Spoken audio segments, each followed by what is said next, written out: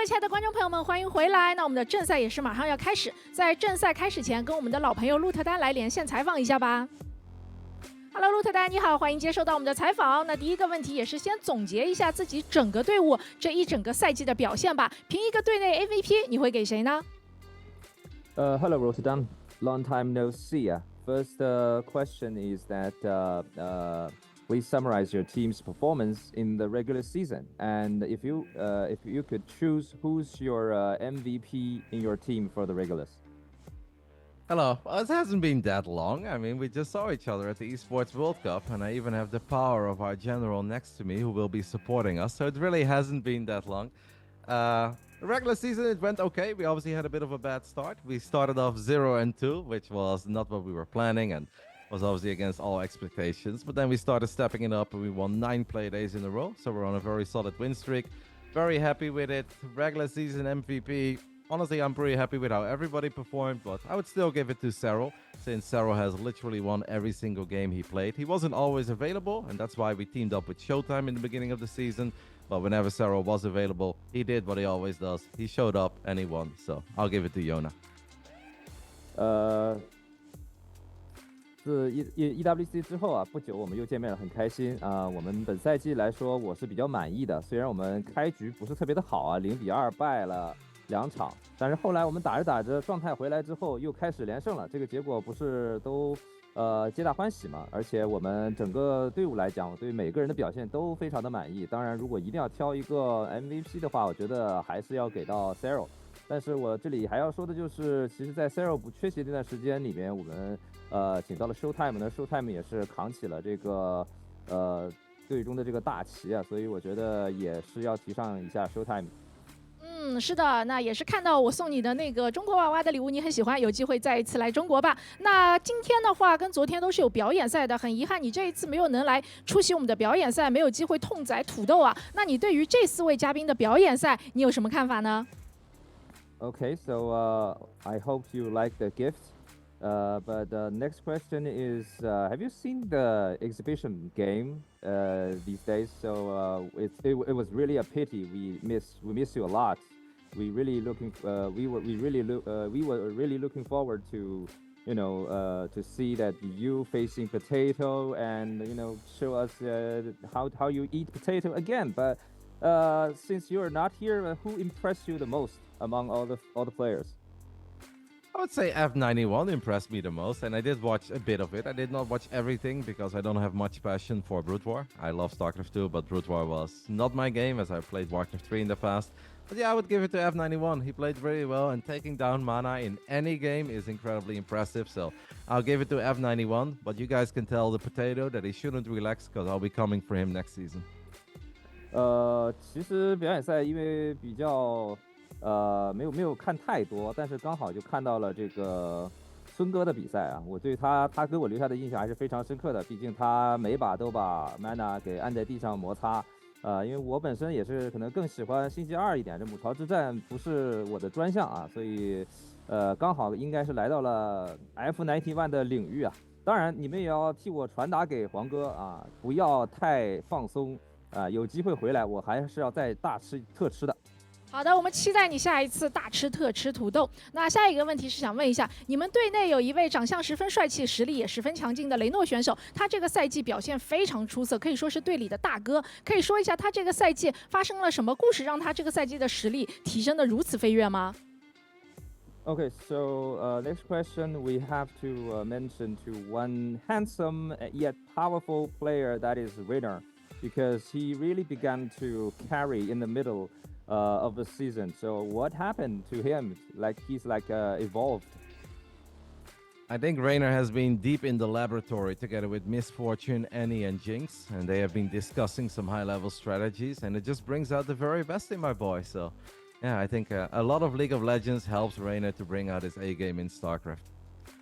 我只能说他狠狠地搞了科研啊，和他的好兄弟们一起去。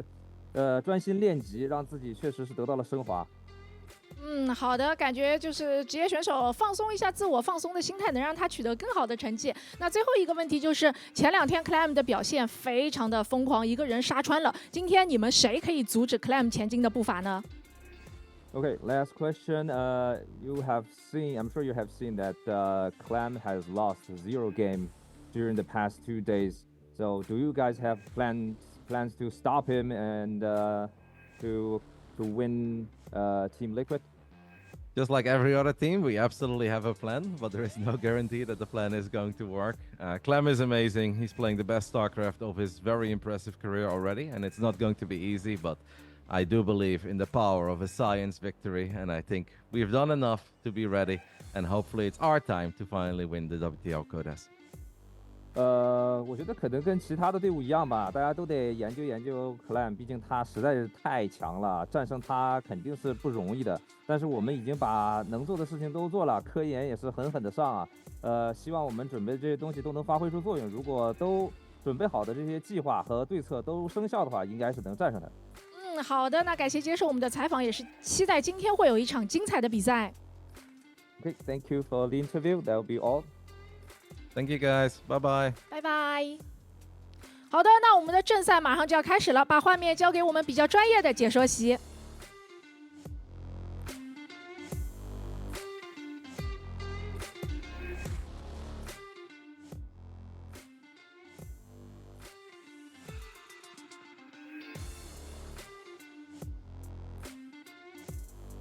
I was muted.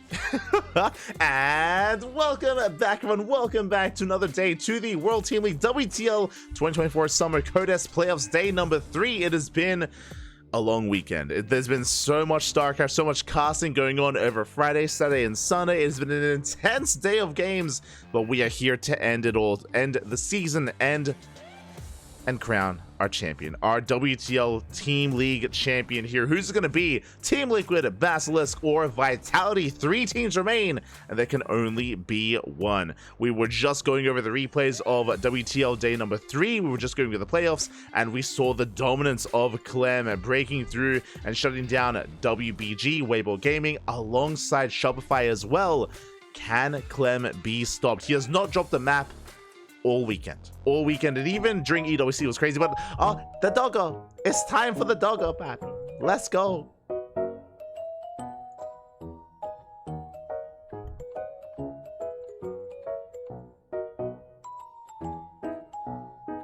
Oh, he's going for BASILISK. Oh, the controversy. The doggo, he believes in Yona, in ShoWTimE. Okay. We have our predictions coming in. Oh, we are splits. Okay, we have ShoWTimE alongside Doggo, Maxed, Crank, and Rotterdam. 5 predictions in favor of BASILISK. Meanwhile, we have F91, XY, Indy, and Wardy going for Team Liquid instead. Okay, so slightly in favor of BASILISK here. Interesting. Slightly in favor in BASILISK. But still very close between TL and BASILISK. I don't blame them. I do think it's going to be a very close series. I'm hoping that someone can bring Clem down. Even if Team Liquid win it, I want to see if we can pose a threat at all. Clem has been looking unstoppable. He is the best player in the world. But is there really that much of a gap between Clem and everyone else? That's what we're here to find out. That's what we're here to see. Again, I'm sure Reynor, Serral, I'm sure they want their revenge. I'm sure they want their hand at Clem. We'll see if they can get it. We'll see if they can get it here. Oh.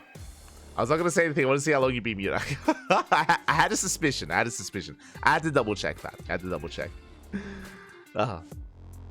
But here we go. We have our teams, and the question becomes, what will our starting lineup be? Who's coming up first for both Team Liquid and BASILISK?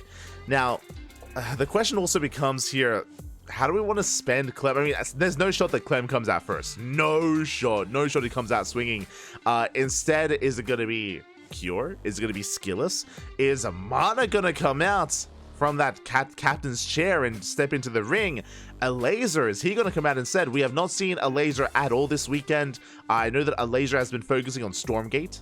Laser's been playing in a lot of Stormgate events. He has been missing some SC2 events as a result, so I'm not so confident that we're going to be seeing a laser, but Cure has been reliable. SKillous as well, pulling his weight yesterday against Weibo Gaming, against Jeshi.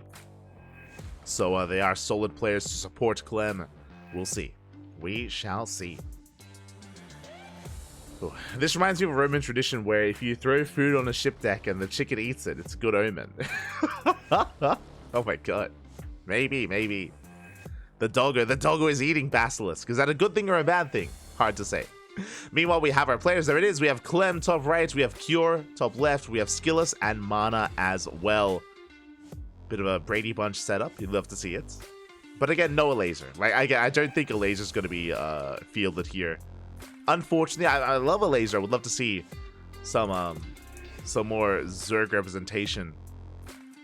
But again, he's been focusing on Stormgate. So here we go. We shall see. I saw someone in the chat send Cure first. I do think that Cure is a solid pick for first. And oh, we have the zoom in. I think that is confirmation. I think Cure is coming out first. Oh boy. Okay. I think that's typically whenever they show a player like this, it's because they're going to be picked first. So I'm assuming that that's the case. But we'll see. We'll see. Before we lock it in. Before we confirm. Likewise, from the side of Basilisk, I believe Trigger is back in Canada. I know Trigger was staying in Korea for a very long time. He was even staying longer than Estrella and Clem, but I think he is now returning home. We'll see if he's available here tonight. We shall see. It looks like SKillous and Clem having a bit of a discussion. Maybe theorizing who they want to snipe. That's another important thing here is that obviously our players have preferred matchups. I know that SKillous, I think he's very confident in PvP. I think that SKillous would be a good snipe for ShoWTimE, for example. I think I would say, and I think SKillous would agree, I think he has been vocal about this in the past, where, oh my god, we have some... Yo, can we get Serral a cam? Can we can we set Serral up with a proper... Oh my god, that was like a still image of like a Nokia phone. Jesus. That was interesting. But SKillous has been vocal about the fact that he's been confident against Terran, confident against Protoss, but his Zerg matchup is his weakest. So I do like the idea of saving SKillous for ShoWTimE, for example, in case ShoWTimE becomes a problem, for Trigger as well. But for Reynor and Serral, I think that's where you have to rely on the Terran players instead. You have to rely on Cure and Clem.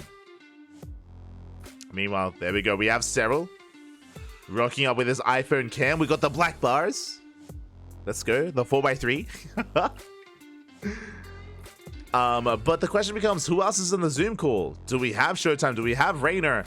Oh, that's the start. Oh my god. They're crazy. Serral. That's why. That's why he says Serral is the starting player. Okay. They're coming out swinging, papi. Let's go. Cure versus Serral. Send it. Send it, papi. All right. If you're in the chat, predictions will soon be open. And game 1 is going to be on Amphion. Let's go. Let us go. We've been waiting all day for this. For day 3 to go live. We are here. We have our fresh best of 7 series. Oh, and we have our first 2 players. Now, we have seen Cure pop off and defeat Serral in the past, but it's been a couple of months. It's been a couple of months since that famed, infamous series that they did have. I think it was like a best of 5 or a best of 7. Ooh, went the distance. And we'll see if they can face off and how Cure compares to Serral.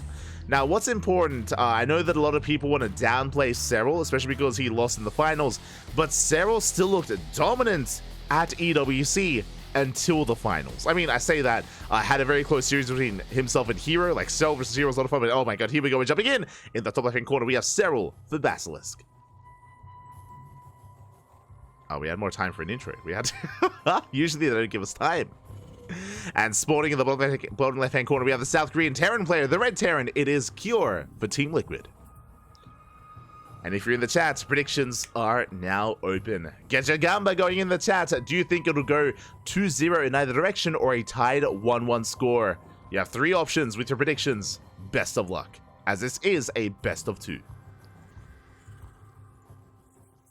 Best of luck. Ooh, pull first out of Serral. Okay. Serral opening a pool first. Now, we have seen, if you recall, winding it back a little bit, as we did co-stream EWC, Serral very often in his ZVTs did open up gasless. He was very fond of gasless openers.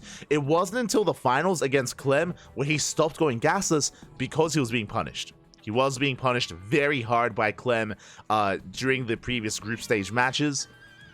So Serral did stop, but here against Cure, we see pull into hatchery, and we'll see how late the gases are going to be. So we'll keep an eye on Serral. Meanwhile, Cure opening up with the standard opener, racks into expand, and still no gases. Yeah, it's gonna be a pull hatch opener here from Serral. At least it looks to be the case. 6 Lings on the way. Oh my god. Okay. A very big commitment here into Lings. The Queen is in production. The Lings going to be moving out across the map. The goal here with these Lings is to delay the expansion. Delay the CC of Cure. We'll see if he can. As Serral is moving out. And typically with a gasless opener, it leads into roach play. Again, if you recall the matches in EWC, Serral was very fond of roach play and roach openers in ZVT. It is his go-to. And yep, Serral is going gasless. His drone is in position, and Serral is going pull, hatch. Okay. So with this, no link speed. Meanwhile, the Reaper gets across the map, and the Lings that have arrived. 2 Lings they peel off, they do delay the CC. The other 4, they go for the main.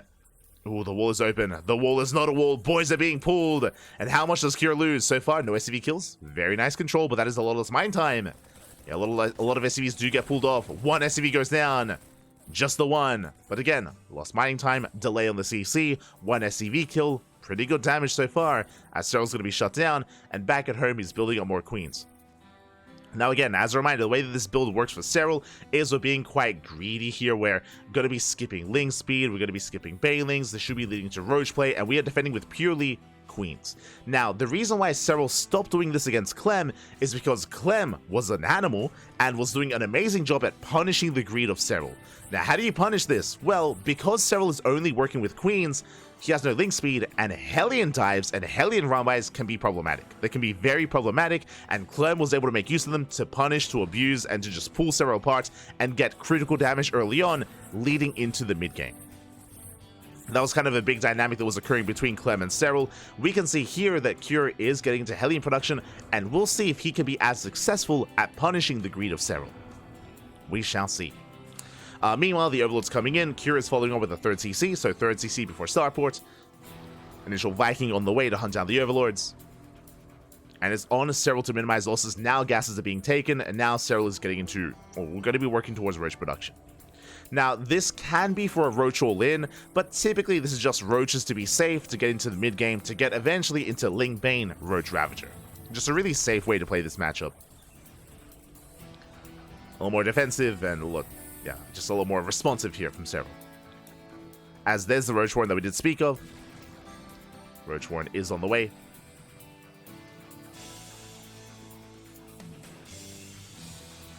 Meanwhile, Cure being active, rotating around, is going to be Hellion Banshee.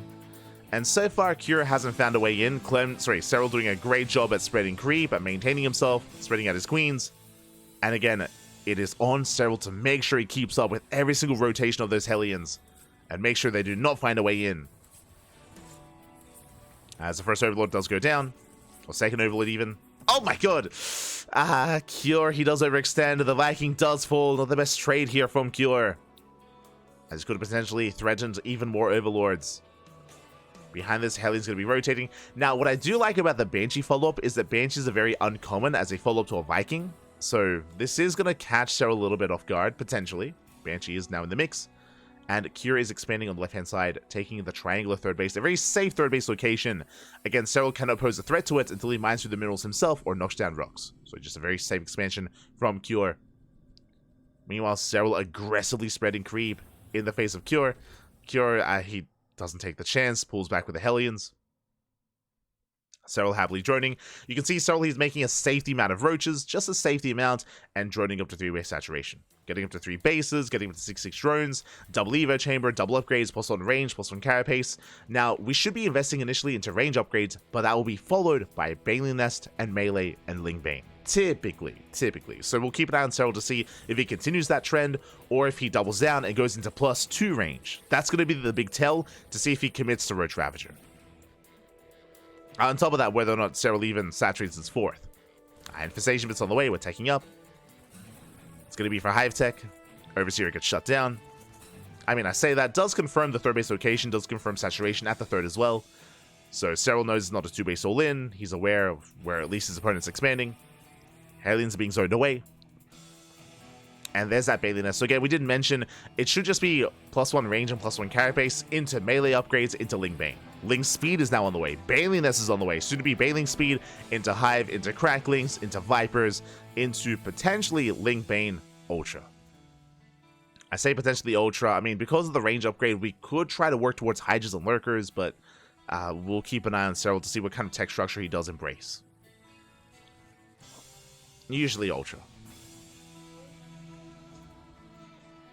We shall see. As we have some safety Ravagers morphing in, Creepers being cleared up, Cure getting up to 8 Raxes. That's a lot of Raxes. And 3 extra Raxes here at the third.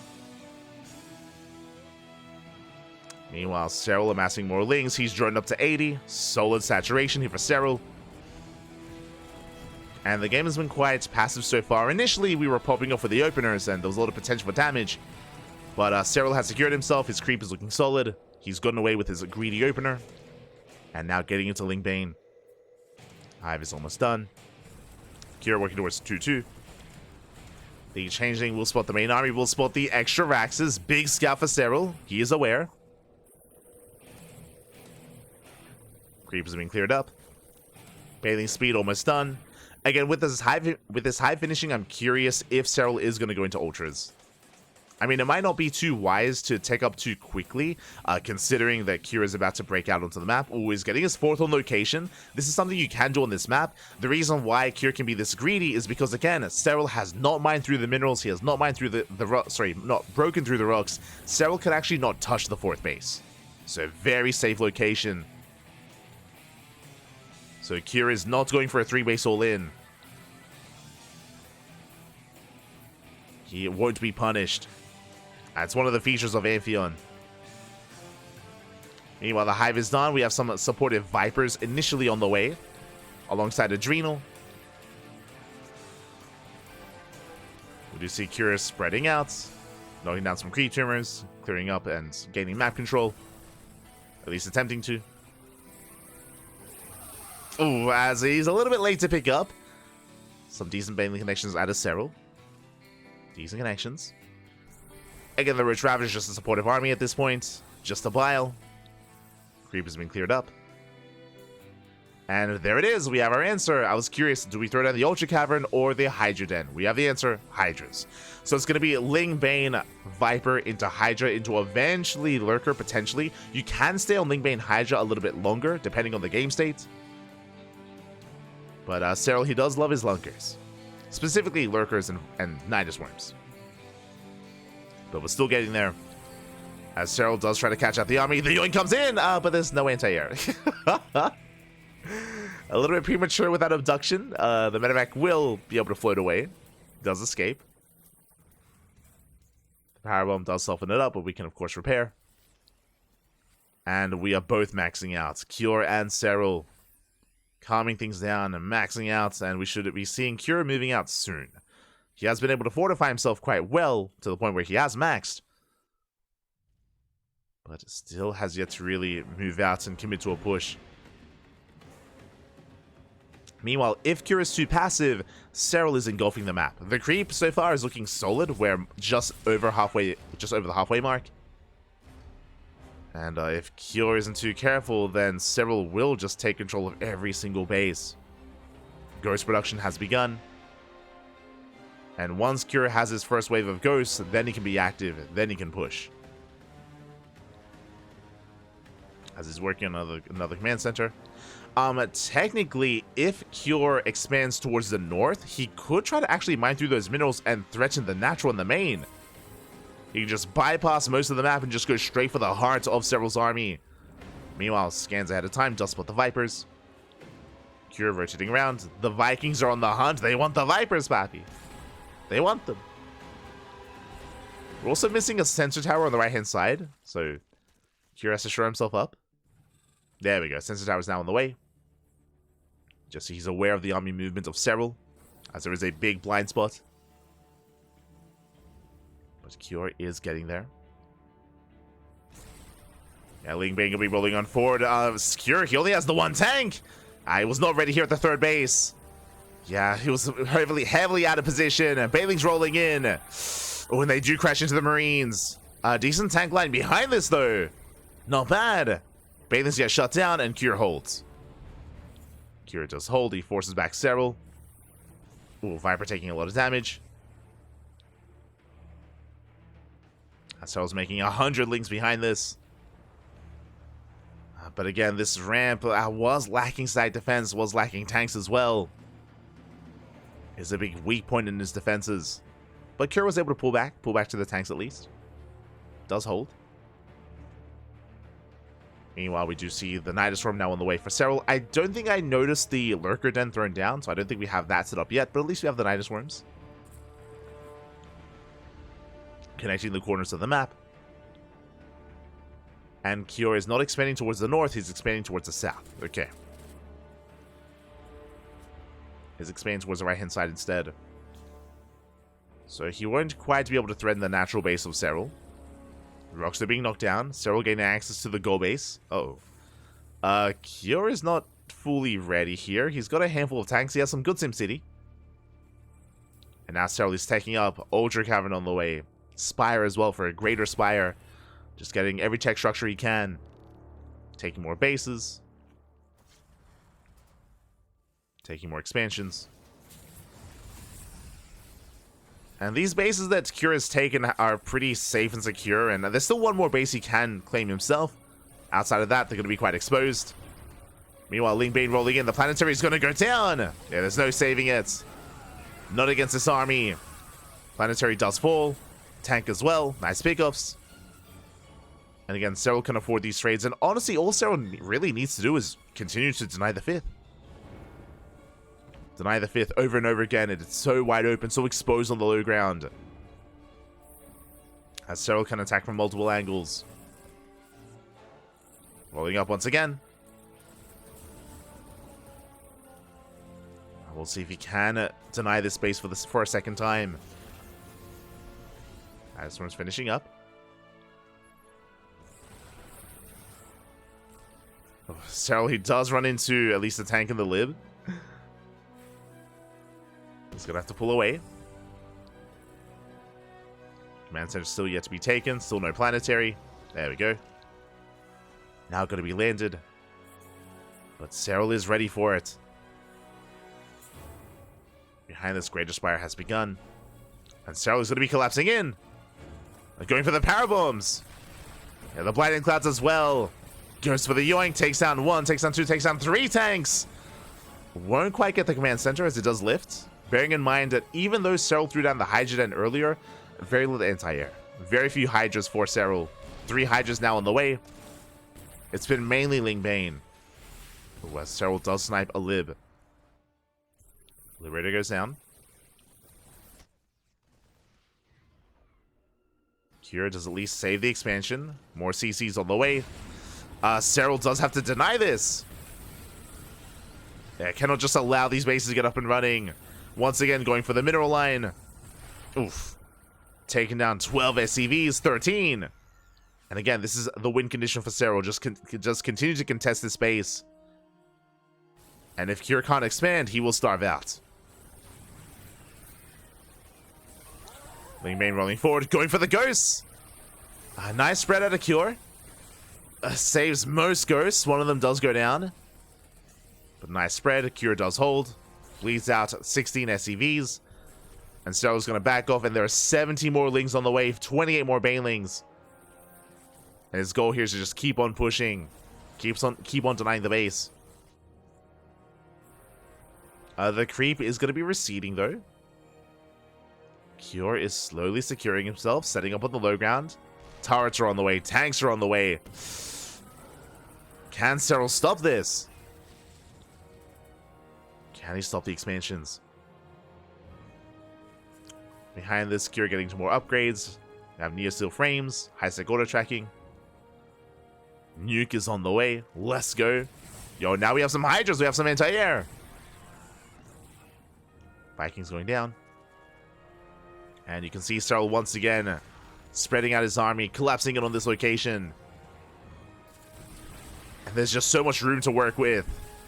Yeah, rolls on 4, denies the planetary. This time there is no lift, and the planetary is going to go down. Now, eventually, this should trigger a counterattack. Like, eventually, the goal here would be for Serral to push into this base, to have a poor trade, to maybe overextend into a siege line, into libs, into tanks, and then Cure, upon taking a supply lead, can then counterattack. But alas, that is yet to happen. That is yet to occur. It's still this kind of game state of Cure taking a 5th and Serral denying it. Meanwhile, the nuke is done. Oh, the ghost was spotted. Oh my... Serral! Jesus!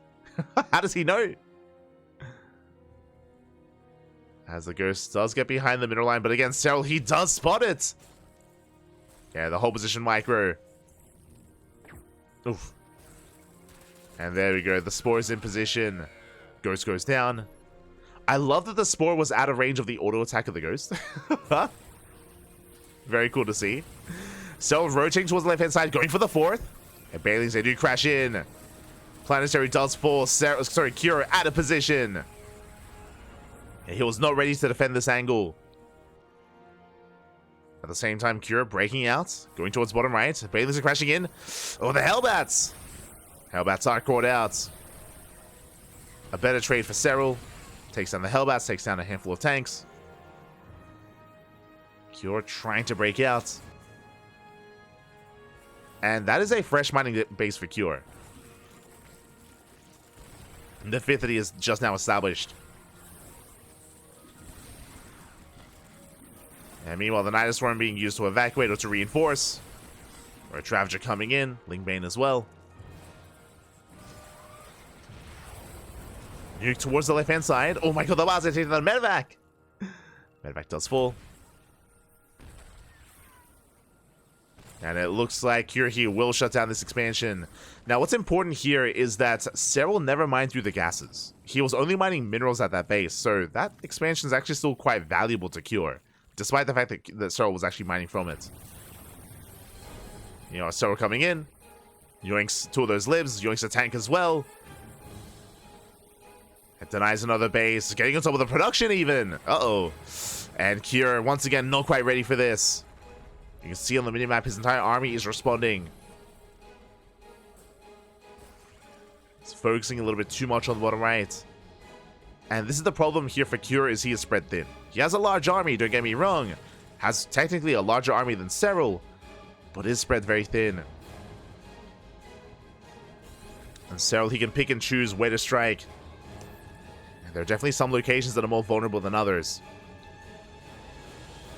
Cure taking another expansion. Meanwhile, Serral diving into the 3rd. Tanks are unsieged. And tanks laid to siege. 2 tanks going down. These Raxes are under fire. Now, Serral cannot push into the natural, but he will get the 3rd. What is important, though, is that this 3rd base is mainly mined out, so this is not the most important base for Cure. Technically, he can give up on these locations. Doesn't need them. You could argue it's more important for Cure to expand on the right-hand side, as there are more fresh and more valuable bases to be taken. Meanwhile, Serral does respond. Big tank flow is going up, but the tanks are... Once again, the tanks are exposed. Where's the support? It's not here. Just not here. 3 tanks, 2 liberators. Curie's getting pulled apart left and right. Not like this. As Curie loses another 17 SCVs. And Curie's down to 38, barely an economy. He's running out of money. Curie's running out of steam, running out of resources. Serral comes in, catches the Thors. And again, this is the power of Serral. This is the kind of game state that he forces where, I mean, he's so crisp and he just knows what his kind of targets are, essentially. Keep it simple. Deny the fringe bases over and over again. Take things easy and take things safe in the early to mid game. And Cure, he just cannot keep up anymore at this point. Another Ling run by. Takes down another mineral line. Again, unfortunately, I don't think it's worth it for Cure to hold on to this position anymore. As as it is that much more exposed. 32 more SCVs fall. And Serral has a bank. He's got 9,000 minerals and 5k gas in the bank. Serral can just keep remaxing, and he can do this over and over again. He has all the map control. His crease spread has been insane. That's something that we haven't really been praising, but I mean, again, because of the early game crease spread, because it's gotten so out of hand and so out of control, this is why Serral is so comfortable. Like, there's been no counterattacks, no drop play, no run bys. We did see Cure take down the bottom right expansion. True, that was that one move out, but that was the only time Cure was able to move out. Every time he tries, Serral is there to knock him down and to keep Cure busy back at home. He just has had no freedom whatsoever. Like, Serral's been so oppressive in this game. It's crazy. It's crazy how Serral can look when he's allowed to get into this game state. As there we go, throws down the Blinding Clouds, yoinks on the Liberator, takes down another tank.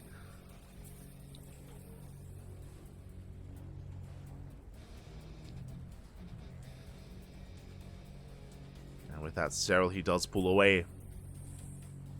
Oh no, it's gonna burn down. No! Repair! If we barely do get the repair off, kind of. 13, 12, 10! No! It's gonna fall. Yeah, the CC will burn down. Ay, ay, ay. Serral reclaiming bottom right. Cure was never able to take another expansion. Down to 12 SCVs. And it's just been a battle of attrition. Just over time. Just too many cuts. Death by 1,000 cuts, essentially. As Cure, he just can't keep going.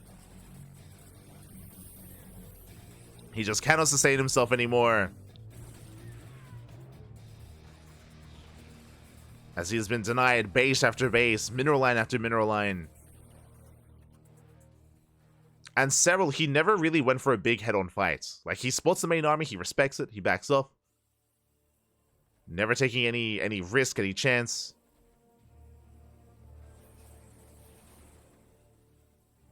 He's being very careful and delicate when it comes to how he does pick and choose his fights.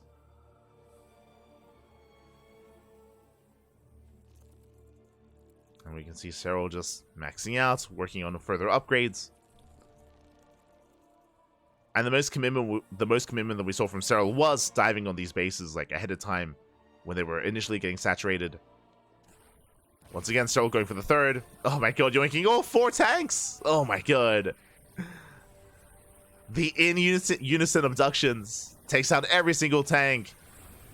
Going for the bases. Again, this is not the biggest loss for Cure, losing this location, but yeah, GG, well played. There's just nothing left, and Serral takes game number 1. GG. GG, well played. Serral does take the first game. And again, showing off why he is such a terrifying opponent, why he was, or he has been, the best player for so long as well. Once he gets comfortable, once he gets into his groove, Serral is a beast. And Cure just could not keep up. Cure definitely had his moments when he was, of course, establishing his 4-base setup, like winding it back. Again, as Cure was getting to his 3rd and 4th base, Serral didn't even touch him. Like, Serral, he wasn't even concerned. Cure was able to stabilize, was able to max out. Serral, likewise, while Cure was establishing his 4-base setup, Serral was engulfing the map in creep, taking more bases, and it wasn't until Cure took a 5th. That was the moment. It wasn't until Cure was trying to expand and take a 5th base, that's when Serral started trading. That's when he started engaging and going for these big committed dives and going for the bases. Serral had already built up a bank behind it so he could afford these big trades, and yeah, just made sure that Cure was never able to really settle into a solid economy. Was never able to stabilize. And with that, GG, we're getting ready for game number 2. Cure, it's going to be his map of choice, and we're going to be loading into Crimson Court. Okay. Alright, let's go. Crimson Court has some unique features, and fun fact, if you remember the matches in EWC, Serral played on Crimson Court a couple of times. He played, was it twice? Or 2 or 3 times against Terran in EWC. And every time Serral was forced to play on Crimson Court, do you know what he did? He all-in. It is more of a Terran map, and Serral, he did all-in every single time on Crimson Court. We'll see if he goes for it this time. As in the bottom left-hand corner, we have Serral for Basilisk. And in the top left-hand corner, we have Cure for Team Liquid.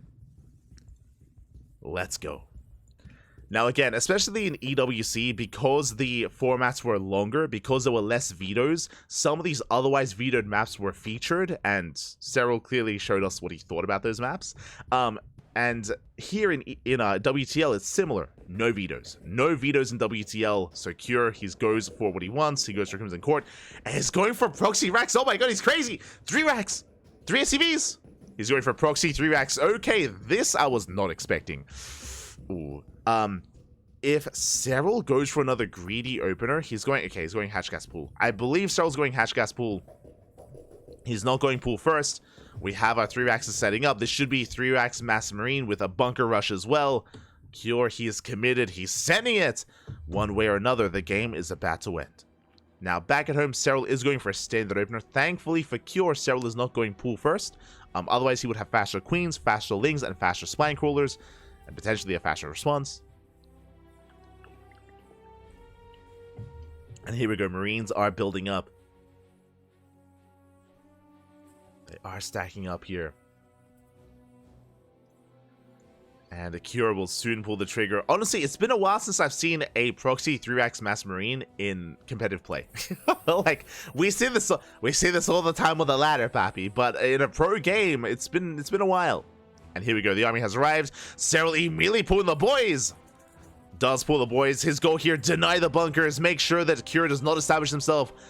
Does not create this kind of outpost. The boys have made it to low ground. Bunkers on the way. Marines have arrived. Very delicate dance. First bunker is being thrown down, but here we go. So he goes for the dive. His goal here is to zone away the army and deny the bunker. Good stutter stepping, though. That is a lot of Marines. One of the Marines does get surrounded. One Marine goes down, but that is a lot of dead drones. 5 workers go down. Lings have arrived. First SCV falls, but there's still 2 more. And the bunker, it's gonna finish. Serral, he's hurting. He is in trouble. The bunker will complete. The queen is about to pop. It's only 1 bunker, though. But it is being loaded up, and it is within range of the hatchery. Second queen coming to the low ground. The Lings are amassing. And Serral looks like he does plan on pulling the boys to try to break this location. Again, already 5 drones going down. He's committing. He's going for the dive. He's going for the surround. Lings, they get on top of the Marines. They barely do not. They catch out 3 Marines. But good stutter stepping out of Cure. He shuts down all the Lings. Is pushing forward. Evacuates the bunker. Bunker goes down. But the Marine count still not looking too healthy, though. Only 6 Marines. Serral, he's holding.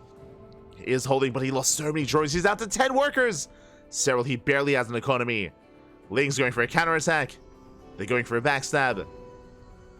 And Cure, he barely does miss the Lings. Back at home, full wall off. And Cure, he's turning back around. The Lings, they force him back home. Oh. For a moment, Cure, he has to make a choice. Ling speed is on the way. The Lings are scattered. They're spotted. They are spotted, but again, they're dragging Cure away for a moment. But he doesn't race back home. CC on the way. Cure, he's transitioning out of this. He's expanding. Still a lot of Marines, though. The Lings, they camp in the production. Cure, he does threaten the expansion. The Queens have transfuse. Do have transfuse. Cure pulling back. Saves the reinforcements. And yeah, he's coming back home. He's going to be floating back home. But the Marine army still does stand its ground.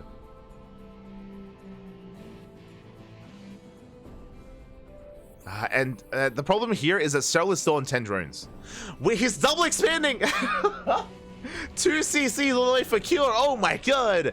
And the problem here is that Serral, he's droning. He's not droning. He's stuck on 10 drones. He's only making Lings. Ling speed about to kick in, and Serral, he wants to go for the surround. 10 seconds! Ling speed finishing up in 10 seconds, and can Cure make it back home in time? 2, 1, Ling speed does kick in. He goes for the dive. Goes for the surround. And alas, Cure should not lose too much here. Yeah, the stutter stepping's too good. Cure, he does fight back. Serral flexing his macro in game 1. But here in game 2, Serral, he's in a rough position. He has almost nothing left. Serral now drones. The links around did fail, and Serral is miles behind. He lost 10 drones in the defense. Again, the Cure, he was so quick to pull away. He lubed up his marines. You can see Serral shaking his head. He's shaking his head, pappy. Ay, ay, ay. And again, this is another example of Team Liquid. It's not just Clem. It's not only Clem on Team Liquid. He has a team to support him. And both Cure and SKillous, they're here to do so. You know, you thought Serral was the beast to be afraid of, but no. It's Cure. He's an animal. He's willing to 3-axe marine you, pappy. To proxy 3-axe. He's an animal. Let's go. Bunker's about to finish. Cure getting further ahead. Remember, Cure, he went for 3cc. So Cure, he has so many mules, making so many SCVs. It's going to be a rough road to recovery for Serral. Very rough. Ay, ay, ay. Yeah, Stim is on the way. The eventual Stim timing from Cure is going to be brutal. And I'm going to be very impressed if Serral can survive the Stim timing. Very impressed.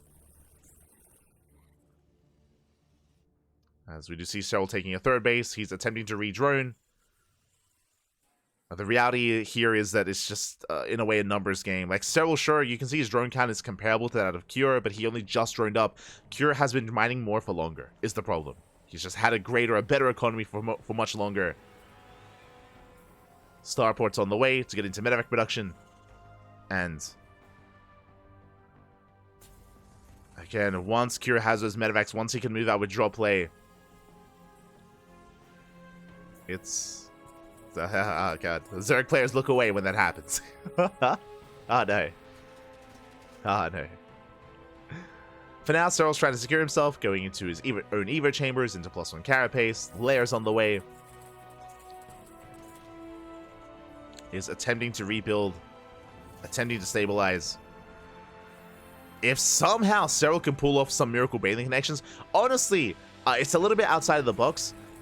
If Serral had maybe, especially because he's behind, like rush into burrow and like set up bailing landmines, like that's like kind of the crazy stuff you have to do to bounce back in this game. Is to try to catch Cure off guard. But even then, he's scanning ahead of time. I mean, he's clearing up creep.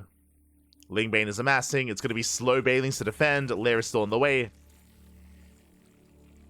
If Serral can lock down the army, somehow if he can lock down the marines and crash in with the bailings, then sure, we can see a fight go Serral's way. Cure rotating around, catching free lings. Once again, clearing up more creep. Cure playing it careful. Bearing in mind that Cure is moving out without medevacs, which is risky. But that's why he's pulling back. That's why he hasn't gone too much further.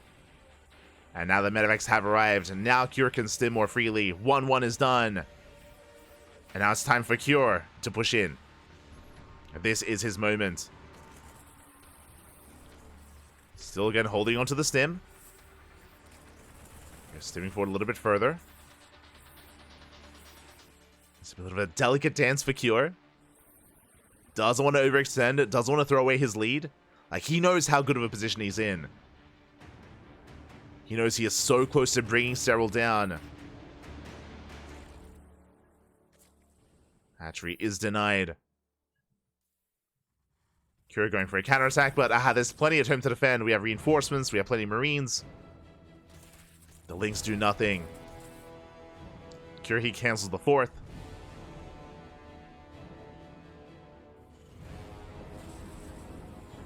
Here come reinforcements. Okay, Cure going for multi-pronged aggression. Double jump on the right, double jump on the left. Bailing speed is almost done. I mean, Serral, he's getting there. We're getting to bailing speed. Does kick in.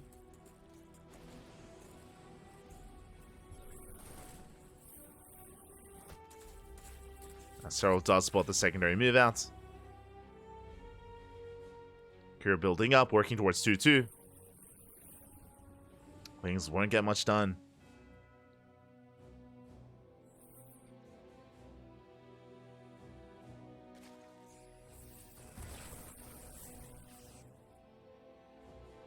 Especially off of creep. Serral's going to have a hard time trading. Forces a pickup. Gets a Marine. Plus one melee still on the way here for Serral as well. And Kira's about to max. And this maxed out push, it's going to be brutal. Oh, the spawning pool! No shot, the spawning pool goes down. I mean, it was already going to be a tough hold here for Serral. But now can't even make lings. Spawning pool's being remade. Ay, ay, ay. And there's no Roach Warren, like there's no other tech to work with. There's nothing we can actually make. GG gets called. We didn't even get the final fight in. Cure! He does it. He fights back. 1-1. And he eliminates Serral. GG. Cure, he does bring it back here again after a very intense and very dominant game 1 from Serral. Here in game 2, Cure spices it up, does come out with a proxy 3 racks, and he does catch Serral off guard. Again, 10 drone kills early on was brutal for Cure to shut down and catch so many drones in that initial aggression. Likewise, Serral losing too many workers, was unable to surround the Marines, did just have a very rough start, very rough hold against the 3 racks. It essentially ended the game. The game progressed from there, but critical damage was dealt, and Serral just could not recover without Cure making mistakes. That's the problem in that kind of game state, and Serral was staying in it and maybe hoping that would happen, but really he was just relying on Cure to slip up, Cure to make mistakes, and for Cure to, in a way, throw. Alas, didn't quite occur, and Cure looking satisfied. Let's go. GG, well played. With that, now it's time for both teams to field new players. And I'm sure Team Liquid are elated here, as Serral was going to be the final boss, and oh, ShoWTimE has appeared. Okay, let's go.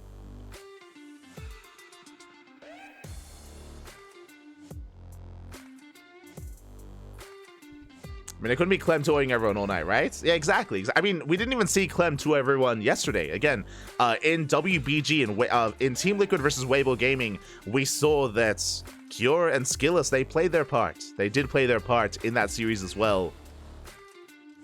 So again, it's one of those things where clowns in the chat are like, oh, Clem is carrying Team Liquid. No, it's a team effort, papi. It's a team effort. Here we go. But the question becomes, who's up next? Is it going to be ShoWTimE for BASILISK? He was shown earlier. Could be ShoWTimE stepping in. Now, if they read ShoWTimE stepping out, I would not mind to see SKillous. I do think that Nikita, he has some killer PvP, and I do think that SKillous would be a good response to ShoWTimE. We'll see, though. We'll see how this goes. We'll see who comes out next.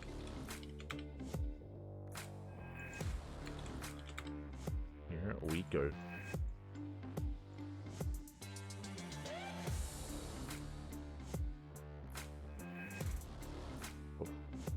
Oh wait, no one had... we had a decent chunk of people predict 1-1, but no one had 2-0 for Cure. Oh my god. No faith, no faith. But I'm assuming that because we're seeing ShoWTimE's cam, that ShoWTimE is going to be stepping up, but we'll see, we'll see. Yet to be determined.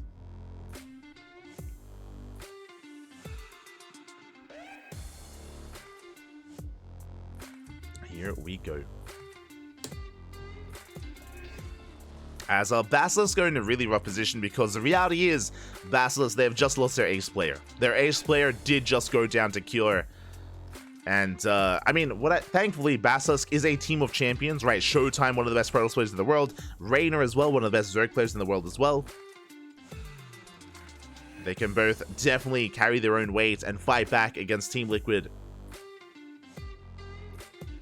So all hope is not lost for BASILISK. If you're a BASILISK fan, don't you worry. Again, plenty of opportunities to bounce back.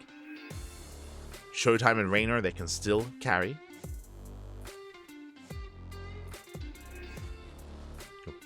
Here we go. Oh, there's the zoom. Okay, ShoWTimE. We have one player confirmed. We have our Protoss stepping in. Now, is it going to be Clem or SKillous? Oh, Clem! Okay, they're holding on to SKillous, papi. Okay. Okay, let's go. I'm pretty sure that's what these zoom-ins mean. Clem, he's out. He's gonna step out there. He's... You guys got this without me, papi. It's fine, it's fine. Just asking for a moment. Oh, he's back. Oh, let's go. But I'm pretty sure that it is gonna be Clem versus ShoWTimE up next. Here we go. Yeah. It's time to game. The mic has been set aside. And there it is. The TVP is upon us. Clem is gonna see. Clem is getting a cereal ready. That's how he plays his TVPs. He has to eat at the same time, Pappy. He has the free APM. Crazy. And here we go. If you're in the chat, predictions. Predictions are now open. Place your bets. Place your bets on who you think will claim the series. Whether it goes 2-0 either direction or a tied 1-1 score. Best of luck. Game 1 is on Ghost River. Here we go.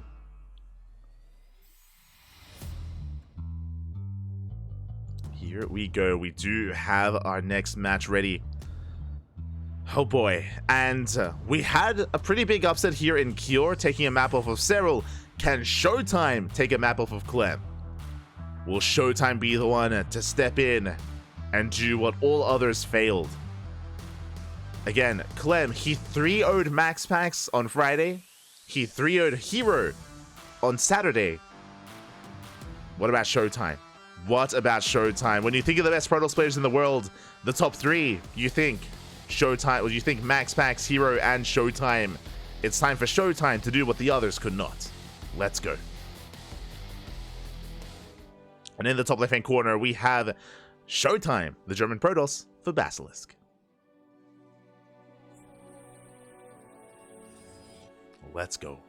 And in the top right-hand corner, we have for Team Liquid, the Red Terran player. It is Clem.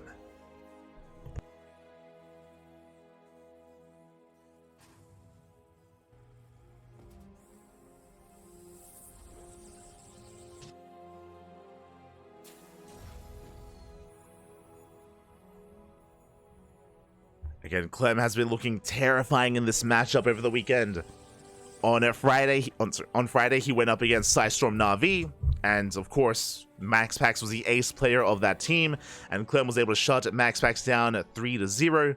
Likewise, yesterday against Weibo Gaming, Hero was the ace player of his team, and Clem also shut Hero down 3-0 as well. But this also means that ShoWTimE has had a couple of days and some matches to go over, to study, and to try to figure out how he can maybe try to approach Clem in a different way, how he can shore himself up, and again, do what the other two Protoss could not. Let's go. Let us go. Shout out to the sponsors, of course, BioBio, Autofool, SC Boy, and Blizzard. Big shout out. See ShoWTimE going for a standard opener, going for a Gate Cyber Expand, standard opener out of ShoWTimE. Meanwhile, Clem going back at home for a double gas opener, safe start out of Clem, going for a faster factory, going for a delayed CC. Okay, here we go. Clem is settling in.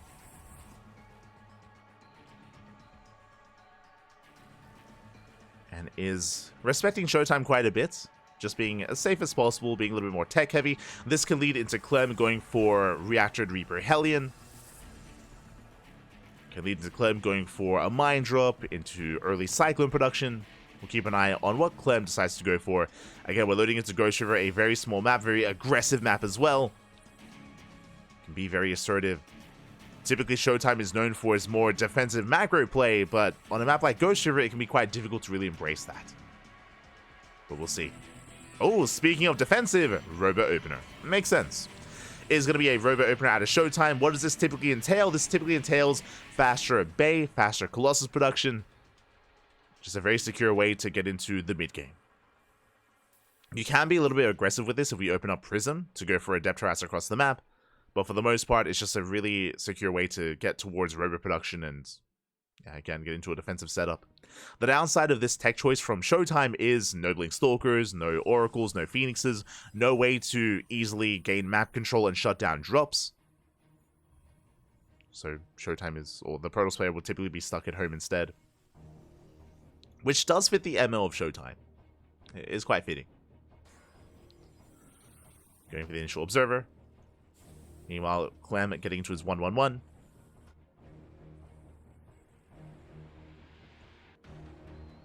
My prediction I didn't get to see. What were the predictions? I'll check. As we do have our initial drop moving out, Marines and a Widowmine. Clem diving across the map. Oh my god, I just saw the predictions. Gee, calm down, people, calm down. As the drop does come in, Marines towards the middle line, one probe goes down, mine shot still not yet going off, but detection is here. Meanwhile, a random Hellion did make its way into the main, won't get much damage done, but does scout the tech, does scout the robo. And Clem is forced out. One of mine attempts to escape, will try to waddle away, but I won't quite make it out. And ShoWTimE does hold. Not without losing 3 probes, but is holding. Does survive. For those that are curious, it is 99% in favor of Clem 2-0ing. But you got the one guy. There's one guy in the chat that went 1-1 for Clem and ShoWTimE. Let's go. I'm ready for the payout. I believe, Papi, I believe.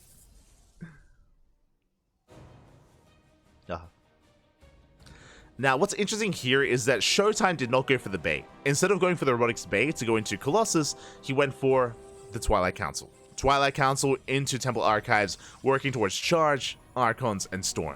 Interesting. So a very different kind of turn here from ShoWTimE. This does mean that his tech is quite delayed. It means that he is a little bit vulnerable and, again, is stuck at home the entire time. This does mean that Clem can cut corners. Back at home, he's building up, getting into his natural. No third CC yet from Clem, but he would have been free to do so. Just take a third base as ShoWTimE is being more passive. Ooh, meanwhile, that is a gateway explosion. Oh my god. Yeah, 6 gateways have been thrown down. Storm is being researched. And that is going to be an 8-gate setup on 3 bases. That's a lot of gateways. I believe ShoWTimE is looking to be quite aggressive here and going for a storm time, and he will go for a storm timing. Otherwise, no reason to throw down this many gates. So 8 gate on 3 bases, Prism's on the way, Charge about to finish up. No Forge, no upgrades. This is gonna hit like a truck. Like ShoWTimE, he's really building up, and I'm looking forward to seeing how Clem does respond to this, how he survives. Here we go. As Storm is about to finish, High Temple moving out. Looks like we're going for a Storm drop for the mineral line. Okay, let's go. ShoWTimE headed for the natural. At the same time, Clem moves out. And does Clem respond in time? Storm is done. Storms are coming in. Up, up. And does he pull the boys? Oh, massive storms and 9 SCVs go down. Very nice damage. At the same time, oh, we do have 2 storms available to defend. Clem is pushing in. And can he break this? Can he break the third? Not that many zealots. 0-0 zealots warping across the map. Storm in the main army. Massive connections. Yeah, there are barely any Marines left. 15, 17 SCVs going down. We have the overcharge as well. Yeah, ShoWTimE is holding. Clem does have to respect the overcharge. Waiting it out. Zealots dive in. Oh, big tank volleys going off. First tank goes down, but it looks like Clem will barely have enough. He shuts down the Zealots, takes down the High Templar. Is going for the Immortal. Oh, barely does not get it. Whew. ShoWTimE holds, and he gets 20 SCV kills. Clem, he barely has an economy. 38 SCVs left. ShoWTimE, he pops off, cripples the economy, defends against the push. Clem running out of steam, and ShoWTimE, is he doing it, Papi? Let's go. He defends. ShoWTimE, he holds onto the third, holds onto the natural. Defends the main. More Head Templar on the way. Now, the one downside here is, again, ShoWTimE's upgrades are heavily delayed. The Forge is just now on the way for +1. But ShoWTimE is looking solid. The pressure is now on Clem instead. Oh my god. Yeah, medevac falls as well. Clem, he's feeling the pressure. Back at home, getting his third base. Bay is now on the way. ShoWTimE working towards Colossus. Clem does rally across the map. Clem has a comparable army size as he moves out. Zealot run by towards the third base. And again, Clem, he needs to break through this. Storm is not ready. The High Templar needs more time. Oh. And ShoWTimE, Where are the Zealots? Where are the reinforcements? There we go. The first storm gets baited out. But Zealots, they hit the mineral line. 3 more SCVs going down. Big damage. Doesn't sound like a lot, but Clem doesn't have much SCVs to begin with. Doesn't have many SCVs. Clem Doom dropping into the main. The army's in position. At least a handful of Stalkers. Once again, storms coming in. Massive storms on the army. Mine just going off, and oh my god, the storms are brutal. Alas, Clem, he still barely has enough to break through. Has to pick up, has to evacuate. Is forced out, and ShoWTimE is still looking solid.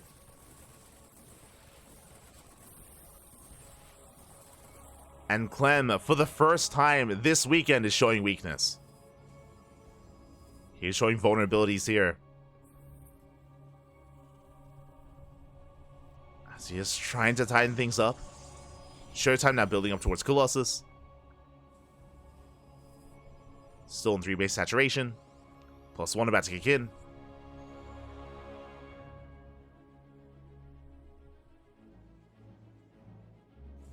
Clem once again refuses to back off. He still wants to break through, but there are still 3 storms left. There's 3 Templar in the Prism. You can't push in. It's not going to happen. Clem backing off. Like, it's just such a tense moment because of the map itself. It's so small, it's so short. One wrong move and ShoWTimE will counterattack. Especially now he's got Colossus. Results coming in. This time not getting much done. 2 SCVs go down. Much cleaner defense here from Clem. Ghost production has begun. 4 CC on the way.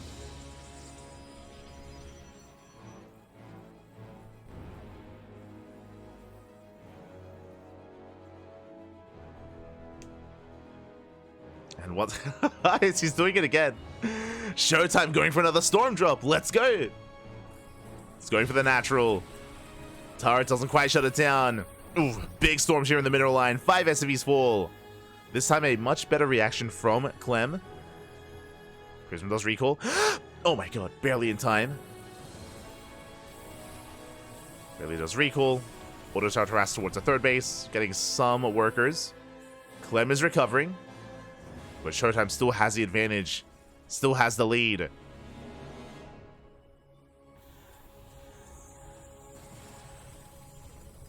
Working towards 4 base saturation. Ooh, he's going to bleed out some of these workers, though.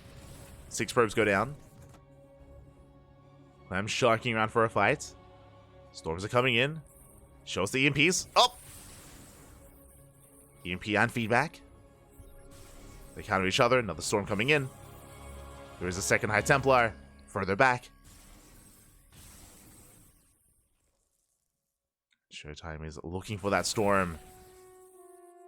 Doesn't quite find it. Observer goes down.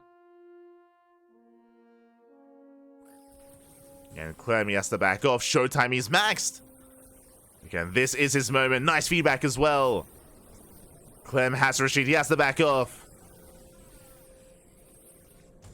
And more High Templar coming in. There's still 3 more in the Prism. And Clem, he's stuck on the retreat. Has to pull back to the Widow Mines. But even then, doesn't have much to work with. The Colossus, they're just raining down on the Bio Army. Disruptors have arrived. ShoWTimE has got a bit of everything. Colossus, Disruptors, High Templar, Storm. He has it all. And can they bring it all together and come out with a win? Clemmy gets a Colossus. Snipes 1.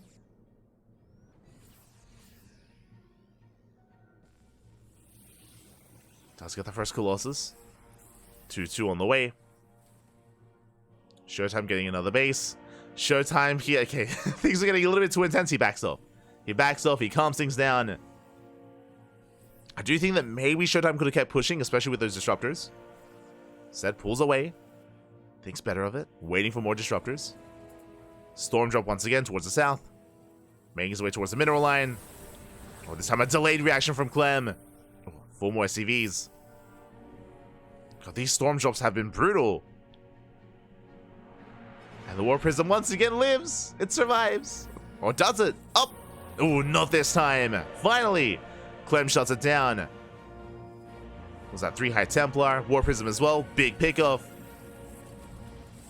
That was the first big win for Clem in quite some time. And finally, now he can focus on the main push. Fusion cores on the way. Soon to be Liberator production. Soon to be Lib range.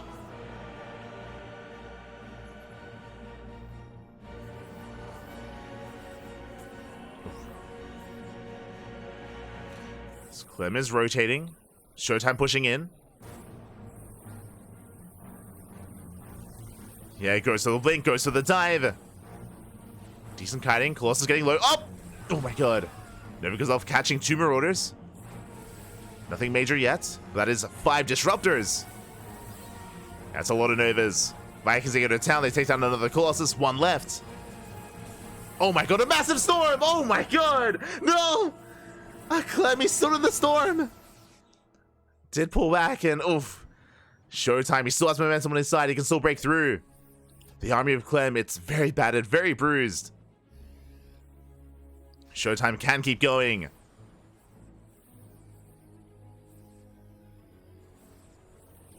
He's pushing in, decent EMPs.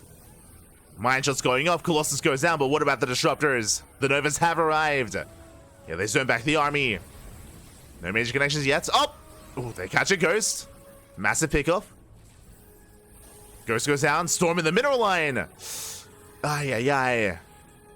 Again, these storms have been insane. But ShoWTimE is running out of Disruptors. He's running out of Novas. Liberation has arrived. Clem, he has freedom. The freedom is here. Oh, we got started down immediately. Oh my god, the target firing. All 3 Liberators go down. But ShoWTimE has to back off. Again, he's lacking reinforcements. Has to pull back. Lost all of his High Templar. No more storms. ShoWTimE doesn't overextend. Pulls away. And behind this, 3 more Liberators on the horizon here for Clem. He's getting back into it. He's taking momentum away from ShoWTimE. He has map control for the first time in a long time. Yeah, Clem is getting comfortable. Now he's got a good economy. He's got a solid army. Liberators as well. And ShoWTimE, it was so close earlier. We mentioned how he did like pull away at a time when he was winning a fight. And again, maybe did give Clem too much time. I mean, it's still very close. Still very neck and neck. +1 air attack is on the way. ShoWTimE is thinking about Skytoss. Thinking about carriers. Ooh, Clem out of position. Yeah, Clem, he does have to respond. And it looks like he will get here in time. Does rotate over. Good EMPs. And now we have some proper freedom. Liberation zone's being thrown down. Zealot run back towards the natural. Ooh, 1 Disruptor did get sniped. Not just 1, maybe potentially another. Yeah, 2nd Disruptor does fall. Drop towards the south as well. Again, it does feel like Clem is getting into his groove. But there's still that War Prism in the main. Zealot's still wreaking havoc. Not many SCVs to kill, but they're catching reinforcements as well. And they're keeping the Liberators pinned back at home. They want to be on the map.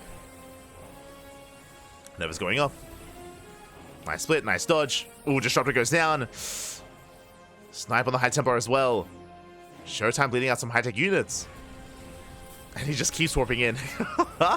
Oh my god. Doesn't stop. Maybe he should though. Forced to recall back home. Decent snipes here from ShoWTimE. Decent storm as well. Oh my god. Once it ShoWTimE, his storms have been on point this game. It's been crazy. Whether it's been harassing or even with the main army. Has been standing out.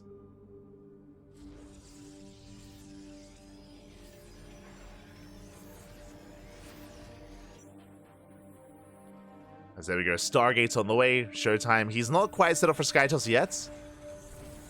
But he wants it. High Templar. Storm goes up. Zones the army away. ShoWTimE set up for his big Zealot counterattack towards that planetary. It is a planetary though. And pulls back. ShoWTimE rotating, headed towards the natural. Ooh, Clem out of position. Does miss the rotation. But again, it doesn't take long to respond. Not on this map. Storm going to be zoning. +3 ship weapons on the way for Clem. There's a fleet beacon. But again, this transition feels... We're not quite set up for it, I should say. I mean, ShoWTimE has no gas bank. He's got minerals. But still no gas.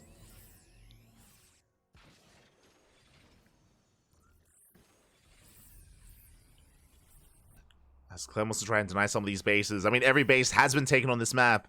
That's how small Ghost River is. No more expansions. What you see is what you get. Nice EMP in the Archons. Oh my god, and there's just so many liberation zones. Again, this is when things get a little bit more oppressive. As ShoWTimE cannot push in. He has to just give up the base. Has to fall back. Nerve is going off. Nexus under fire. Zealot run by does hit the natural, but Clem does have reinforcements on the way. Does pull back. Nexus goes down. And this is when Sky Toss is necessary, once Liberators get up to this point, up to critical mass. But again, ShoWTimE, he took a long time to actually take his gases. You can see the production tab. The gas is now being taken. Without those extra gases, he can't really afford the Tempest. He's got 2, working up to 4. Good Storm. Zealot run by was, for the most part, cleaned up. Still in the natural. Yeah, still wreaking havoc. Oh my god, the EMPs are insane. And there are no more storms left. Yeah, Clem, he's snowballing out of control. He breaks down one base, now he's going for another. And these bases are so crucial. ShoWTimE, he needs the gas. He needs the mining. Without these gases, he cannot afford anything. High Templar goes down. Another expansion as well. Tempests are revealed, but there's only a handful of them. And Clem still has a bank. Is supply block though? Okay, 8 depots on the way. These Zealots, they've been killing depots. Like, they're actually causing supply blocks. Keeping Clem pinned back. Oh my god, the army is so heavily stemmed. Clem has to retreat for now. Pulls away. Prism dying to Liberator air attack. You don't often see that. The auto attacks, love to see it. ShoWTimE has remaxed. Now, because of his mineral bank, he has remaxed mainly with Zealots. That's a lot of Zealots.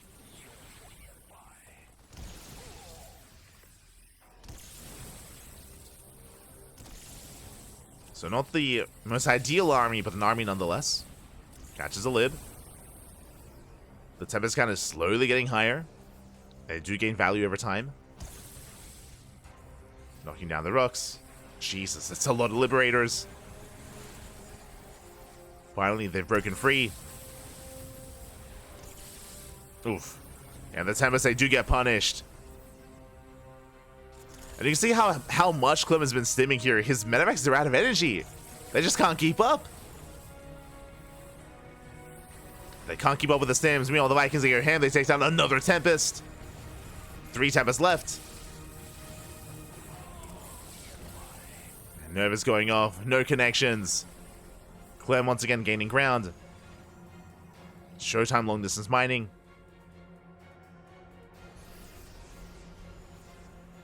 And again, he just hasn't been able to afford more Tempest. Getting back into Disruptor.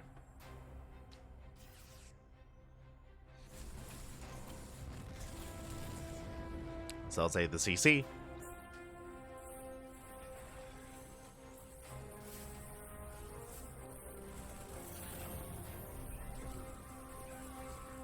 So it's as well, they bust into the main, but there's no detection. The ghosts. Yeah, eventually the ghosts will clean this up. Zealots are going to go down. ShoWTimE is still looking, hunting for these big Novas, for these big connections. We haven't really seen them yet. Watchstone's going to be zoning. Nice snipe on the High Templar. And again, ShoWTimE hasn't made a Tempest in quite some time. Still stuck on 3. And it does feel like Clem, he has not just stabilized, but he's in control of the game. For quite some time now. Knocking down bases, remaxing, out-trading the army.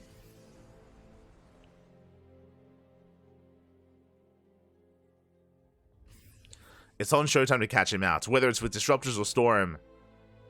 Does need to try to catch Clem out of position. Instead, Clem just goes for a massive dive. He's going for the main. Going for the third first even. Bold move here by Clem, distracting the main army, forces a rotation, and Clemmy goes for the mining base.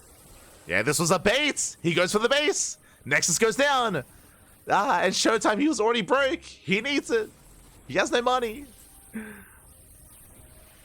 Base goes down. A decent catch though with those zealots. Gets on some of the marauders. Takes down some of the ghosts. But the Nexus did fall. Massive EMP on the Tempest. Clem with the splits. Does avoid the Novas. ShoWTimE once again stuck on his long distance mining.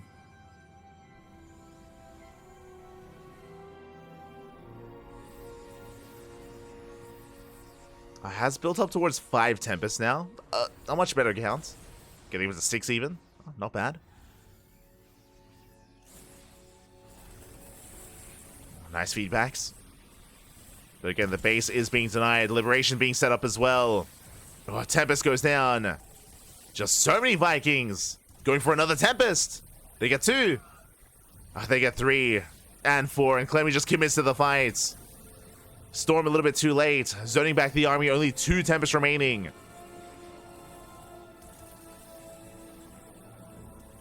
The ground army can still threaten, but that's what liberation zones are for.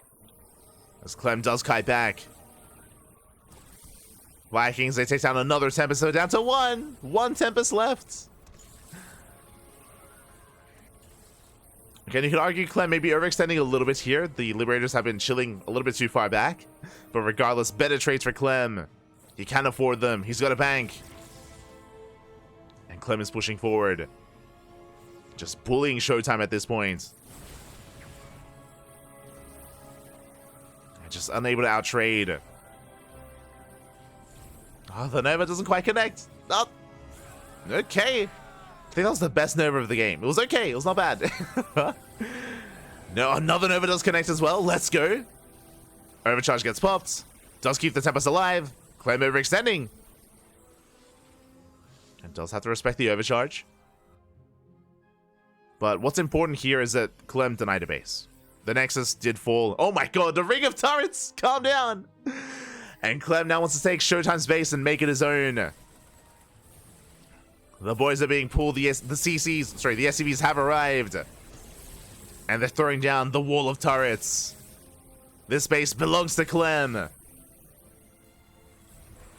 And there's just not much ShoWTimE can do about it. He's being zoned away. Yeah, EMPs connect once again. A snipe on the High Templar. And it is just an uphill battle here for ShoWTimE at this point. And he was looking so good in the early game. The early to mid game even. In the mid game, Clem was struggling. ShoWTimE was popping off, but alas, Clem eventually, he recovered, stabilized, got into his groove, got into his game. And then was able to do what he does best. A stim and win, papi. Let's go. GG gets called, and Clem will take game number 1. Whew. But that was an intense game. That was the most human Clem has looked the entire weekend. 100%. I mean, there were moments in Clem versus Bjorn in the TVT. True, there were some moments where Bjorn was able to catch him out, but even then, it was only moments. Here, there were extended periods where ShoWTimE, he was popping off, he was harassing across the map with storm drops, he was catching out units, he was able to catch out the main army as well, multiple times. It was impressive, and it looked like we would finally see Clem showing weakness and dropping a map. ShoWTimE was so close, but alas, barely wasn't enough, wasn't able to close it out in the end, and Clem did stabilize, did bring things back into his favor. GG, well played. Very impressive comeback there from Clem. And impressive performance out of ShoWTimE as well. Didn't take it in the end, but did make it quite close. Did make it quite close. GG, well played. Very impressive stuff here from both players. But Clem takes the game, and we'll see if ShoWTimE can bring it back.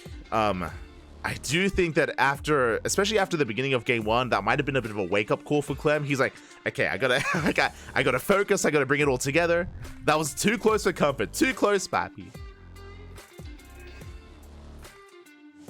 And we'll see how our players approach game 2. Ah.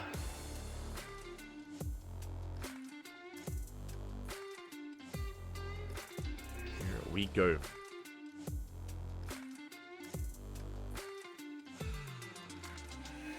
Need a shower after that one. Oh, so hot, papi. Oh my god. But here we go. We have our map of choice. It's going to be Golden Aura.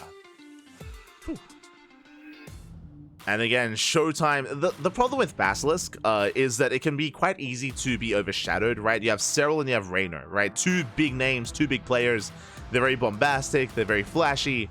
And sometimes it can be easy to forget that ShoWTimE is a part of this team as well. And he does deserve your respect. Again, he's looked the best so far against Clem this entire weekend. And here he is, ShoWTimE for Basilisk. Big Basilisk, even. And in the bottom right-hand corner, we have the French Terran player. The red Terran, it is Clem for Team Liquid. There's also the massive trigger. Yes, El Poderoso, papi. Poderoso. True. Oh, hello, Clem. Is starting things off a little bit cheeky, looking to vent his frustrations after game 1, going for a proxy Rax. Okay, let's go. The Rax has been set. What's better than freedom? Proper freedom. Hello, Icecar. Hello. Fala galera, papi. Fala galera.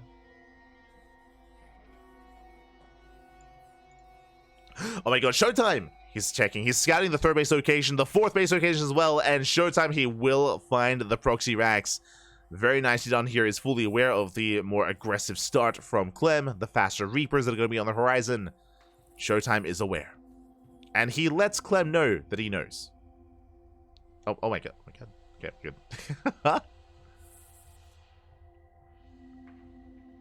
So you see ShoWTimE tasing away at that SCV. Gonna be forced back. You can see that Clem actually had to start the gas geyser to actually get the SCV out of that little alcove. Did escape. Did have to cancel the gas in the end.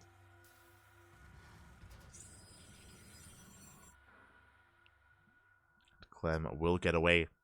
Meanwhile, the Reaper's in production. Again, ShoWTimE is aware. He's getting ready. You call that comeback human? Oh no. He is an animal. It's crazy. Here we go. Reaper dips in, gets a probe kill.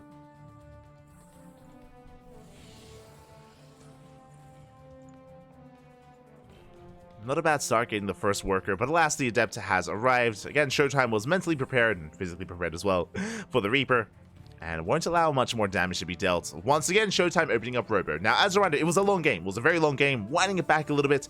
As a reminder, ShoWTimE did open up Robo in game 1, but did not go Robo into Colossus. I assumed that would be the case, but no, it was Robo into a Twilight Council, into Fast Storm, into a Storm Drop, into Storm Harass. It was crazy. The opener this time looks similar, but I imagine ShoWTimE is going to take a different turn, a different direction. I would imagine that if ShoWTimE were to rush into Storm again, Clem would be much better prepared and be a lot more on point when it comes to defending against those drops. So I'm going to say that I'm feeling ShoWTimE going for faster Colossus this time, into a Bay. We'll see though, we'll see. Meanwhile, back at home, Clem opening up, getting to his 1-1-1, working towards a Cyclone drop. This was a more delayed CC out of Clem. Faster Cyclones. Oh, okay. It's going to be a Robo Opener into a War Prism, 2 more gates as well. This is a very nice way to be somewhat assertive with this Robo Opener, to get across the map, to get some damage, and even threaten the main base. Threaten the main, threaten the mineral lines. I'm curious if ShoWTimE is going to be warping in Stalkers or Adepts. Alright, ShoWTimE is going to be moving out. Again, just showing how versatile Robo Openers can be.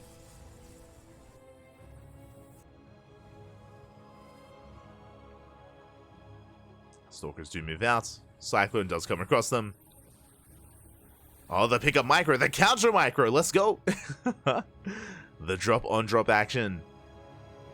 Clem bypassing the main push, heading towards the main. Meanwhile, Clem is aware of the prism, of the drop. And he's going for the Stalker. Yeah, Stalker is going to go down. No shield battery, the Immortal does pop out as well. And will defend. We'll zone Clem away. Back at home, Stalkers have arrived. Tank is in position. Yeah, big tank volley going off. ShoWTimE has to pull back. But he will take control of the natural. SCVs are going down. Okay, that's a lot of Stalkers. So far, good damage being dealt here by ShoWTimE.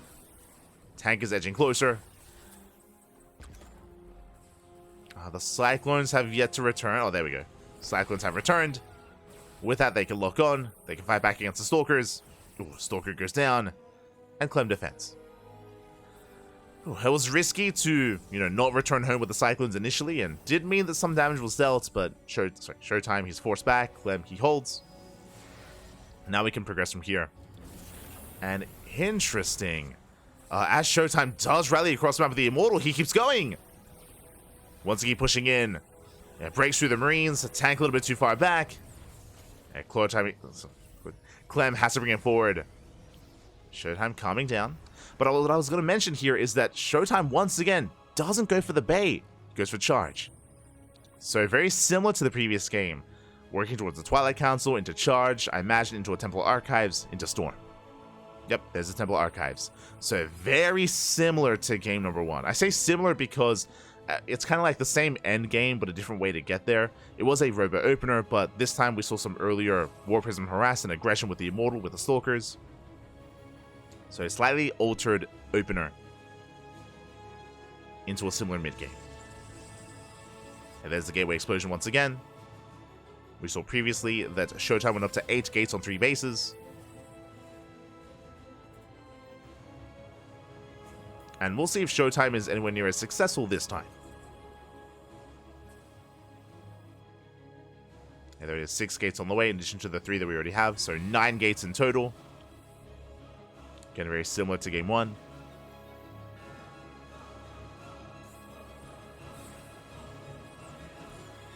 Clem breaking out, Storm on the way.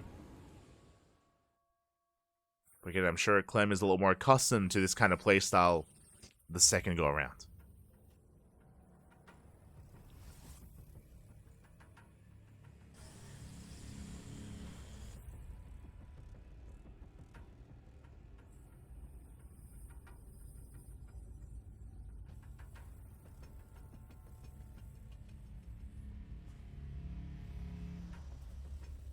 From here, we're gonna just calm things down.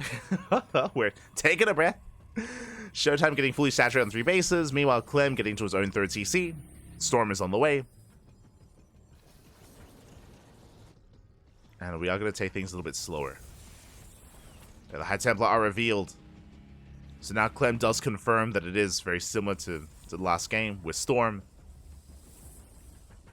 And that is not going to deter Clem. He's still moving out. Okay. Bold move.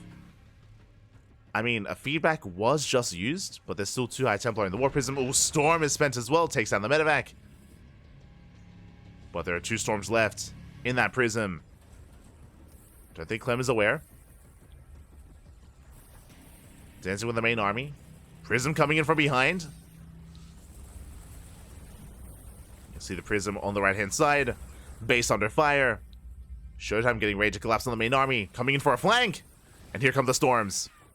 Yeah, here comes the surround. Prism is zoned away. The Prism goes down. No. 1 High Templar. And that might just be it. Yeah, no Storms. No High Templar left, and Clem, he's breaking through. He shuts down the High Templar. There's one left. Oh my god. And there it is. The one Storm does zone him away, but that was a very, very close defense. That was brutal. If you missed it, the Vikings, they sniped the War Prism with 2 High Templar inside it. Full of energy. And Clem maintains himself. He does. Oh, that's a kill, not a cancel. 400 minerals down the drain. Ay, ay, ay. And ShoWTimE is hurting.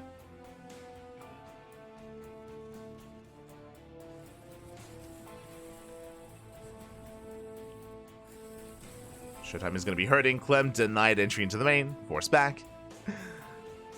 The drop is denied, but for the most part, Clem is in control. He's denying the 4th base over and over again. Keeping ShoWTimE contained. He wants it. He wants it. He gets... Oh, that's another kill. No shot. That's another 400 minerals. Second kill of the Nexus. Man, I'm telling you, Clem, after game 1, he's upset. He's angry. He's mlem, papi. Ay, ay, ay. Didn't like how close game 1 was. Now asserting himself once again, denying the expansion. Storms are coming in, though. Yeah, the Storms do collapse in. Massive connections on the main army. Clem being forced back. Much better engage here for ShoWTimE. This time the Vikings were not in position to zone away. But ShoWTimE still does not have a 4th base. Still no expansion. Nexus now on the way. ShoWTimE pushing in.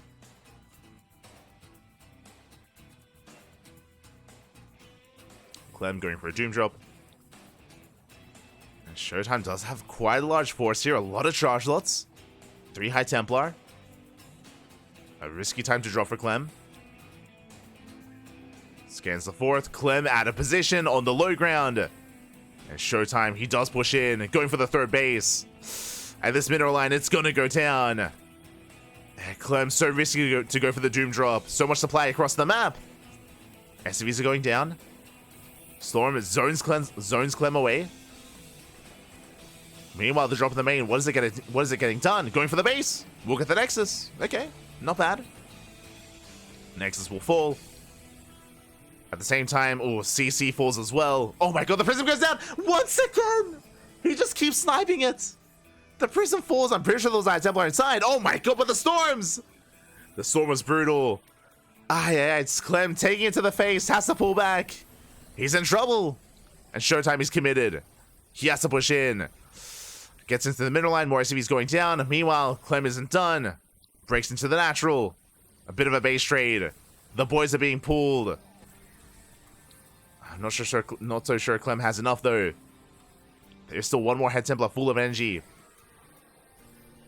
One more Storm. As Clem is stuck on 2 bases. So is ShoWTimE. Actually, ShoWTimE getting a 3rd. Yeah, ShoWTimE has the greater economy. But the EMP was brutal. Another Storm coming in. But a nice spread from Clem. Does spread out, does avoid the Storm.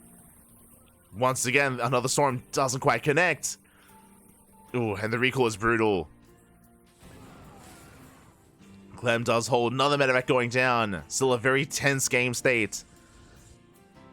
Clem on 2 bases, really on 1 base economy, is attempting to expand.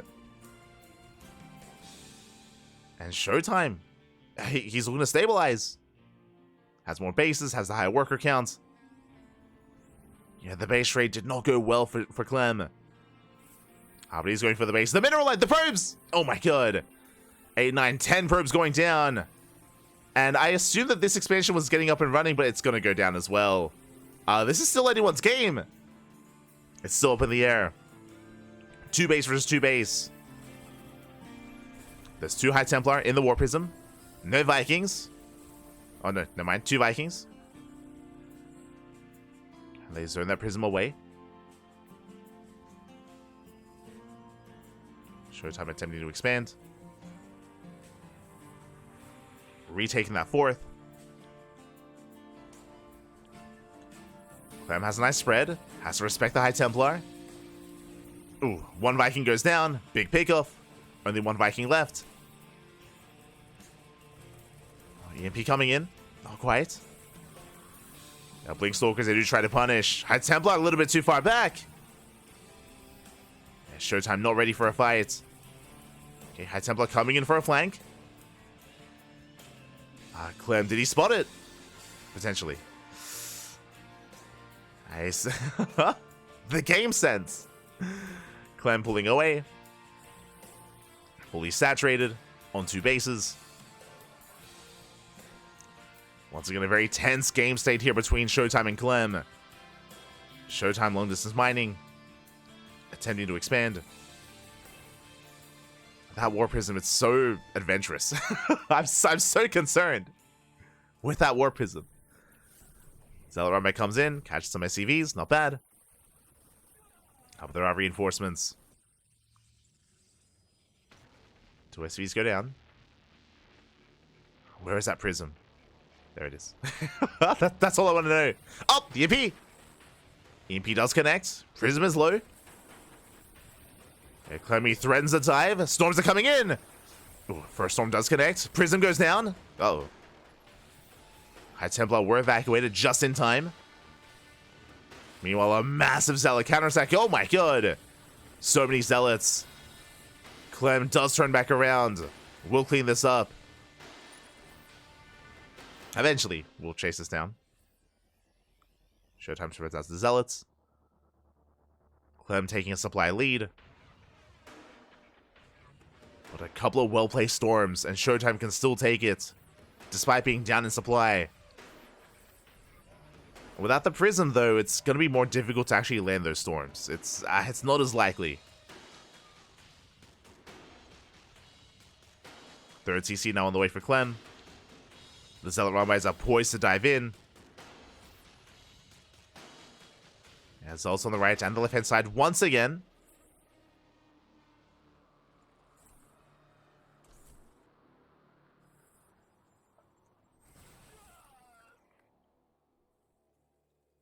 I imagine the War Prism was rebuilt, right? I imagine. So I'll say the third, 7 SCVs going down. Every worker does count. Yeah, the Prism is rebuilt. High Templar loaded in. Clem getting caught out, bleeding out a lot of Marauders. Oh! Gets High Templar. Big pickoff. And that Templar goes down. Does get a feedback. Oh, we're now up to 4 Vikings. Uh-oh. And you know what they want? The Prism! No! The Prism! Oh my god, barely does escape. Storms going off. No big connections. Spending a lot of storms. Some panic storms even. And that's all we had left. That was the last storm. Overcharge is popped, but there's no more splash damage. The Prism is going to go down, and Clem, he's done it. He has done it. He's breaking on through. GG gets called. ShoWTimE taps out, and Clem will take the 2-0. GG does take the 2-0, but that was a very close 2-0. Again, that was the biggest threat that Clem has faced the entire weekend. Max packs who? Hero what? ShoWTimE, baby. ShoWTimE looking the most impressive against Clem. Out of all the other Protoss players that Clem faced off this weekend, it was ShoWTimE that did make him sweat, that did bring Clem to his knees, but Clem still stood back up. Oh my god. Crazy. GG. GG, well played. Clem does take the 2-0, but a massive shout out to ShoWTimE. Big shout out. I feel like ShoWTimE often gets overlooked. Not even on his team, but against other Protoss players, right? A lot of people, you know, they like to bring up Max Packs or Hero for good reason. You know, they're amazing players, but again, at least against Clem, ShoWTimE has shown that he is one to bring it to him. Is one to threaten Clem. GG. GG, well played. Oh my god. And with that, there is one player left. One player left for BASILISK. Up next is going to be a best of 2 between Clem and Reynor. I mean, technically, Trigger could pop out, technically Trigger, he could come out instead of Reynor, but Reynor is the higher tier player, and it's gonna have to be Reynor to try to bring it back here for himself and for his team. The pressure is on. Now, Reynor, fun fact, was the last player to take a map off of Clem. True. Reynor, he was the only player to take maps off of Clem at EWC. The only one. And yeah, as a result, he is really the one chance, the biggest hope that BASILISK have to bring him down. To bring down Clem. Bearing in mind that Team Liquid are only on their second player, they can still field SKillous or a laser. There he is. A laser has arrived. Is here as well. So there are also options to bring out if Clem were to fall. Here we go. ShoWTimE came prepared. He did come prepared. It was really cool. It was a really good series. Very impressive stuff there from ShoWTimE.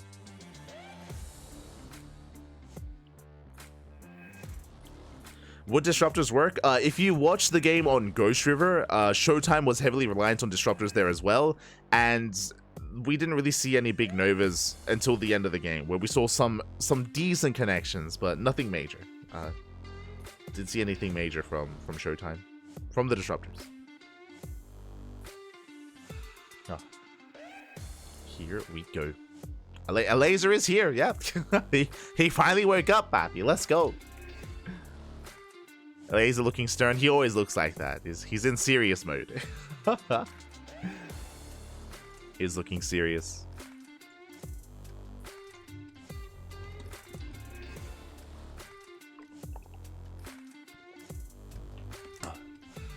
We go. But the players just deliberating amongst themselves. I'm hoping that Reynor is available. I'm hoping that he's here. He should be. I mean, WTL is kind of the next biggest thing over EWC. It's the team league of SC2. And I'm hoping that he's awake. Oh no. Someone wake up Reynor. Very seriously, just wake up. It's also possible. Also possible. Yeah. A laser's playing Stormgate Nexus. Yeah. I mentioned before that a laser has been focusing a lot on Stormgate this weekend. But thankfully, he's here. He's ready.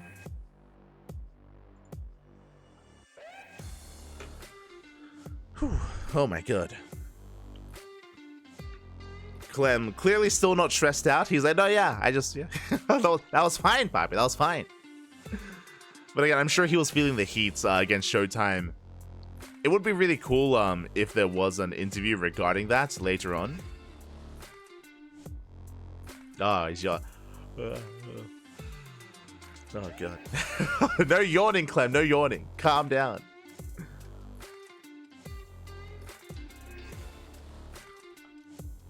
Waking up at 3 p.m. Yo, relatable. What time did I wake up today? So I went to bed at what time? 8 a.m. I think around 8 a.m. and I woke up at 1 p.m.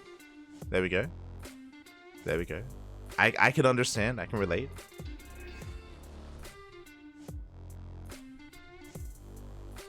Clem looks so tired. That's another factor to bear in mind, especially when it comes to teams working their way through earlier rounds, is that it is a marathon. It's a very, very intense set of matches. That's why it's so important to place highly in the round robin group stage. Like Team Vitality, like Solar, Maru, and Ryung, you know they're chilling. They're sleeping right now. They don't have to wake up for another hour. They're gonna be well rested for their matches. Very well rested. As they've been able to cruise their way through the weekend. Meanwhile, Team Liquid, they've had to put in the work. They've been putting in the work, Pappy.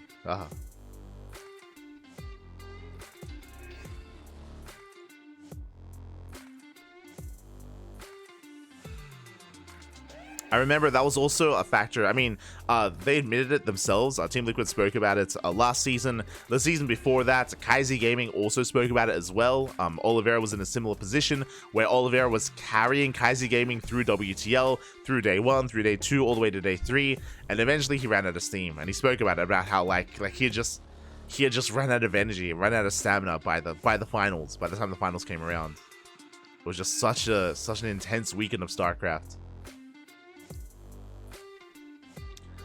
Meanwhile, I'm a little bit concerned that we're looking for Reynor. Oh.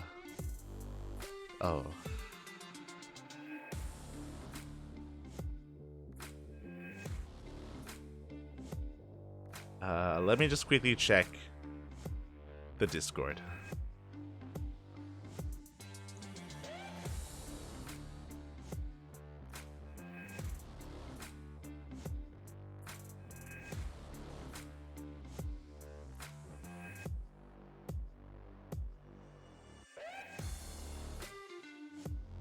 Just catching up, just making sure.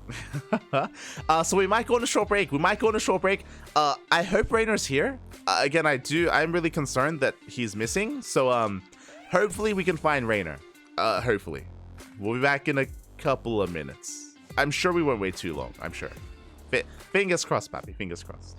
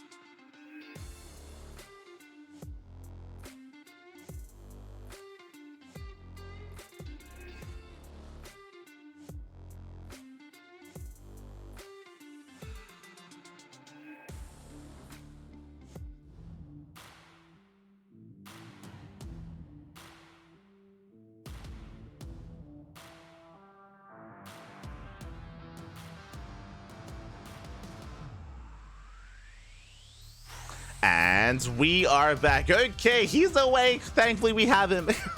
Took a little bit, but we were able to get our hands on Reynor. He is here, he is awake, and we are ready for our next series. Again, BASILISK are on their final player. They're on their last player here. Reynor has to step it up and bring down Clem. Can he do it? He was able to take maps against Clem in EWC. Can he do it again? Game 1 is going to be on post-youth. Oh boy, and if you're in the chat, you know what time it is. You know what time it is. It's time to get your gamba going. Oh boy, best of luck.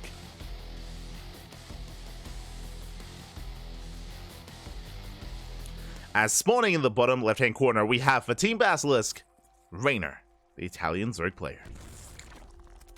Ooh, going for the 15-15. And spawning in the top right-hand corner, we have the French Terran player, the Red Terran, representing Team Liquid. It is Clem. Here we go.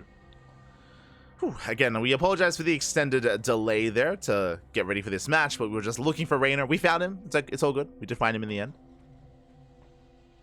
And now we can settle on in. Again, Reynor, he is quite fond of these 15-15 openers. It is a very safe way to play in this matchup. Does allow you to get a faster queen. Does allow you to get your base quite securely as well. It was Reynor's go-to in every matchup for quite some time. This was last year, like start of last year. For a good 6 months. Then we did see Reynor branch out once again. And we'll see how he compares to Clem. The last time we saw Clem on post-youth, it was a brutal match against Serral, if you recall. It went all the way to the late game.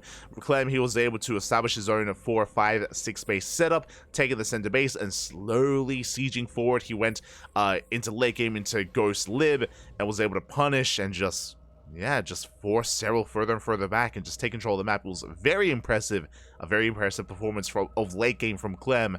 But as we have been noticing, as we have been seeing, Clem, he's getting a little bit worn out. I mean, that's what happens when you play for the entire day, to be honest. Multiple days in a row as well. It has been taking a toll on Clem. Can he keep going? Bearing in mind that there's still another series after this. There's still Team Vitality lying in wait for either of these players and either of these teams. We're still not even halfway through. We're still not halfway there. Oh, that's the first Reaper does get across the map. Threading the mineral line. Going for the drones. Does force out a Spore. Queen does pop out in time. Ooh, one drone goes down. Ah, rough pick off there. Reynor does lose a drone. So a strong start for Clem. Getting the worker. Checking the third base. Again, typically with a 15-15, the third base is going to be delayed. So Reynor is going to be staying on 2 bases a little bit longer and take a delayed third instead. As he's building up. And meanwhile, back at home, Clem going for a third CC before Starport. Very economic start out of our Red Terran.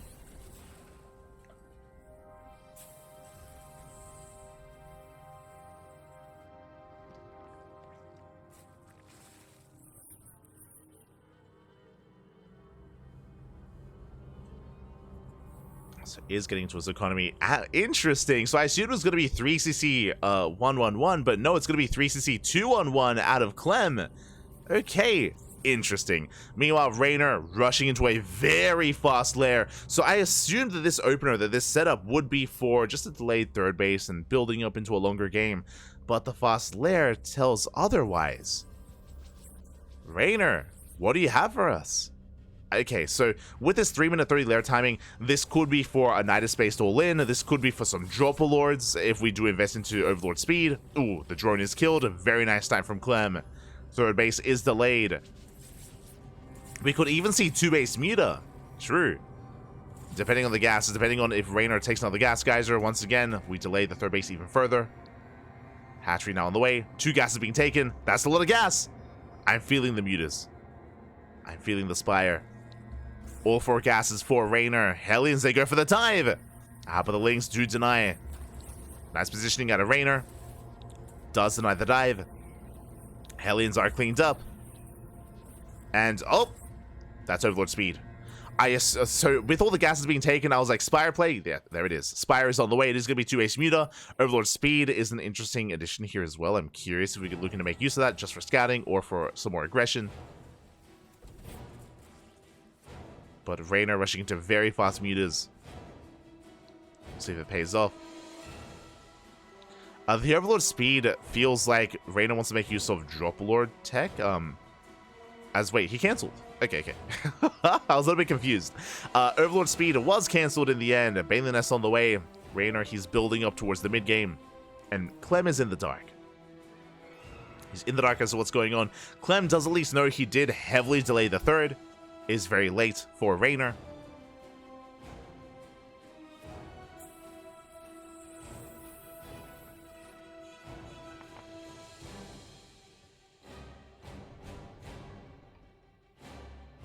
As Reynor does fan out, building up more Lings. Just getting ready for the eventual 2-1-1. Bearing in mind that we are working towards a stim timing. Stim is now done, medevacs have arrived, and Clem is now looking for damage. Looking for Lings, Tumors, Queens, Stray Overlords, and scouting information. Marines have arrived.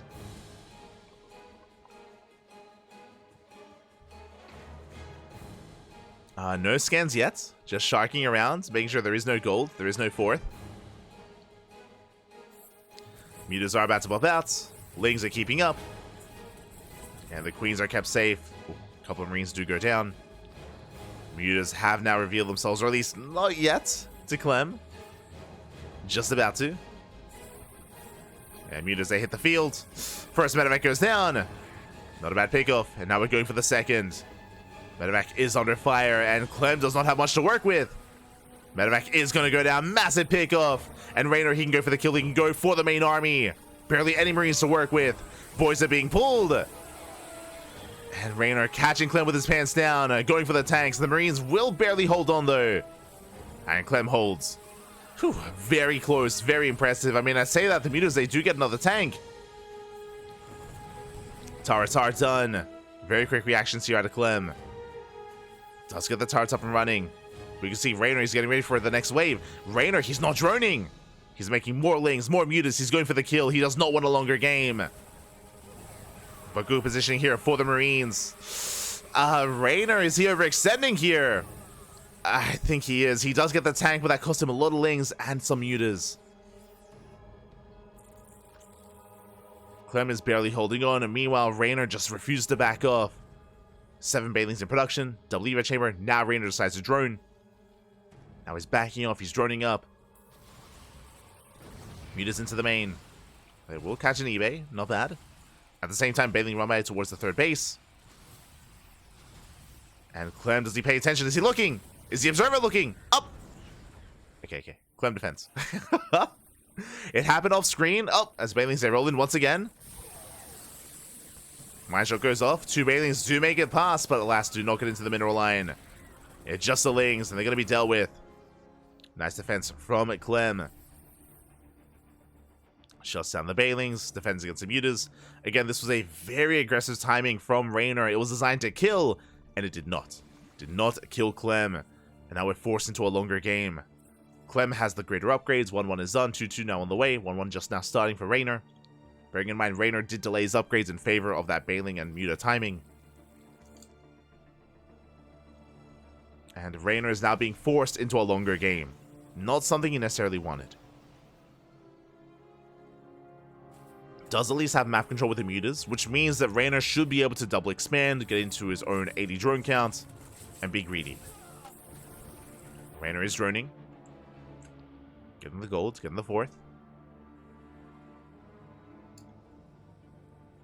It's still a very tense situation here. Tense game state.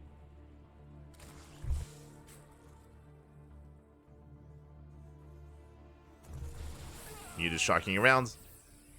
Forcing stims. More Thors are amassing. Widowmites as well. Clem getting out of tank production into Biomine. Into Marine Mine Thor. And really it's on Clem to defend, to stabilize, to get up to 4 bases. And then break out. And we'll see if Reynor can slow him down.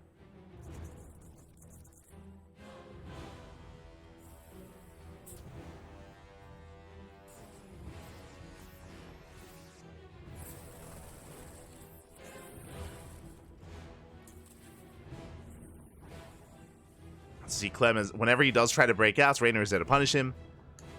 But Clem is almost max. Oh, big mind shot going off. You're not quite noticing. We'll clean it up. Clem in position. Reynor cannot quite go in. He's at least keeping supply pinned back at home. 2-2 about to kick in. Just in time for the max out. Just in time for the push. Big timing here for Clem. Reynor researching Burrow. Burrow now done. I'm sure we're going to be seeing some Baneling mine set up as well. Nice kiting here from Clem. Shuts down some of the Banelings. Did scan ahead of time.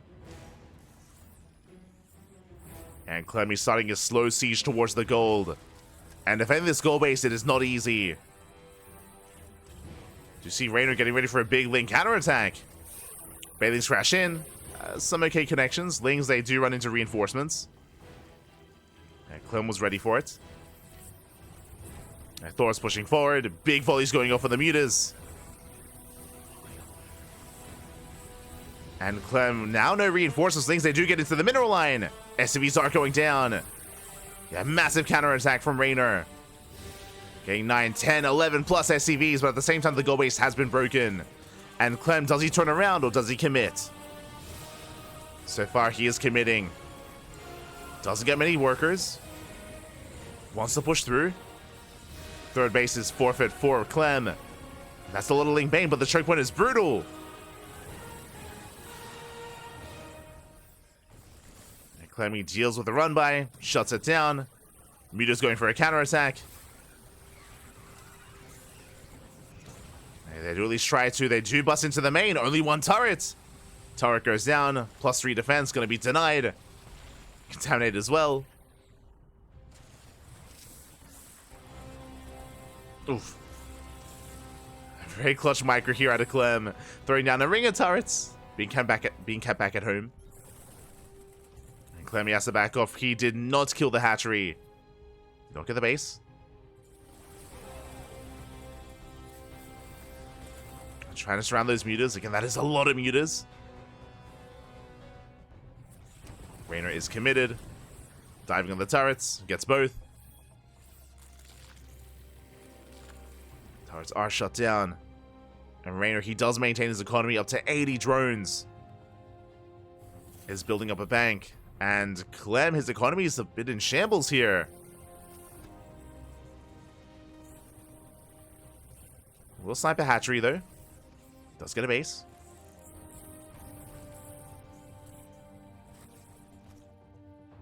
Does get an expansion. Pulling back, taking another expansion back at home. Muta still threatening the main. There are widow mines, but not much else. Oh! Oh my god. Big mine shot going off. Another as well gets baited out. Yeah, just 2 widow mines. SCVs are falling. A lot of SCVs. Another mine shot. Oh my god. Barely doesn't connect. 10 SCVs go down. Again, these mutas have just been so annoying in the main base. Dragging Clem back time and time again.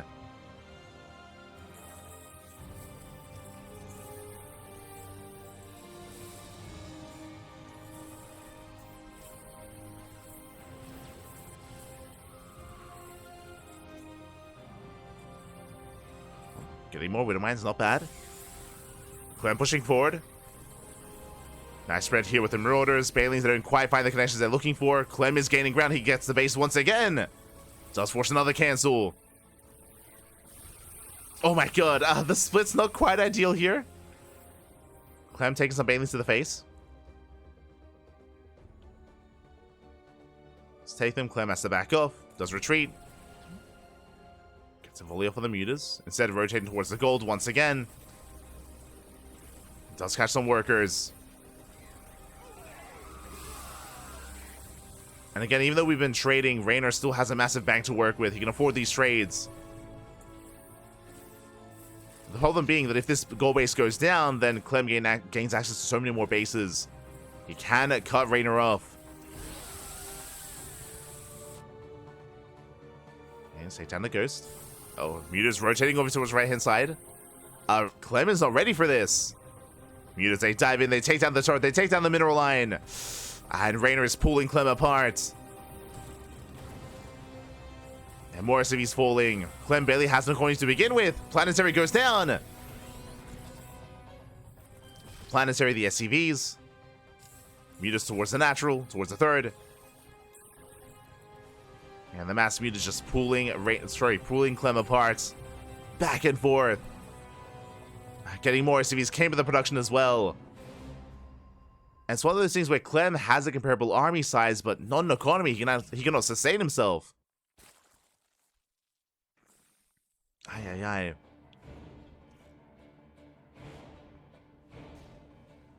This thing run by to continue. An okay mine shot, but Lings they get in once again. No mining whatsoever. And Clem barely has a bank. Oh my god, the mutas they go for the dive, they don't quite get the Thor. Risky move here from Reynor. Bleeds out a lot of mutas.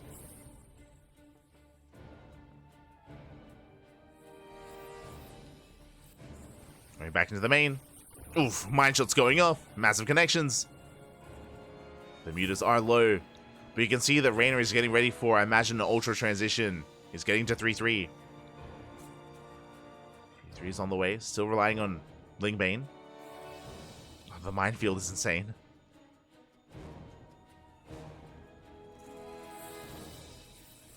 So Clem is pushing forward. Big mine connections. Good start for Clem. Reynor pulling back. He does have some Banelings. Up!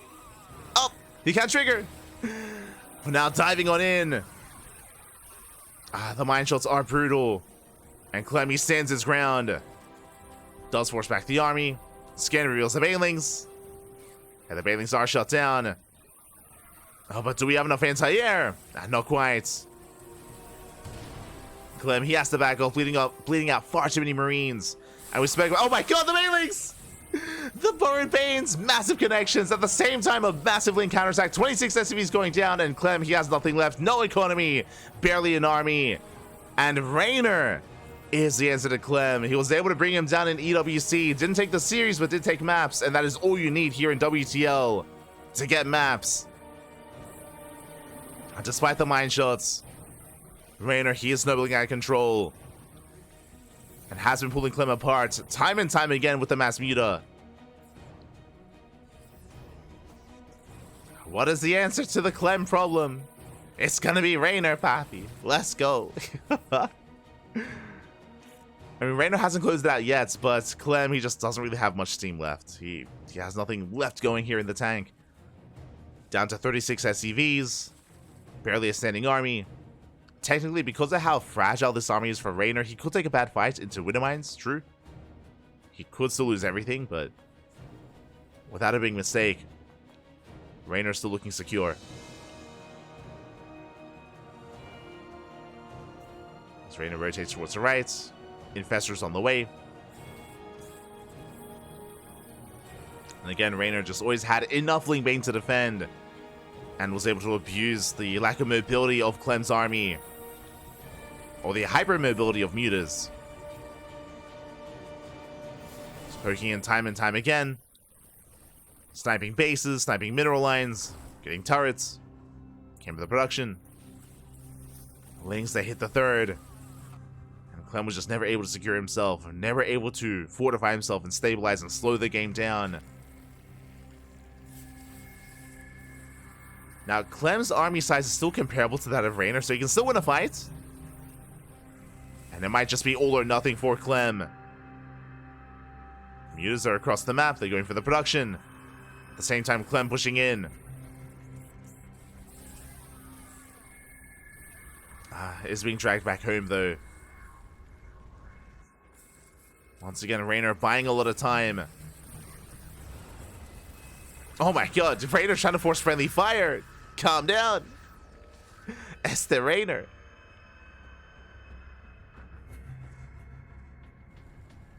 There's going to be 16 SCVs going down as well. Clem still can win a fight. Don't want to count his army out. Don't want to count him out here. As Clem has denied expansions.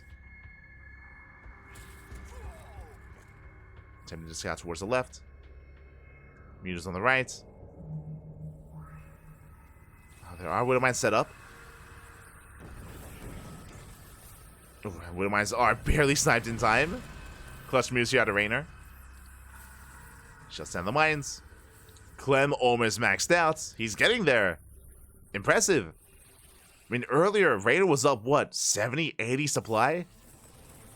And Clem, he is clawing his way back into this. Now, again, the economy of Clem is still quite fragile. But the army's looking solid. Mutas coming in. Quite get the gas geyser. Lingbane fighting off of creep. Decent connections. And Clem pushing forward, barely any creature to speak of. Oh my god, the fungal! Yeah, massive flanking fungal. Oh, the friendly fire as well! From the Widow Mine. And Reynor, he will take the fight. Will force back Clem. Ay, ay, ay. That was intentional friendly fire as well. Reynor shutting down the army. And incorporating a handful of infestors. I think just the one, to be honest. Oh, Bailey's burrowed on the ramp. Oh. Reynor waiting for that moment to set them off. Clem being forced back. Reynor taking more expansions. Is fully saturated. Now, because of the lack of creep, like, horizontally here, Clem, I guess lack of creep vertically, I should say, Clem can try to actually push towards the main. Oh my god, massive mine connection. Like, he has potential with where he wants to fight and where he wants to push in. Mind going off. CC goes down.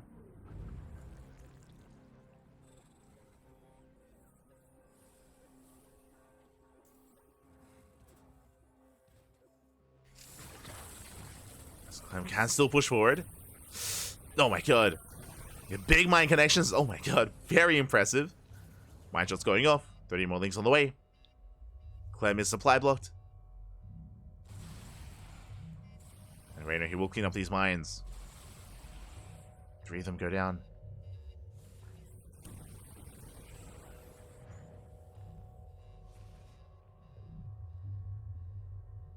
Three of them do fall. Still a very tense game state. Now, what's important here is that Clem has now taken a fresh mining base. He can still sustain himself. He's maxed. Like, there are still these untouched bases towards the south. Towards bottom right, and the base that Reynor keeps trying to take. Oh my god. The Bard Banes! They popped off! Ay, ay, ay. And 2 more Bard Banes on the right-hand side as well. They're on the ramps. Mine drop coming in. Let's go. The 23-minute mine drop. Oh, the muse! The sunset! Oh my god! Okay, Reynor not paying attention. Was distracted by the Widow Mines. Not a bad catch here from Clem. Denies the expansion, pushing in. Clem, can he bring it back? Can he bring it back, Pappy?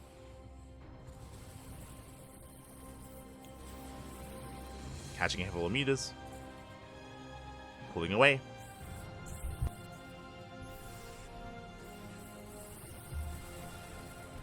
Thankfully, Clemmy does scan, does spot those Bard Banes. Does deny them. Meters diving into the main, once again threatening the production. Ooh, big snipes going off. Ooh, Lings, they come in from behind. Reynor, he will take the fight. Yeah, shuts down the reinforcements, shuts down the ghosts. Getting on top of the production and does force a big reaction out of Clem. Here comes Reynor. Catching the army. Almost. Not quite as more Raxes are going down. Clem, he has to come home. And this will expose the southern bases. Clem out of position. And Reynor diving towards bottom right. And there's not much at home to defend. Big mine shots though. Very big connections. With Bailings, they do break in. They go for the mineral line. SCVs will go down. And Clem, he's being pulled apart. He was just spread far too thin. And Clemmy plummets in supply.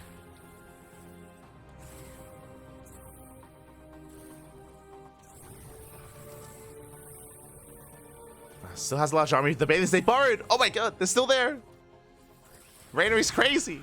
Oh my god. Massive mine shot going off. The base is going to go down. Clem fighting back. Gets the hatchery. Uh-oh. Reynor, he's looking to intercept. Going for the army. And catching out the Marines. Medivacs have to evacuate. Ooh, full Medivacs going down. Again, losses Clem cannot afford. He's had some decent moments in this game, but losing far too much here. At the same time, Lings towards the south as well. It's been a bit of a scrappy game state, but Reynor, he has done it. He has broken Clem. And now finally, kind of plating. Ultra Cavern and Ultras are on the way.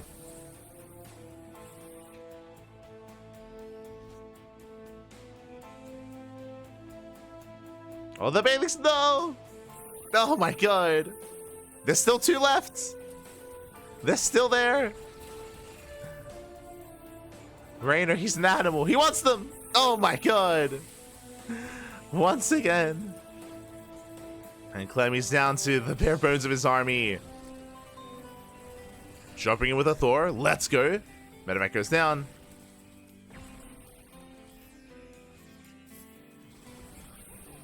But alas, with the reinforcing arm, with all these things, there it is. GG gets called. And for the first time this week, and for the first time in a long time, in 20 plus games, Reynor, he takes down Clem. Takes the first game here. GG. Oh my god. GG, well played. A very tense game, but Reynor is the answer to the Clem problem. Reynor, he was the only one to take maps off of Clem during EWC, and likewise here in WTL, does it again. GG, well played. Oh my god. Does take the game. Now, it is still a best of two. Still a best of two. This could still go either way. Clem can still bring Reynor down with him, but a very big win here for BASILISK. A very necessary win for the team. Whew. Oh my god. Let's go. Reynor, he is bringing it back. Takes the game. It was still very intense and still very back and forth. But again, there was a moment there where the mass muta, the mass link bane counterattacks as well. Like Clem just could not keep up with the speed, with the multitasking, with the aggression of Reynor. It was very much on a knife's edge. And Reynor, the comeback is real. Now, can Reynor do the impossible? Can he 2-0 Clem? That's the question. Can he take the 2-0? As Clem's winning streak, it has fallen here. Clem looking a little bit frustrated is unfortunate. It's clearly frustrated here by the loss. But again, it's all good. It's all good, you know. We still have SKillous in the back line, you know, Team Liquid. This is a team league. They still have skills to fall back on and a revive as well. But yeah, clearly Clem is not happy about that game, and we'll need a moment. We'll need a moment, which is understandable. Meanwhile, Reynor, elated papi. And hopefully this loss doesn't affect Clem too much. You know, Clem, he is a very emotional player, does wear his heart on his sleeve, and alas, hopefully this doesn't weigh on him too much coming into game 2.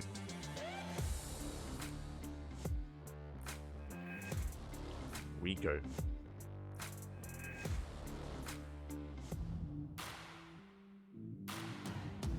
And here we go. Okay, Clem, it looks like he's coming back in, sipping on that coffee. Game 2 makes sense. Crimson Court. Crimson Court, a much more defendable map, a much more fortifiable map. I mentioned before, there's a reason why whenever we saw Serral on Crimson Court, every time at EWC he all-in. He did just try to all-in Clem time and time again. We saw that Cure is even able to bring Serral down on this map, but very different with a proxy. I'm curious what Reynor's plan is coming into Crimson Court. How does he approach it? How does he deal with some of the features of this map, with how defendable it is, how easy it is for Terran players to turtle to get up to 4-5 bases and force a later game and strip away the advantage that Reynor has, his speed? Oh boy. We'll see. I'm curious. I am curious. We have seen Reynor pop off with some nasty cheese, with some crazy all-ins, especially on Dynasty. I'm curious if Reynor has something special planned here. Now, if you remember, Serral did attempt multiple times to go for a bit of a German taxi, a queen drop, a roach queen all-in on Crimson Court time and time again. Didn't quite work out. We'll see if Reynor has something different, or if he takes a different approach.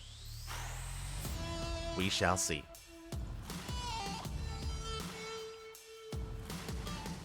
As again, as this series is not over, we're jumping into game 2. Reynor's so pleased he is. He's very pleased. Very pleased. And here we go, spawning in the bottom left-hand corner. We have the Italian Zerg player for BASILISK. It is Reynor.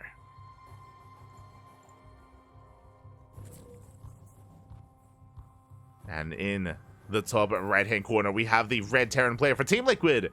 It is Clem.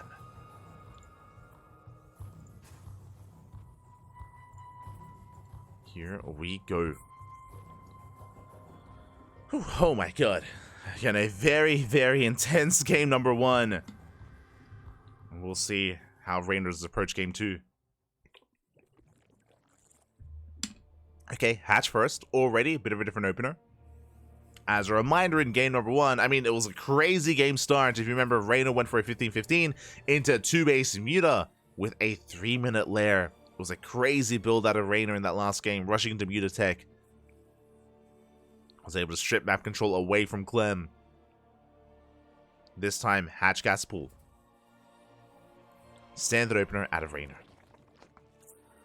Is going for the standard opener. Now, when it comes to the map itself, when it comes to Crimson Court, there's a lot to talk about. Something that I mentioned before about how Serral approached Crimson Court is how defendable the 3rd and 4th base are. There are certain, or there are entire sections of the map that are cut off by rocks, by mineral walls as well. It does make it that much more difficult for players to harass and to punish these fringe locations and these fringe bases. Likewise, a lot of choke points as well, a lot of ramps, does make it easier for players to defend, to slowly take a 3rd, take a 4th, take a 5th, and cut the map in half. We've seen a lot of late game as a result on Crimson Court. And if a player is able to fortify themselves in such a way, then of course they're able to take away the advantage that I mentioned from Reynor, you know, his multitasking, his speed, his multi-pronged aggression. So I'm curious how Reynor will deal with that problem on this map. We can see Clem checking the third base location. Reynor is mining through the gold mineral patches, is spotted by the Reaper. And Reynor, for the time being, is going to be contained. The 3rd base of Reynor is going to be delayed. So stuck on 2 bases a little bit longer. Reaper dipping in, dancing with the Lings. We did see that Clem was very clearly upset and a little bit distraught after game 1. Will that negatively affect his games, or is he going to fuel himself? Is he powered by the rage, by the salt? And does he use that to make himself bounce back stronger and harder? We'll see. Oh, once again, 3-minute lair. Okay, 3-minute lair here from Reynor. And this could be a couple different things. This could be the same build. It could be, once again, 2-base Muta, a rush into Spire Tech, a rush into Mutas.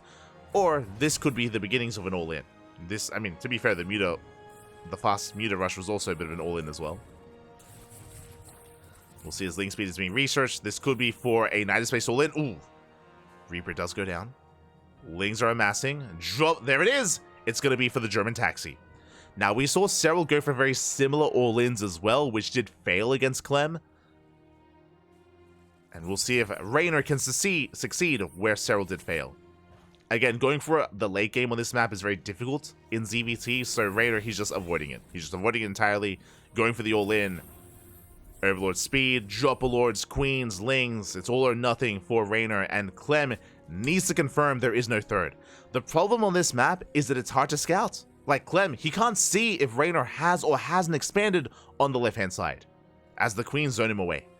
So Clem is in the dark, going into Banshees, Dropper Lords are morphing in, and Reynor is getting ready. Just massing more Lings, cutting worker production here at 26.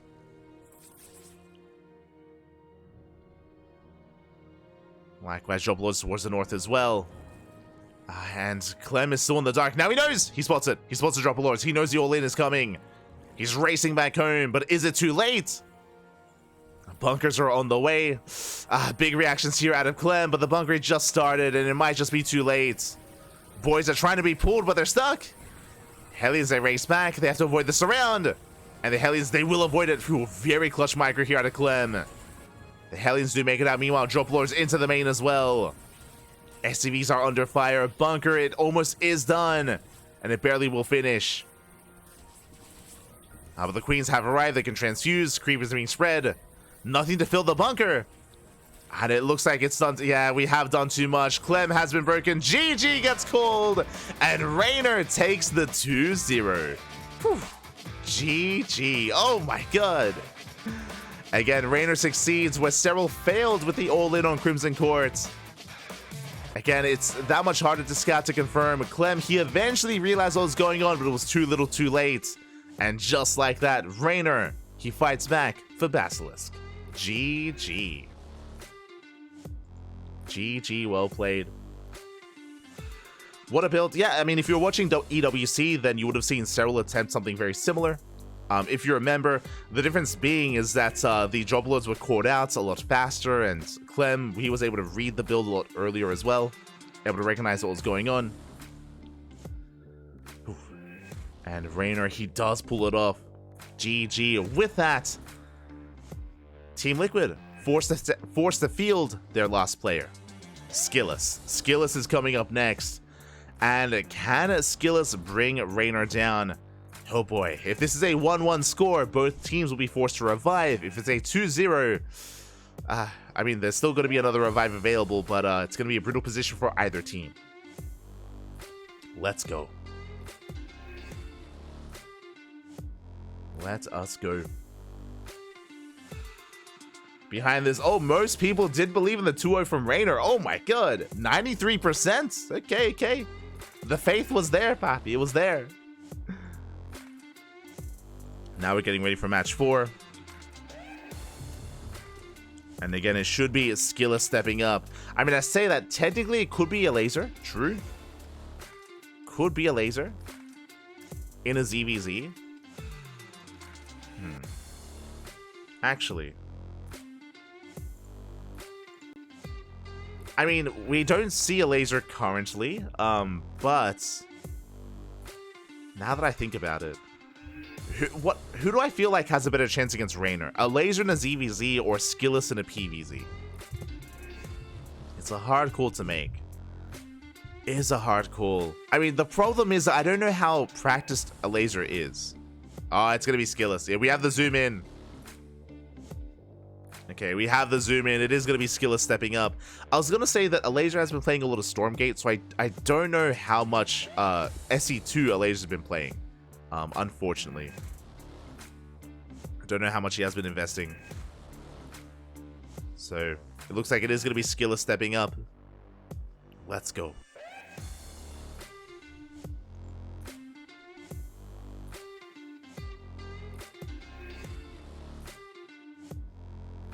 Does he have a map full of water? Yeah.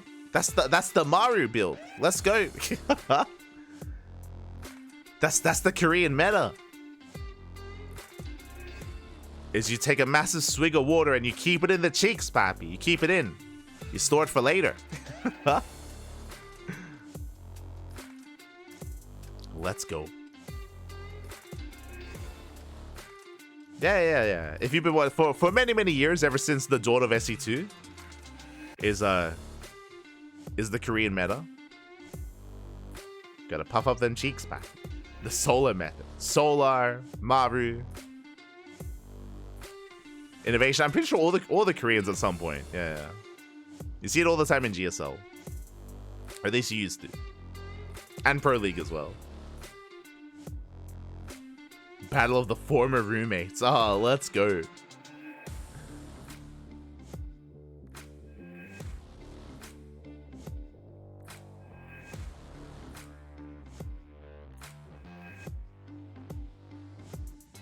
Here we go. We are going to be settling in, just waiting for our initial map of choice.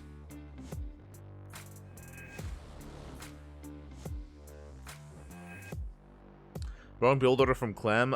Clem went for 3cc into Banshee, which again typically is a very safe opener. It did come down to the late scout though. We mentioned before, like that's why these all-ins are a lot more favored, and why it's done so often on Crimson Court is because it's hard to know if your opponent expanded or not. Like, again, I should have emphasized it a little bit more, but because there's no way to check the linear third, Clem, it takes longer to confirm what exactly is going on. It takes longer to scout. And here we go. We're jumping into Oceanborn as game number 1. SKillous has been lying in wait. SKillous, again, a little bit in the shadow of his other teammates. You know, Cure and Clem are terrifying players in their own right, for good reason. Cure took down Serral, and Clem took down ShoWTimE. But now SKillous is rising to the challenge, and can he bring Reynor down? We're jumping into game 1, and if you're in the chat, get your gamba going, because predictions are open. Best of luck. Best of luck. And in the bottom right hand corner, we have for BASILISK, the Italian Zerg player, the blue Zerg. It is Reynor. The answer to the Clem problem. And in the top left hand corner, we have the red Protoss for Team Liquid. It is SKillous. we go. SKillous, I'm sure he's been ruminating over his plans, his builds to go up against Reynor. We'll see if he can make this magic happen, if he can bring it back for his team, for Team Liquid. Oh boy. I'm curious. For the time being, SKillous does force the unnatural natural. He's going to be forcing Reynor to expand elsewhere. Now, fun fact, SKillous has brought Reynor down in the past. Am I crazy? If I remember correctly, was SKillous the one that knocked Reynor out of the... Was it the EWC qualifiers or the Stars War 11 qualifiers? Stars War 11 Wikipedia. Was it SKillous or ShoWTimE? Does anyone recall?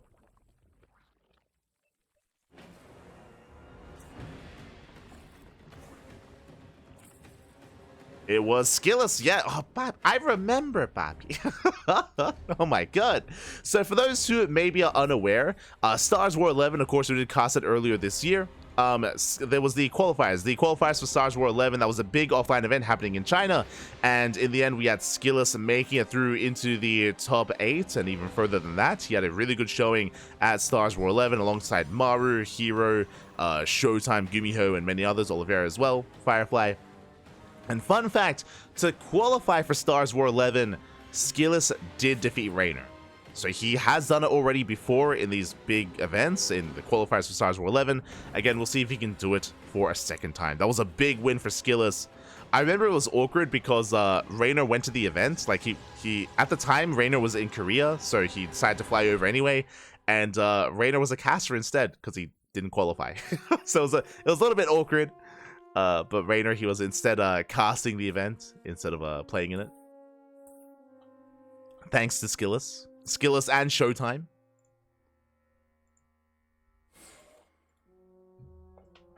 Imagine remembering things. Man, I remember these key moments, Papi. I remember just because I was really excited for Nikita. I was really excited for SKillous.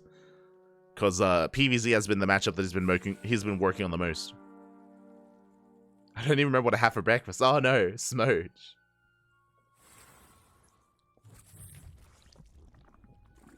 But alas, that was back in March, you know, the start of the year. It's been a couple of months since that series. We'll see if Reynor can get his revenge. As we do have initial openers, it is going to be a Stargate opener out of SKillous. Getting into Oracle, everything looking standard so far. Outside of the unnatural natural. Likewise, Reynor going patch gas pool, droning up, getting to his queens, and settling into his own 3-base setup. So far, everything looking as it should. Everything looking normal. First Oracle moves out. Going to be hunting down the Overlord. Second Oracle's on the way. It's going to be on Reynor to defend these bases, to defend against the harass of SKillous. SKillous shades in, going for the drones, does not get them though. Quick spore trick out of Reynor, saves the worker. Ooh, and that is a fast Twilight Council. That is a Twilight Council just as the Nexus was thrown down. Are we feeling Glaive at Eps? Are we feeling it, Eps, Papi? I mean, it's been a while. Been a while since we've seen this build. Classic Trap and many of the other Korean Protoss players have been very fond of this. Yep, 3 gateway explosion, 4 gates in total. It looks, it feels, it screams Glaive at Eps. We'll see if that's the case. This build was very meta, very popular post DreamHack Dallas. I mean, it's been around for a long time. Ooh, no. Fast Blink. Interesting. Okay. So this is going to be 4 gate into Blink. Really fast Blink here out of SKillous. This could be one of 2 things. One, SKillous with fast Blink, he will defend against an all-in. If Reynor does embrace a 3-base all-in because workers at 3-base saturation, then SKillous will completely shut him down. The other thing this could be is the beginnings of a 3-base all-in from SKillous instead. The reason for this, no Forge. No Forge, no upgrades. There we go. Forge now on the way, but heavily delayed. We'll see if SKillous goes for a gateway explosion. We'll see if he goes up to 8 gates. For now, he's on 4. He's on 4 gateways. A very safe build here from SKillous. Basically, the way this build works, Blink finishes in time for the Zerg player going for an all-in. So he will have Blink in time to defend. Assuming that Reynor would. Lings, they go for the dive. They get a surround. Ooh, Adepts are shut down at the natural. Not ideal here for SKillous. And as we can see, Reynor's droning. So in this game state, I would favor Reynor here. He's droning up, he didn't go for an all-in. This does mean that because of the build of SKillous, his upgrades are delayed. +1 is going to be later than normal. The power of these Stalkers is going to be later than normal as well. Again, because he was being safer in a way. Now he's going to be moving out. With faster blink, he can threaten the creep and threaten the bases. Reynor jumped up to 64, but he's now focusing on link production. And with plenty of lings, he shouldn't really be in too much danger against these Stalkers. Yeah, SKillous, he has to fall back. Charge now on the way. And Reynor's double expanding and droning up. Did go for a safety Roach Warren, and now the game will settle down. We will be embracing a bit of a more longer game state, getting into the mid game.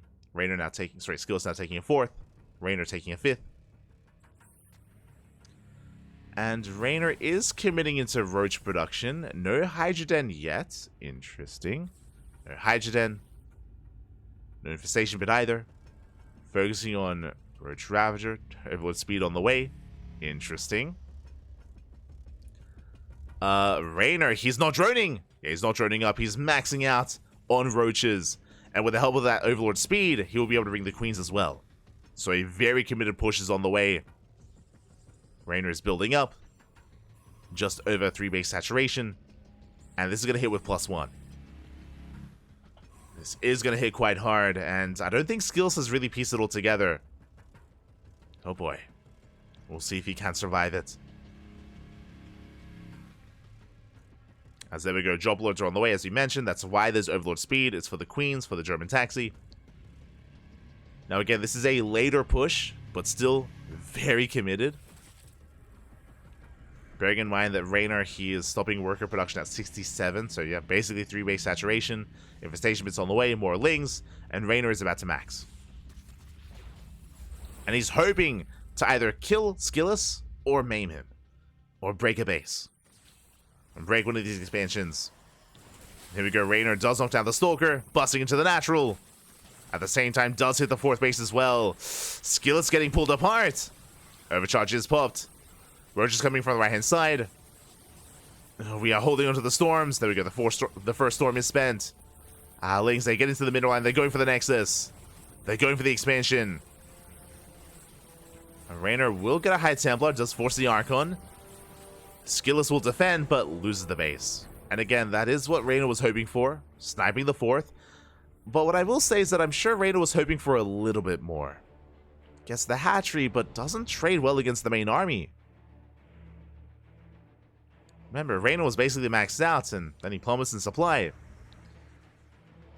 And now it's on Reynor to make sure that SKillous doesn't move out. To make sure that SKillous stays back at home.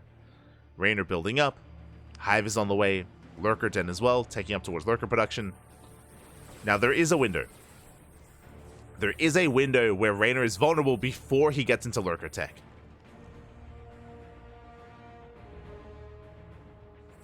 And, I mean, that window is open. Stalkers are coming in.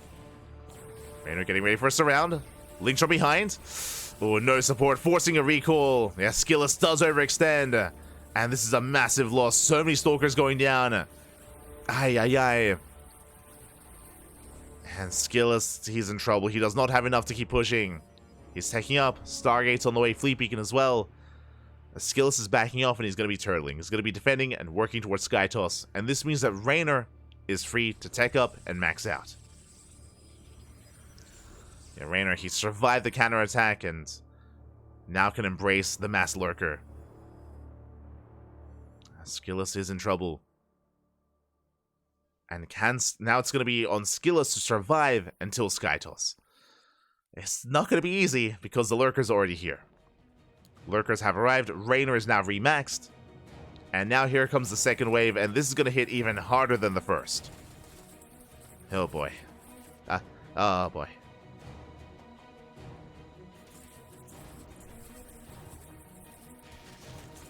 As the rocks are being knocked down, Lurker's getting ready. Reynor going for a split push, and you can even see SKillous shaking his head. He just doesn't have the supply to defend both locations at once. He's spread thin. He's spread very thin. And here come the Lunkers. Storm does zone, does force the initial burrow. But Reynor is slowly gaining ground, pushing forward. Getting within range of the bases. Tempest has arrived. And the Tempest can put in a lot of work. Decent storms on the Queens. Oh my god, but so many Stalkers go down. At the same time, we get a surround. Oh, nice storm though. Lings are forced back, but Roaches they bust into the natural. Storms once again, grazing the Lurkers. Oh, the ground army, it's crumbling here. And Reynor is pulling SKillous apart, busting into the main base, breaking down the fourth as well. And SKillous cannot keep up, not with this army. GG gets called, and Reynor takes game number 1. Ooh. GG. Yeah, a really rough start for SKillous. Again, as a reminder, SKillous did rush into Blink Stalkers, hoping that Reynor would be aggressive. Reynor was aggressive, but later on. Later off of 70 workers, a much later timing instead. Which did set SKillous a little bit further behind. When it came to the upgrades, when it came to the tech.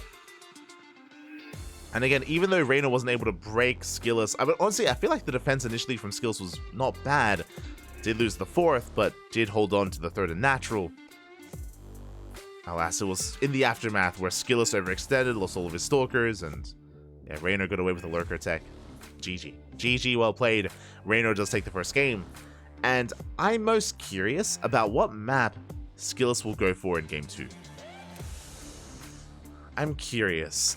If this was any other player, I would say Dynasty. If you remember, Reynor does have a very special build on Dynasty. He has a unique variation of German Taxi. It's a Ling Queen. It's actually very similar to what we saw against Clem on Crimson Court, where it's kind of a Ling Ravager Queen drop lord all in on Dynasty. I'm sure SKillous saw it. I'm sure he watched the games. Okay. Not Dynasty. We're going into Golden Aura. Okay. Golden Aura is coming up next. And we'll see how SKillous does approach the map this time. Golden Aura has a very defendable 3-base setup. True. Very defendable 3 bases. Likewise, the fourth. Not too bad to hold on to either. And Golden Aura, we have seen a lot of late game on this map. I'm curious if SKillous wants to try to bring it that far and embrace the late game. We'll find out. Spawning in the bottom right hand corner, we have a... Ooh, oh my god. He's 12 pulling! Reynor! For Basilisk! He's crazy! There's a 12 pull! Uh-oh. Oh boy, it's gonna be a short game. It's gonna be a short one. The spawning pool has been thrown down. The 12 pool is upon us. Meanwhile, in the top left hand corner, to defend against the 12 pool, we have the Team Liquid SKillous. Oh boy, here we go. Reynor, he does not want a long game. Does not want to be stuck into a long late game against SKillous. Not on Golden Aura. And here we go. Now, I was curious to see if Reynor would send out a drone as well and go for a hatch block alongside the 12 pool. But now the pool is on the way. Are we crazy enough to 12 pool drone pool? Are we that wild to 12 pool drone pool in game 2? I'm not ruling it out, but Reynor, it looks like he is looking to expand. Oh, he pulls the boys! Let's go! The 12 pool drone pool! It's a observer! Show what's happening! Show what's happening! Let's go! Oh my god. He is that guy. He is that crazy. The 12 pool drone pool has arrived, and SKillous has no idea. He has no idea. He's going for a later scout, going for a gate expand. A gate into Nexus, into Cybercore. Now he spots the probes, but it might just be too late. He's not happy about what he just saw. Again, a late probe scout. And the pylon's gonna go down. No shot. Is this how it ends? The boys are being pulled by the pylon. It's under fire. And there's no saving it. Not like this. The boys being pulled away. The pylon falls. No zealots. Backup pylons have been thrown down. SKillous, can he save them? Oh my god, already 7 probe kills. The gateway is repowered. Oh no! No, shot! The zealot is stuck! Oh, that's so unfortunate. Oh my god. Not like this. Not like this. As the gateway is gonna fall, the Zell can only watch as the gateway does crumble. Ay, ay, ay. GG gets called, and Reynor takes the 2-0 and takes down SKillous in record speed. GG. Oh my god, that was so... That was Smoge. that was a Smoge moment for SKillous. Less than 3. You know, Reynor popping off. Takes down SKillous. Again, SKillous, he did go for a much later probe scout. Because of that late reaction, and was unable to respond in time. I mean, even again, with the probe scout timing that he had, which was with the drones right outside the natural, it was just too late to do anything. It was too late to wall off, too late to wall up. Reynor, he gambled, hoping that SKillous would go for a delayed probe scout, and with that, did take advantage of him, did shut him down. GG, well played. And with that, it's on Team Liquid to revive. It's on Team Liquid to revive a player. Let's go.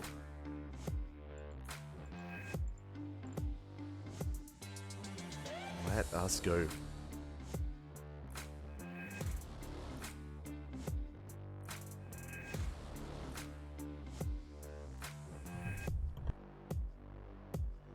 Okay, who's it gonna be? I mean, the answer needs to be Clem, right? I mean, okay.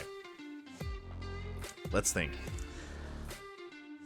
If we revive, if the revived player takes down Reynor, they force a revive out of Basilisk. If they bring them down as well in a 1-1 score, then we get a super revive, we get a super ace match. But maybe we shouldn't think that far ahead. Again, I feel like Clem has to be the answer. He has to be the response. But how does Clem feel about going up against Reynor here? And does he feel confident after the tour? Now, to be fair, when it comes to those matches, they were very unique. Game 1 was, again, Reynor rushing into 2-base Muta. 2-base Muta, got away with it, and snowballed out of control. Game 2 was Reynor going for the 2-base all-in on Crimson Court, which was unscattered. So these were very specialized builds, and it's possible that maybe Clem still feels confident. He might still feel confident in a longer standard game against Reynor, but the reality is, the Reynor probably is not going to give him that standard game that he wants. Reynor, he knows where his strengths lies. Right? He knows where his strengths lie, and again, even if he goes into a more standard map against Clem, I'm sure he's going to take a different approach as well.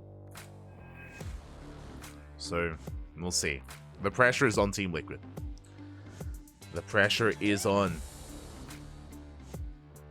Clem has a 2-0 Reynor? Yes. Whoever it is, whoever gets revived, needs to 2-0. A 1-1 is not good enough. Whoever gets revived, 1 loss, and that's the end of the series. That is the end of the match. So a 2-0 is necessary. Oh boy.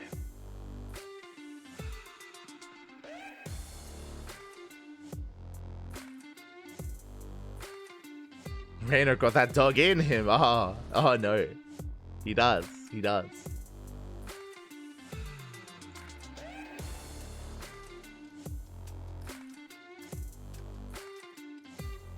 The players are still deliberating amongst themselves. Still bringing it all together here. And it looks like we might go on a short break. I think Clem is taking a breather as well and getting ready for his next match. But this is a rough situation for Team Liquid. And we'll see who they decide. Whether it's Clem, Cure, or SKillous. See you soon. See you soon.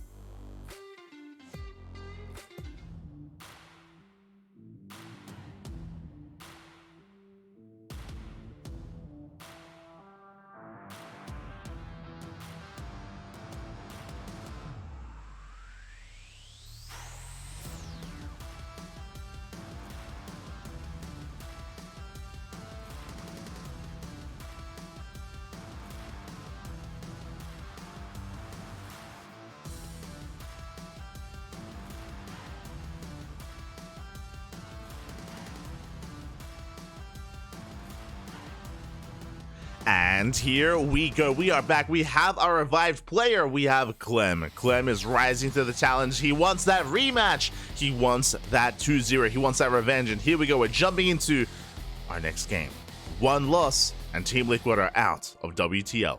And spawning in the top right-hand corner, we have the Italian Zerg player, the blue Zerg for BASILISK, Reynor. Let's go.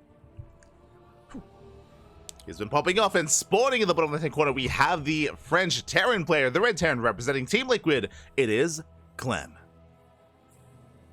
And if you're in the chat, you know what time it is. You know what time it is, Papi. It's time to get your Gamba going. Oh boy, here we go. The rematch is upon us. As a reminder, one loss, and that is the end of the series for Clem. He cannot afford to lose a single map. Meanwhile, Reynor, he has some breathing room. Again, he can afford to drop a map. It's fine. Just needs one win. One win is all that Reynor needs. Here we go. Is Serral here today? Yeah, he already played. He did already play. So I'm asking who did Serral go down to? He went down to Cure. Down to Cure. For now, Hatchgas full standard opener out of Reynor. It is going for the standard opener. Oh my god, game 1 is on Crimson Courts? Oh, oh my god, this is crazy. Okay, now as a reminder, a bit of a trend amongst the Basilisk Zerg players. The last time we've seen Serral and Reynor on Crimson Court, we've been seeing all-ins. We've been seeing all-ins. German-based all-ins. German taxi-based all-ins. With Droppalords, with Lings, with Roaches, with Queens.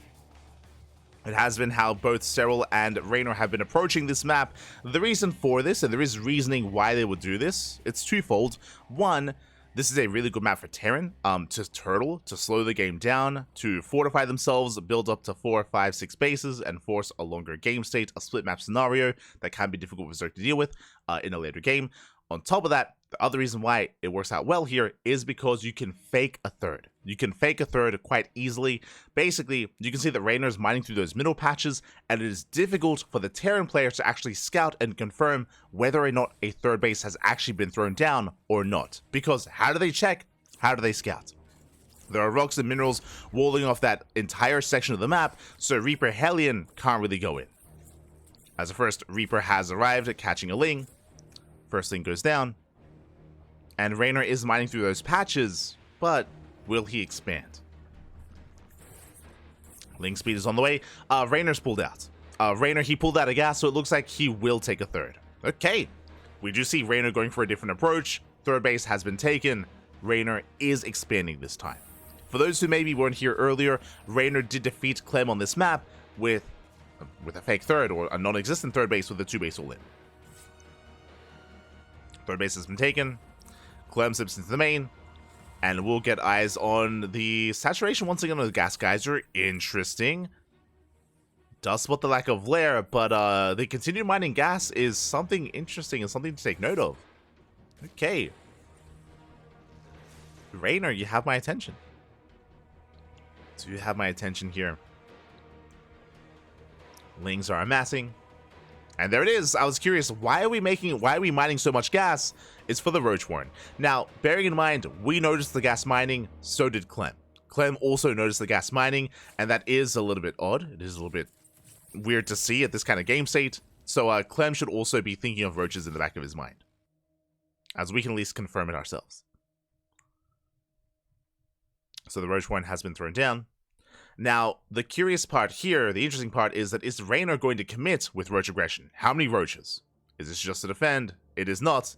It's looking like an all-in. 10 Lings are on the way. Yeah, he's mining through the patches. Once again, it's Crimson Court. Zerg players don't want a long macro game on this map. It's all about the all-ins. Time and time again, but a very different all-in. The patches are being mined through. Clem, he will slip into the main. And if Clem doesn't scout this, uh-oh. The Banshee will check. Up! Does he see? No, he barely misses. He barely does miss the mineral patches, but he comes across the drone. Big scout. Big scout here for Clem. Oh my god, he sees the drones. He knows. That's a massive tell. He's like, wait, what? What's going on? Why? Papi, piece it all together. Uh-oh. Banshees are on the way. Hellion's moving out. Banshee does confirm 0 saturation at the third base, and Clem has to race back home. Lings, they get in! The wall's open! Clem, I don't think he realized. Lings, they flood into the natural base. Hellions do race back home. Nice reaction so far. Clem doesn't lose any workers. 4 SCVs going down though. Lings, they're coming from behind. Reynor with a full surround. He's getting damage done. 15 SCV kills, and here come the roaches. The wall is still wide open. Banshee's out of position. Now they race back home. And is this how the story ends? Is this how Team Liquid ends in WTL? As Reynor, he rushes into natural base, and this is becoming game-ending damage. 21 SCV kills. And we're still not done. The roaches, they're pushing in towards the main. Banshees will eventually clean this up, but not before even more damage is dealt. 23, 26 SCVs. Oh my god. Not like this. 27. And back at home, Reynor's droning. Reynor is droning up.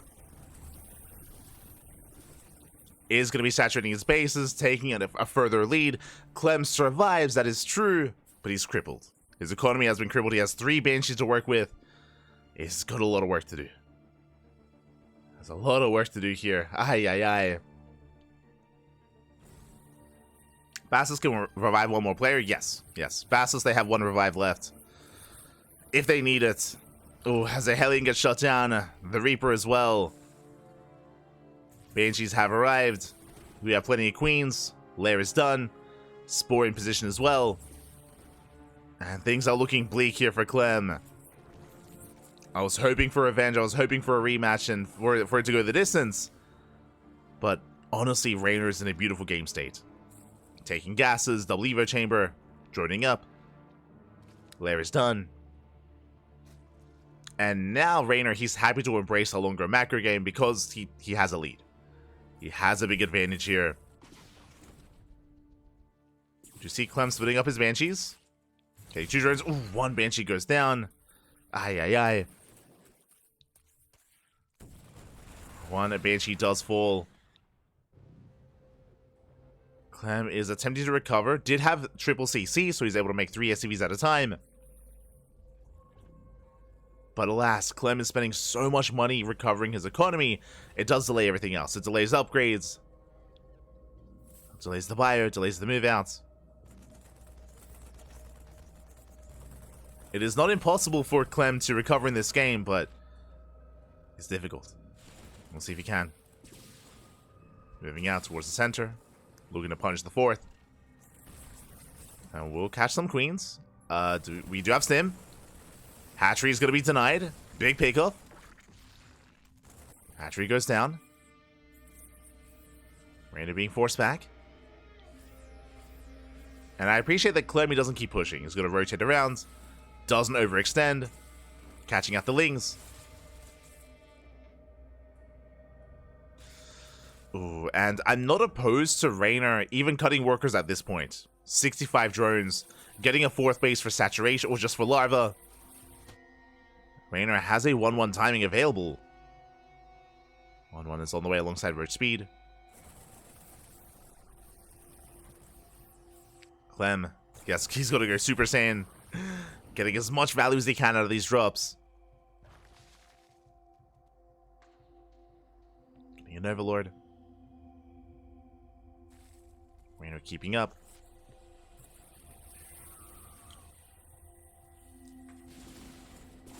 Hydrogen's on the way. That tells us that Reynor is not going for a 3-base all-in. He's not looking to max out and move out across the map. Reynor is taking up into Roach Hydra. Roach Hydra's on the table. Hive is on the way for Lurker Tech as well.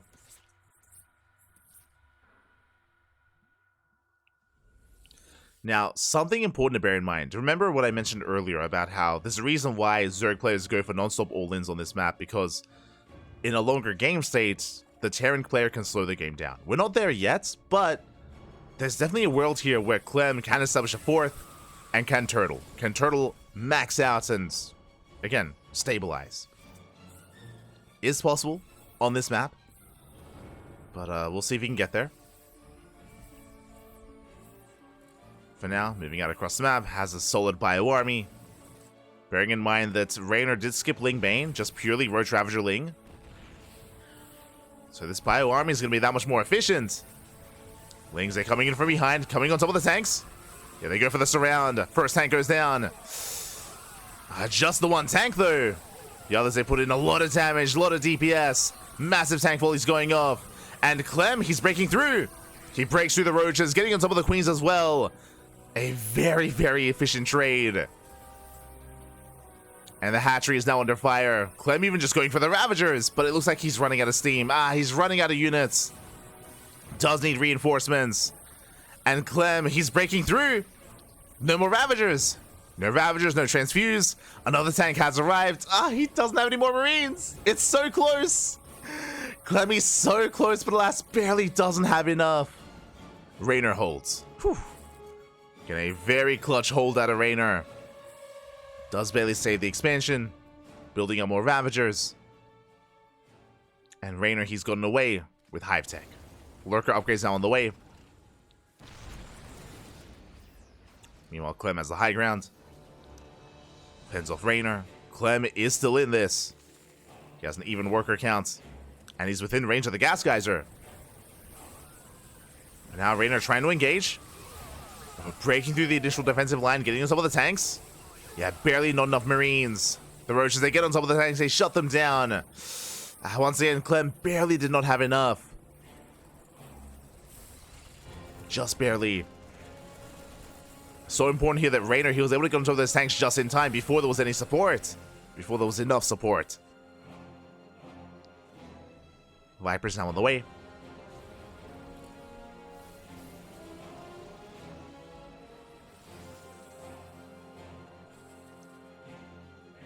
Again, the Hive is done. Viper's now in production. Clem going for a split push. Lurkers now coming into the mix. And it's something that Clem can't quite deal with yet. Doesn't have ghosts. No ghosts, no liberators. Just bio tank. Again, Clem is still yet to recover. He's getting there. There we go. First ghost is on the way. Very necessary here up against these lurkers. Clem going for a split push. I will say for the most part, now that the fourth base is up and running, Clem, okay, we're looking good. Economically, Clem is, even if not, I mean, not quite even, I would say ahead here of Reynor. Does have the economic lead. Not just with workers, with mules on top of that. Just coming in. Reynor holding onto his fringe bases. Clem getting into 3-3. Let's go. Like, numbers can be deceiving. The soup does lie here. Reynor is maxed, true, but a lot of that supplies in roaches. Like, he doesn't have the most efficient army. So, Clem, I would favor in a head-on fight. Vipers are coming in. Nice blinding clouds. Yoinks as well. 2-3 tanks going down. Lurkers getting ground as well. The tanks are not quite in position. Okay, they have to respond. They have to rotate. The Lurkers just bullying back the army. And Reynor is getting on top of the base, getting on top of the CC, forcing a lift off. And Clem, he has to give up this location. Which he can't afford to do. Oh, snipe's not quite going up. Oh my god, the spine shots! The snipes don't go off. Oh my god. Another tank goes down. There we go, snipes now will connect. They shut down the lurkers, at least the first few. But Clem now on a 3 CC, on 3 base economy.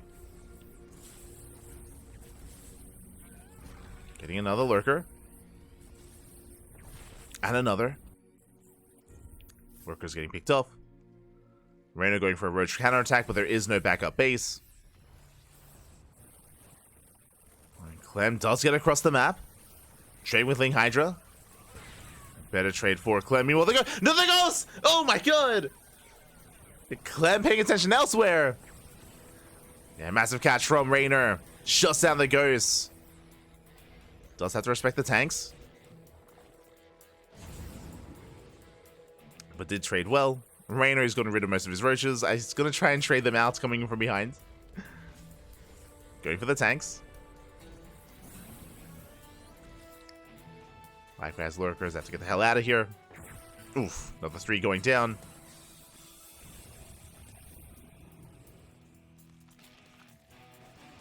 The game is gonna calm down. We can breathe, Pappy. We can breathe. It's been very intense. Clem double expanding, reclaiming his base and taking the left-hand base as well. Clem has a solid ghost count. Lurkers coming in. Reynor going for a lurker drop. Let's go. Lurker drop towards the main. There is a sensor tower.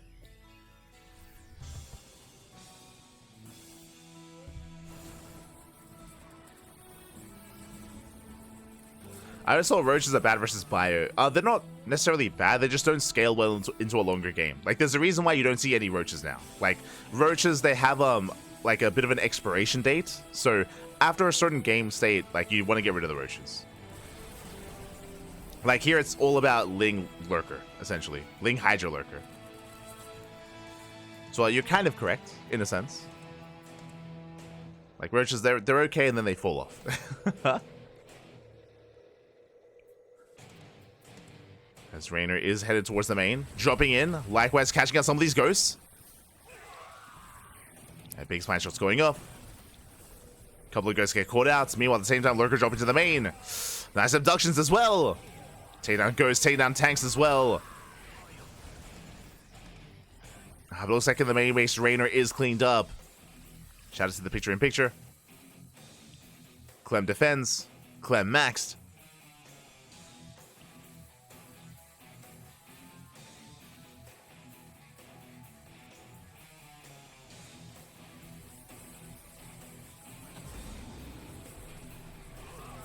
Oh my god. As these lurker shots have been insane. They haven't been trading too poorly.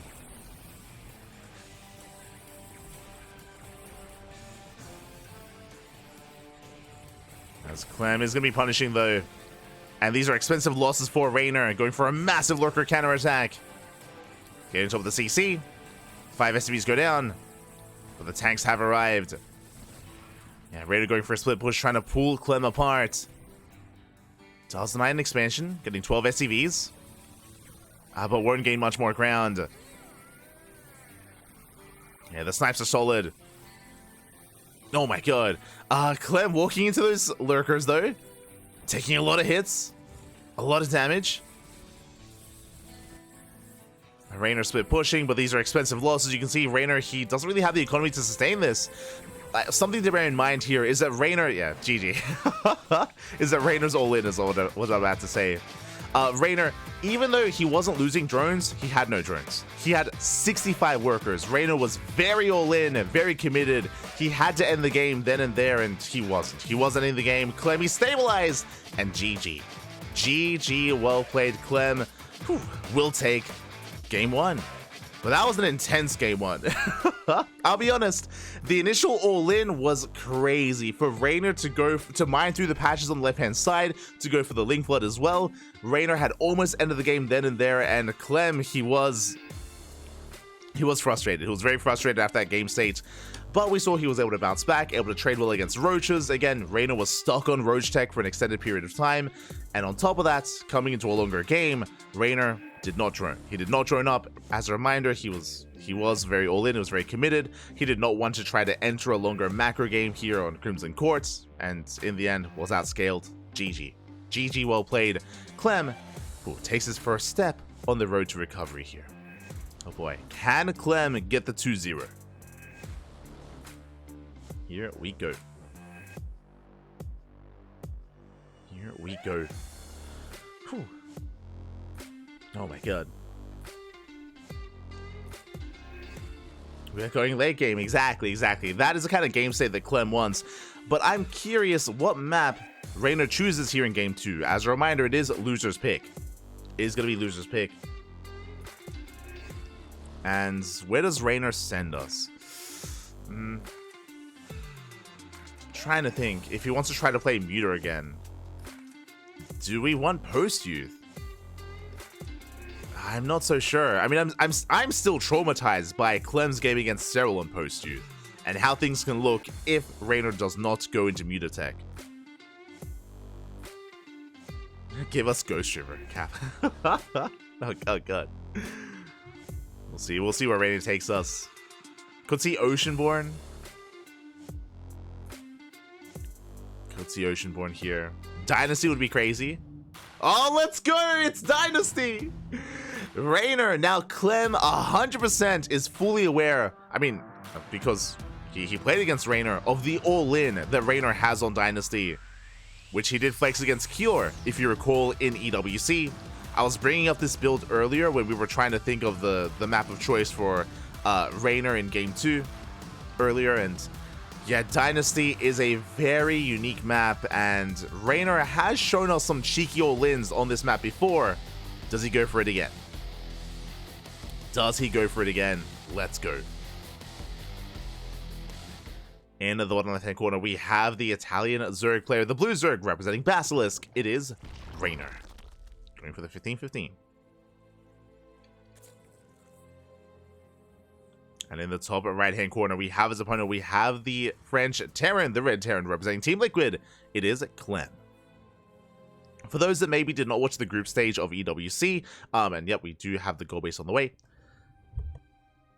Lambo spoke about it because, thankfully, Lambo, he was very insightful when he was going over some of the analysis of Reynor's games, especially because he has some insider information as well. He was talking about how Reynor, he was cooking, he had come up with his own build, and Lambo was helping him test it, and Reynor was originally planning to use it in GSL, but never had the chance to, never really had the chance to do it in GSL, but it is a Queen Ravager, German Taxi, Nidus, not Nidus, sorry, Drop Lord all-in on this map, which is designed to punish the gold base, to get some critical damage, to contain the Terran player on their own two bases as well, and for Reynor to just build up, eventually get into a third base, snowball ahead in the economy, and snowball out of control. Again, we saw it against Cure during EWC, and Lambo was talking about how, again, it was a build that Reynor had made himself, that Lambo was practicing with him. I think Björn also did some practice games with Reynor as well to refine it. But the problem with that, of course, is that I'm sure Clem was watching. I'm sure he was watching, Pappy. So we'll see if Reynor has another build, another kind of style here on Dynasty.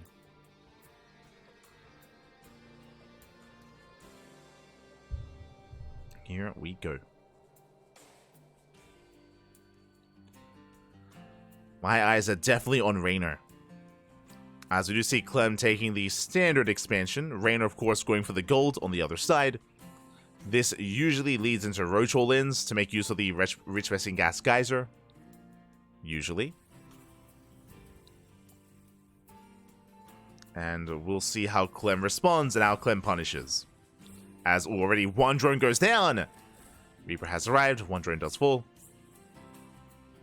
Threatens the mineral line, the Queen has arrived, zoning Clem away.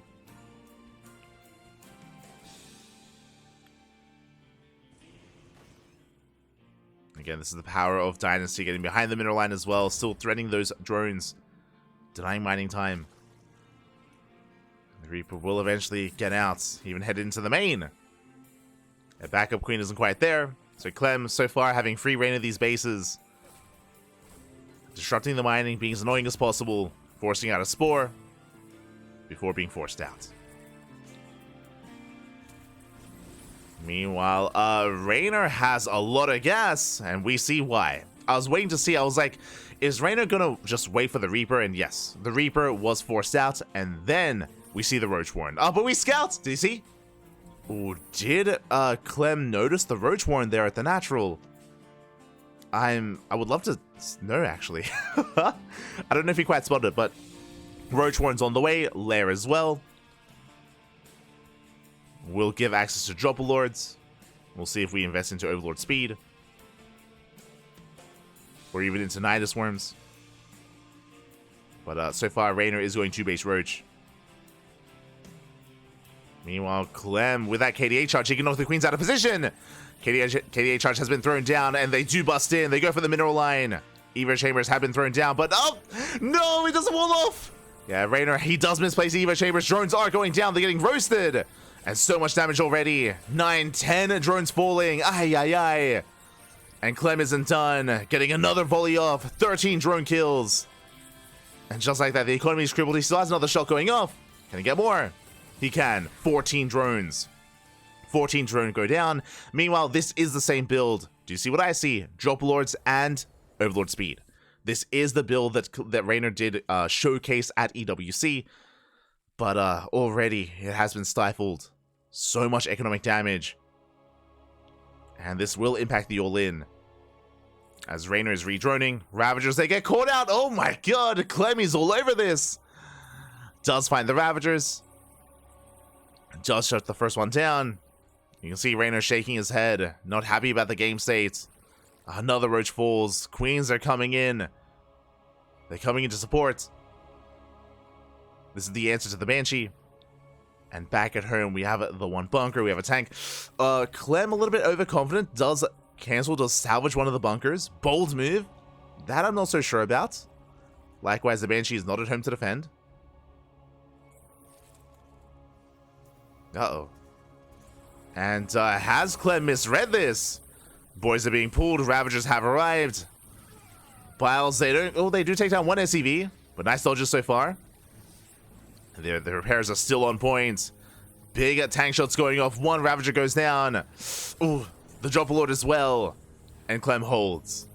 Clem, I was worried he was overconfident, but no, he did not need the second bunker. He will force Reynor back. Will force him out. Clem has defended. And Clem, he's got the better economy. He's on 2 bases, on 46 workers, up in mules. You can see Reynor, he's going to be spreading creep from across the map. He's going for the Eric. Love to see it. You can see he's going to try and spread creep at the goal base as well. Can he get there in time? It's going to be close. Oh! He drops just in time. Yeah, there's the creep. There are the tumors. Again, just trying to force out scans, but the tumors, they will not finish up. Yeah, the tumors are denied. Ooh, Queen goes down as well. Some brutal losses.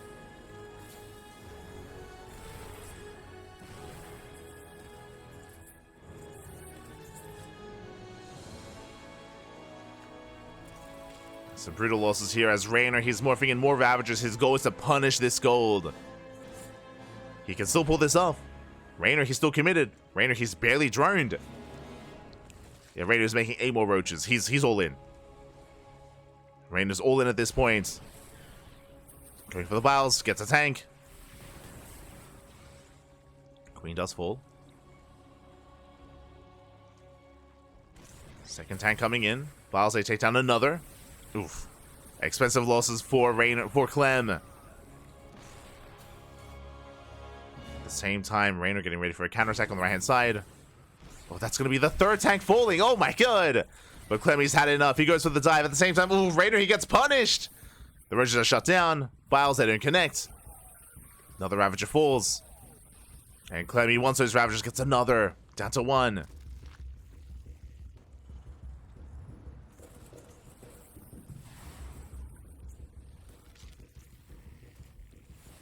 Yeah, 1 Ravager left.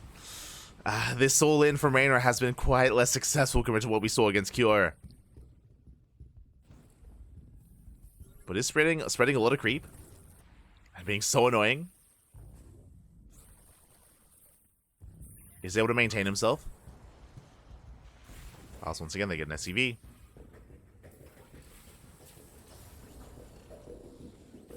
Clem, he just wants to break out. This is such a frustrating position. Reynor, he has drones somewhat. He was at 35, now he's up to 47 drones. It's okay. Still not ideal. It's one of those things where, on the one hand, yes, Reynor, he's denying some goal-based mining, which is nice, but his own economy is not ideal either, is the problem. Reynor needs more damage. Does need more. Meanwhile, Clem, he's broken free. Going for the dive, going for the stim.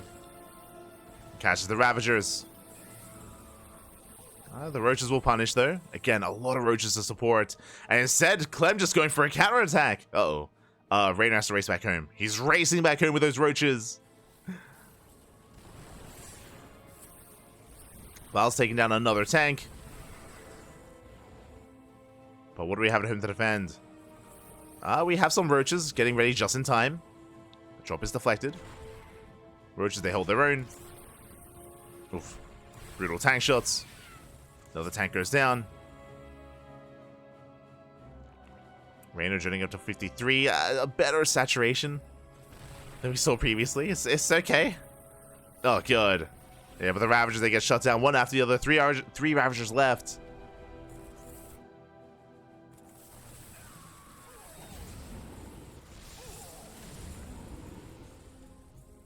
We'll be able to hold his own. Going for the tanks once again. We'll get them. Another tank goes down. Again, it's still a very chaotic game state. But Clem, he gets across the map. Uh-oh, not much here to defend. And what do we go for? The base or the Overlords? We're going for the base. Is it a wise move, though? He's not going to get it. Hatchery does survive. Hatchery does live. Oh, at the same time, Clem also taking not taking the best trade. Bleeding out a lot of Marines. And not enough support. Reynor going for the kill. Can he break through? And there's only 2 tanks. The boys are being pulled. The tanks are barely holding on. And with the help of the boys, we do defend. Clem, he shuts down the push. He saves the tank. No Ravagers, bear that in mind. Meanwhile, Reynor, he's not done. Pushing in once again. Let's push forward. Getting another tank. One tank goes down, catching reinforcements. But over time, Clem is outscaling Reynor. Again, roaches, they don't scale well into a longer game. 3-3 is on the way for Clem, which is crazy. Like, Clem, he just has such an efficient army. And he's soon going to break out. Reynor, he's been annoying with these roaches, but that's really all he's been. It's just, he hasn't really been able to threaten Clem outside of that earlier dive. And Clem is snowballing out of control. It's getting out of hand. Clem catching more units. Hatchery goes down. Reynor can't keep up.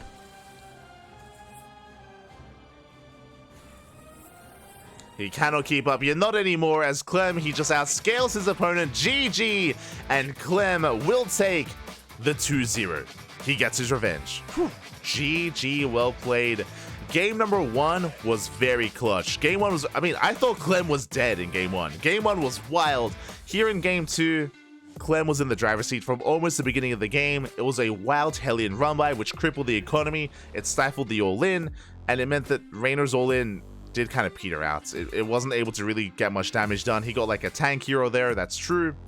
He was able to deny some mining, but remember, the entire time Reynor had a very low drone count himself. He could not sustain his losses, could not sustain himself whatsoever, and Clem snowballed out of control, eventually just outscaling Reynor. GG, well played. With that, Clem fights back, and we force Basilisk into a revive. Now, we're in a really interesting game state.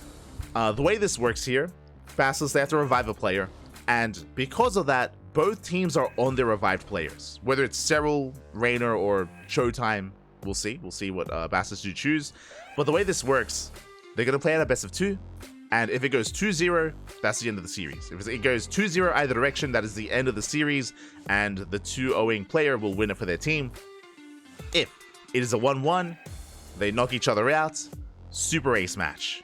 What is a Super Ace match? That means a second revive, but you cannot revive a revived player.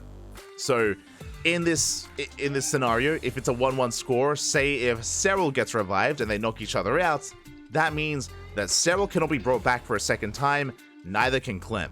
So they have to rely on SKillous and Cure, they have to rely on ShoWTimE and Reynor. So we could get there, we could go the distance and go all the way to that final game, and that becomes a best of 1. That Super Ace match is just a best of 1. One game, and that's it. Oh boy, let's go.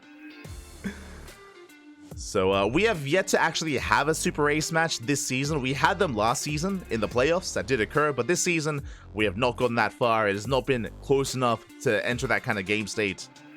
We've had more one-sided series in the playoffs. But we could get there. We could get there. Here we go. So initially, the question becomes, who is the first revive for Basilisk? Do they bring back Reynor for another game? Do they bring back Serral instead? Don't forget, it's been like a couple of hours, but Serral was also playing today. A lot of people have been tuning in like halfway through, and they're like, where's Serral? What's going on? Is that he played like 3 hours ago? It's been a while, but yes, Serral is also around. Did fall to Cure earlier in a very spicy game on Crimson Court. So we'll see. We'll see if it's going to be ShoWTimE, Reynor, or Serral. I'm not opposed to even ShoWTimE. Remember, if you were here for ShoWTimE versus Clem, ShoWTimE performed better than MaxPax and Hero.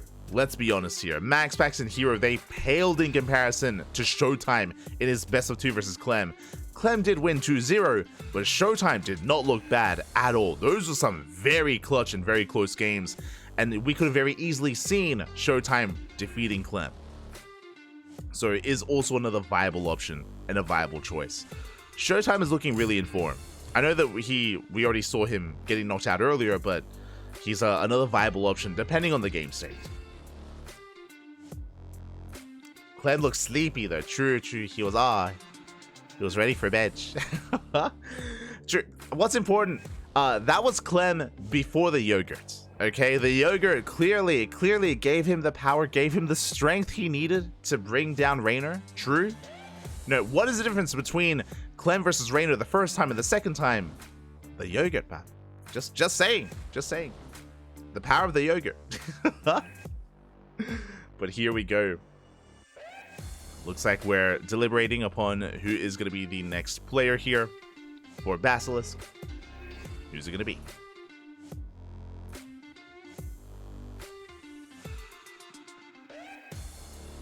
Who is it going to be?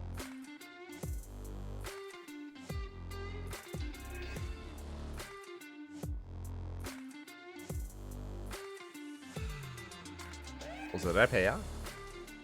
There we go. We need to know the secret. What is his favorite yogurt? True. We need to know. Do need to know.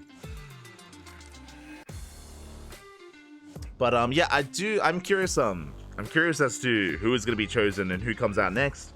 Serral has not had his chance at revenge against Clem. Bearing in mind as well the map of choice, actually. Hold on, because the map is predetermined. Let's double check.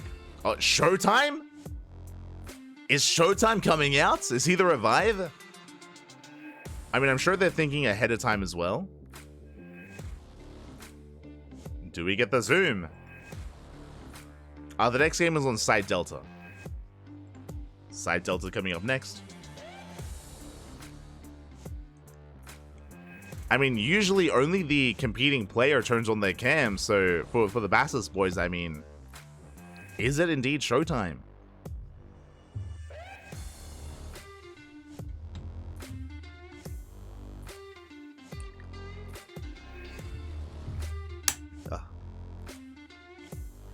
The pressure is on.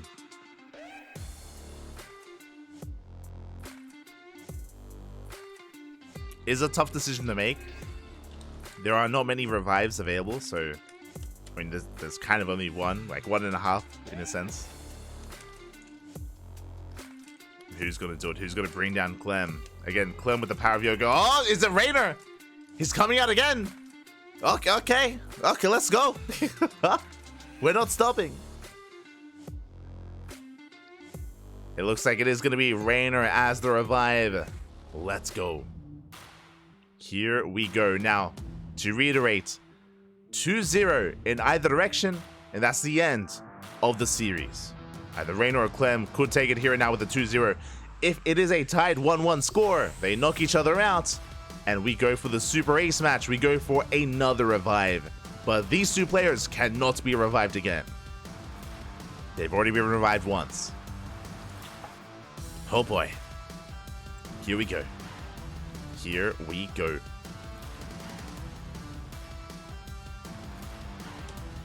As game one is going to be on Side Delta, the pressure is on. We have seen Reynor being hyper aggressive and hyper cheesy so far in those last 2 games. The aggression did eventually fail, but now we're getting into game or into our next series, into our next best of 2. If you're in the chat, predictions. Predictions are open, and in the bottom right hand corner, we have the Italian Zerg player for BASILISK. It is Reynor. And in the top left hand corner, we have a Clem, the French Terran player for Team Liquid. We need to start balancing the game with patches or map pools. Balancing the game by food and drinks. True. We need to study the effects of yogurt, of ramen, of Korean fried chicken. How is this impacting the players and their state of play? You're just making me hungry, papi. Not like this. But here we go. Again, predictions are open in the chat. Place your bets on who you think will claim the series, on whether it goes 2-0 in either direction, or a tied 1-1 score. I mean, it would be hype if we go all the way to that final best of 1. That would be crazy. We'll see if we can get there.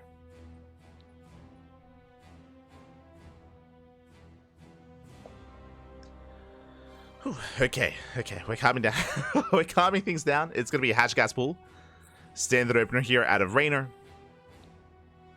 But again, that's something to bear in mind as well, is the last game that we saw from Reynor on Dynasty was, Queen, Roach, Job Lord All-In, German Taxi variation, if you will. The game before that was another All-In as well, went for a Link Flood with a Roach Rush as well on Crimson Court. Here on Side Delta, this map isn't really one for these All-Ins and for these crazy tactics. So I feel like, especially after what just happened in those last 2 games, Reynor has to calm down. Clearly, Clem has been able to acclimate to the aggression of Reynor, and we might have to take a different approach. So I'm hoping for something a little bit more standard, or maybe less standard, maybe more just macro-oriented, whether it's Muta play again, or Link Bane into Ultra.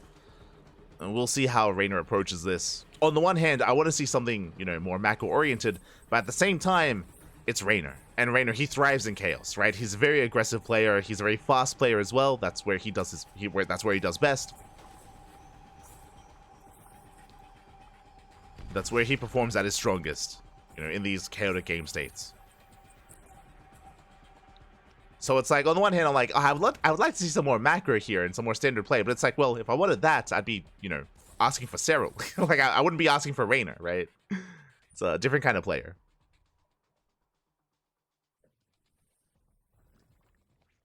Yeah, not Yona. Yeah, exactly.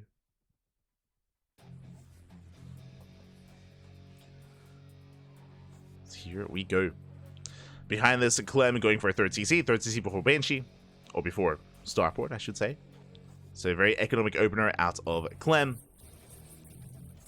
Going for that third command center. Meanwhile, Reynor just getting into his own third hatchery, droning up, getting into link speed, and Reynor has pulled out of gas. It is important to bear that in mind because we have seen a lot of gas intensive. Oh, as the Reaper goes down, big pickoff. But we have seen a lot of gas intensive builds from Reynor this entire night. So if we did pull back into gas, could be a sign. We're pulling back into gas. Okay. The Reaper goes down and Reynor pulls back in. And this is going to be a sign of either early Roach Warren or early Lair. We'll see what Reynor goes for, as there's no other reason to invest into gas this early on, before even 2-base saturation. I'm feeling roaches. Feeling just roaches. They could even just be safety roaches into a longer game as well. That's also possible. Also viable. Very Serral-esque if he were to do so.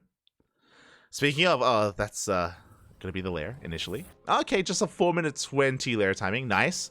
Second gas geyser's on the way. Oh. If this game goes on any further without a Roach Warren, this could be fast mutas. That could be on the table here for Reynor. I mean, yep, 4 gases, let's go! All 4 gases are being taken. It's 2-base muta. Now, if you weren't here earlier, we saw this out of Reynor earlier today versus Clem on post-youth, and Reynor was able to bring Clem down with mass muta, or with initially 2-base muta into a muta rush, into a longer game state. And we'll see if we can pull it off here. I'm making an assumption that it's going to be a Spire. We'll see once the lair finishes. But again, there's no Roach Horn, so it should be a Spire. If this was Miyamaika, I'd be like, oh, maybe he's rushing into Hydras. I don't think Reynor's really one to do that. It's a very niche kind of build. As Hellions are poking in, and there it is, there's the Spire. So once again, 2-base Muta for the second time tonight from Reynor. I mean, I say 2-base Muta, he's getting up to 3-base saturation, but 4 gas is what I meant to say. So here we go. Meanwhile, Hellions going for the dive, Queens will zone them back. You see Clem rotating around, threatening the natural, but the Lings are in position, Queens as well. Banshees they head towards the main. And it is imperative here that Clem scouts the Spire. He needs to piece this all together. He needs to know. Here we go. As the Spire's actually at the natural, not the main. So Clem is still in the dark. Hellions rotating around. Spire about to finish. Hellions, if they see the gases here at the third base, that is a tell. I mean, I don't think Clem has quite seen the gases at the natural. So is working with incomplete information. Still getting to his own bio production, of course.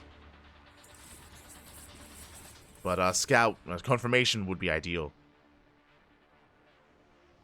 As Reynor so far doing a great job of keeping up with the Banshees and the Hellions. Denies any scouting.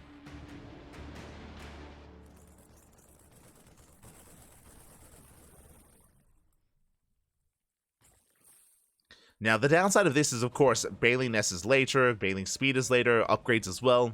We're pretty heavily reliant on these mutas early on. And the mutas are moving out at the same time. Clem does go for his own push. We just spotted. Mutas so far hidden, they're going for the main. And is Clem going to have reinforcements back at him to defend? As Clem is going for the 4th. Overlord goes down. Lings have to respond. No Bailings, bear that in mind. Only Ling. And the mutas are making their way into the main. Clem, no scout, no response. SCVs are going down. Does have some reinforcements, but is it going to be enough? It's a good chunk of Marines. It does have plenty of Marines back at home. He will defend. Loses 5 SCVs, but he will get the 4th. So far, a worthwhile trade. Gets the hatchery. Back at home is forced to pull off the mineral line. Does force some lost mining time. But Clem does hold. At least for now. Gonna be 8 SCVs. Meanwhile, Reynor ready for a run by at the third base. The mutas are somewhat trapped here. I think they do make their way out. And the game is gonna settle for a moment. Clem's main army is racing back home. He didn't lose much at all for the 4th. Thankfully, Reynor was double expanding. While double expanding has a backup 4th base. Now getting into Bailing Speed, into 1-1 upgrades, into Ling Bane, Muta. But Bailing Speed, yeah, is going to finish up just in time. 1-1 is not ready for this, though, so Clem does have an upgrade advantage. Yeah, 10 more seconds, and Reynor will catch up. Nice pre-spread here by Clem. How well can Reynor connect? But now going to be denied. Mutas trying to come in from behind, trying to catch reinforcements. But Clem has a nice spread. He's ready for the counterattack. Yeah, Marines back at home. The Mutas are denied. I'm going to see Reynor trying to get ready for a surround. Does attempt it. Catches the medevac. Not bad. Medevac does fall. Reynor maxing out on Ling Bane Muta. He's getting there. Turret goes down as well. Ooh, and I'm getting flashbacks. I'm getting flashbacks to Boast Youth. It's happening again. Reynor, he has critical mass of Muta. That's a lot of Mutas. 8 SCVs go down. And Clem, his main army, just isn't really that imposing. Not anymore. Barely has any Marines with this.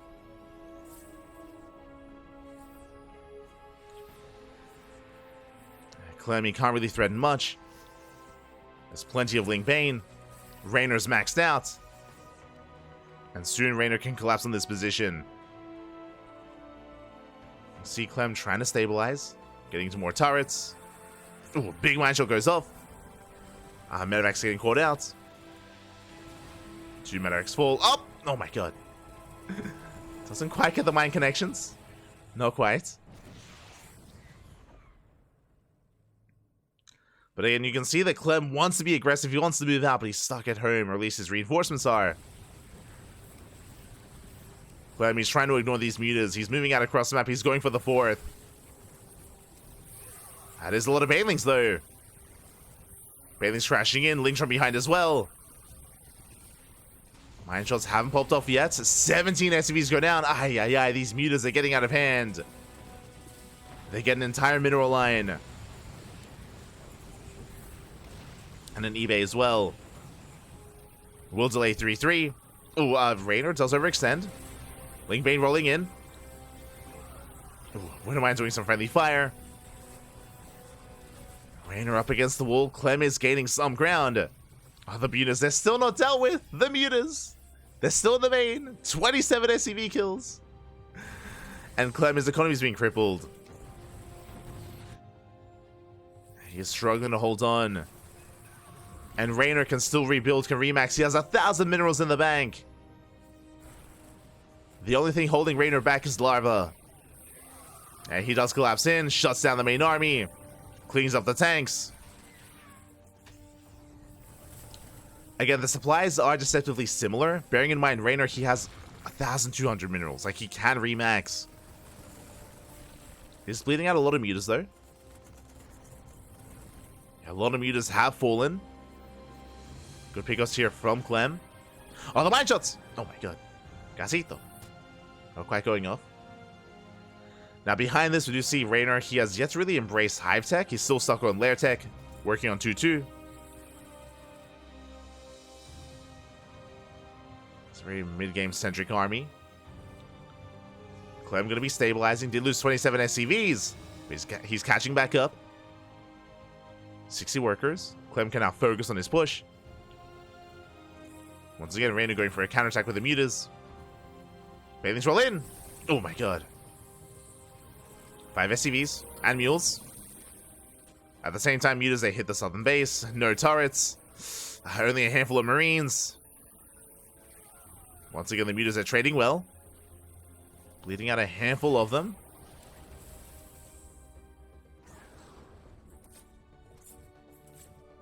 But Clem, he just cannot get back up to 65 plus SCVs. He's trying to. Also, 3-3 was heavily delayed. E-base went down.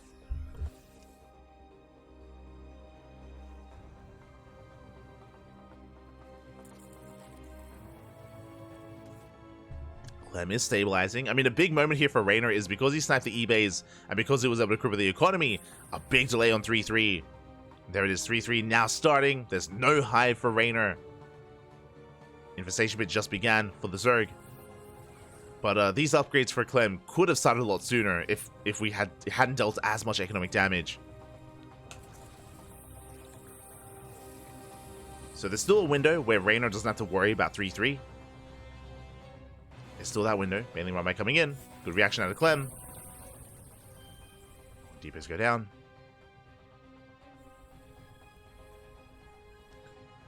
But again, Clem is stabilizing. Working on another CC. Fortifying his bases.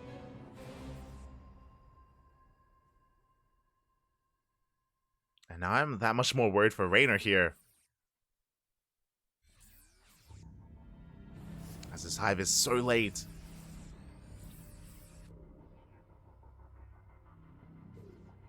Clem going for a split push. Going for the northern expansions.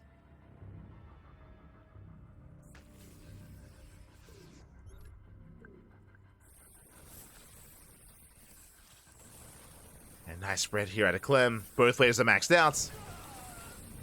There's going to be a lot of Ling Bane, but the free spread out of Clem. Yeah, Reynor, he cannot push into that. It's not going to happen. Going for a counterattack instead. Going for the third. Does attempt to.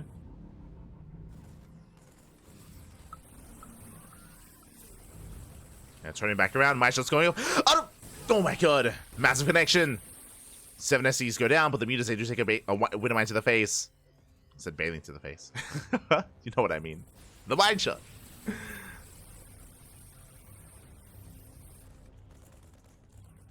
Hatchery going down. The bailing does burrow. Cheeky move out of Reynor. Oh! Oh my god, very nicely done. Reynor, so quick with the burrows. With the burrowed banes. Clem is still maxed. Reynor keeping up. Hive is done. Working towards Ultras. 3-3. Adrenal as well. But 3-3 is about to kick in for Clem. He's going to have that upgrade advantage. It's a big moment for him.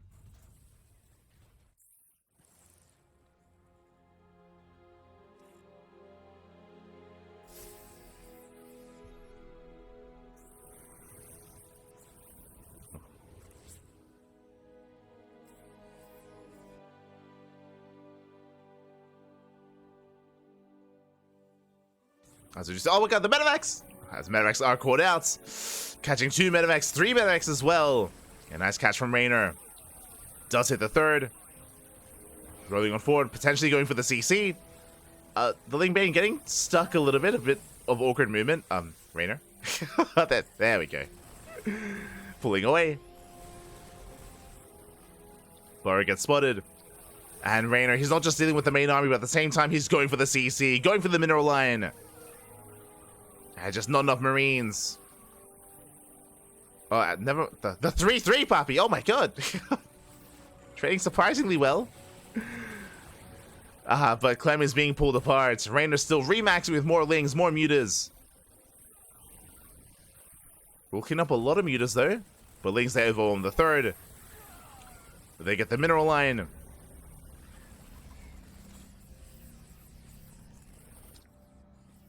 Clem is holding his own. And +3 helping out quite a bit in a lot of those fights. But the economy is what I'm concerned about. Still down to 57 SCVs. And with that, Clem, he just cannot remax. He needs time, he needs workers, he needs bases. And Reynor's just being so active, coming back in once again. Clem is somewhat in position though. He's ready. Widowmine gets sniped. Ultra's now on the way. Upgrades are about to kick in for Reynor. Oh, the Bird Banes! No! Oh my god! Massive connections! Ay, ay, ay. Again, Reynor, he's so quick to set them up. So many mines out on the map. Once again, moving out, trying to punish that Thor. At the same time, Reynor going for his own Ling counterattack towards the south.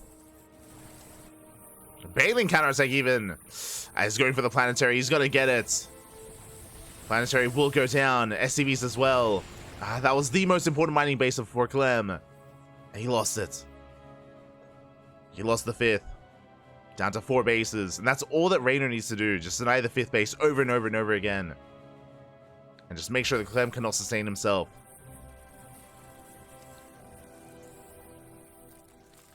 Clem breaking out. He spots the Ultras, but there are no ghosts. That's the problem here. Clem is not set up for the Ultras. He's still stuck on Marine Marauder. Mine.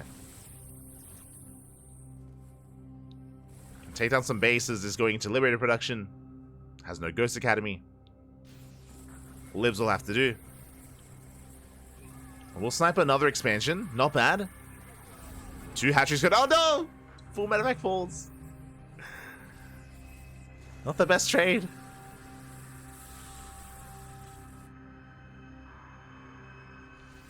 Clem has to pull away. I mean, did still get 2 bases. But Reynor still has a bank to work with.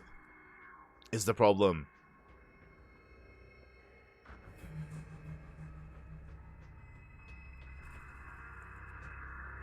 Clem is still incorporating more of these Liberators. 3-3 now done for Reynor. He's caught up in the upgrades. Has caught up. And again, it does feel like this is where Reynor really does thrive with Lingbane Muta. Just relying on his multitasking, his speed, his counterattacks.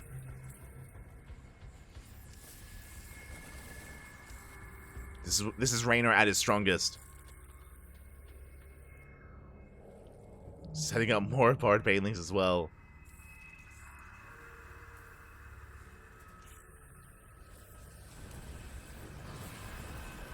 Again, very different to how Serral approaches this matchup as well. Which is really cool to see. You know, mind drop across the map. Oh, late reaction. Oh my god. Okay, for the first time in a long time, economic damage. Let's go. Catching out the Mutas as well. Nice couple of moments here for Clem. Meanwhile, Bailey's they catch out the Marines. Massive connections. And Marines going down, forcing a pickup. Clem does save most of the SCVs. But the Liberators are going to be cleaned up as well by the Mutas. I say that, here come reinforcements. Ultras going down. Not a bad cleanup here by Clem. Bearing in mind, though, that Reynor can afford these losses. Will remax. Mainly on Lings, though. Lings, they come in from behind, catching the Thor. Bailing's getting caught out. And something that is hurting Reynor here is his gas bank. He's got 2,000 minerals, but no gas. Does he not have any gas geysers mining? I'm curious here. As he's stuck on only Ling. Uh-oh. Bailey's rolling in. Mine shot going off. Shows the fight. Oh my god. And dragging the army into Liberators. Getting to the middle line. These are fresh mules. No. The mules are going down. The mules, the CC as well. There is no lift. The orbital does fall. But Reynor, again, he's just reinforcing with purely Ling. There are 2 Ultras, but Clem, he's trading well. He's out trading Reynor. And now Reynor's taking gases, but those gases are late. Uh-oh. Yo, Clem, does he have this? Can he bring it back? He is. I mean, I'd be more confident in Clem if he didn't lose the base. Like, the CC did fall, so... down to 1 base mining. Has to re-expand. There we go. Gas is now being saturated. There we go. Reynor can now sustain himself.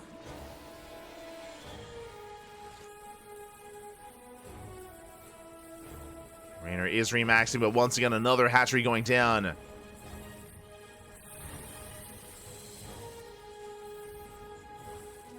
Suckliness is mining.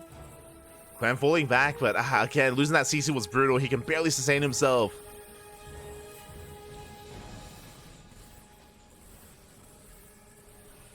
Taking down more Banelings, more Ultras coming into the mix. And Reynor now spending his bank, remaxing. And despite the efficiency of Clem, it looks like once again the CC, it's going to go down. We mentioned earlier, that's the win condition for Reynor. Deny the 5th. Deny the 5th over and over again. GG gets called. It's just too much. And Reynor will take game number 1. Oh my god. GG. GG. Well played. A very intense game. Very back and forth. And again, this is Reynor at his strongest. Getting into Lingbane Muta. Just gaining map control. Constant counterattacks. Harassments. Multi-pronged aggression. Pulling Clem apart.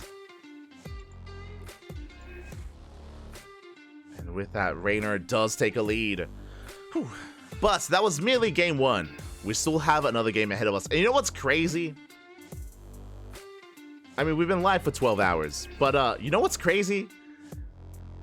By now, we should have already been in the next series. We still have another best of 7 after this. We're not done. Nowhere close. Oh my god. It's been a crazy series. Crazy back and forth. We're not even halfway through the broadcast. Crazy, Fabi. Crazy. GG. Reynor does take the first game. And now it's on Clem to bounce back in game 2. It is going to be Clem's map of choice. Do we see Crimson Court again? I feel like that's the go-to. I feel like the go-to is Crimson Court, but we'll see. We'll see what Clem goes for.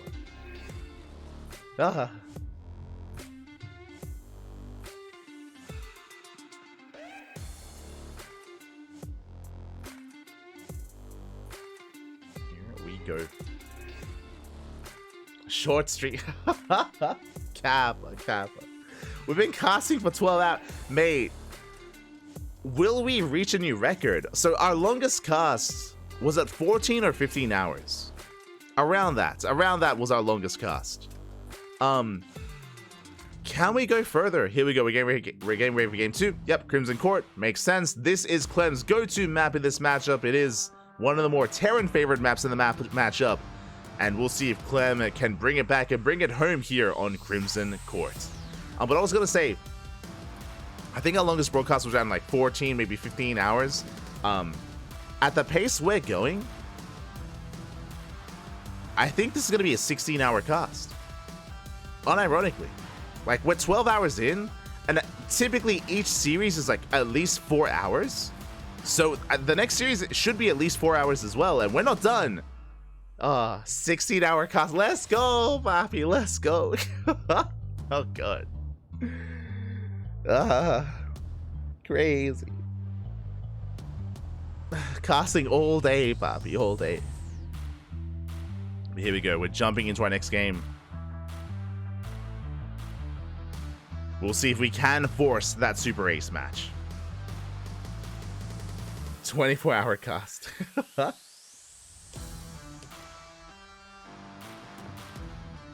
Oh my god. Let's go. I mean, I'm okay. I'm not fatigued yet. We can keep going. Can keep going. Whew. And here we go. The pressure is on. Now, so far, every time we've seen Reynor on this map, we've seen all-ins. We haven't seen all-ins from Reynor on Crimson Court. And do we go for another all-in? Whether it's a Ling Flood, a Roach Rush, a bit of a German Taxi variation. What's it going to be? Or does Reynor try to embrace a macro game on Crimson Court? Which would be crazy. Serral's been avoiding it. Reynor's been avoiding it. We'll see what he goes for this time. You deserve an ice cream. I don't have any ice cream, unfortunately. No ice cream. You think I can afford ice cream, Papi? Oh. Ay. Here we go. We're getting into our next game. We're getting into Crimson Court.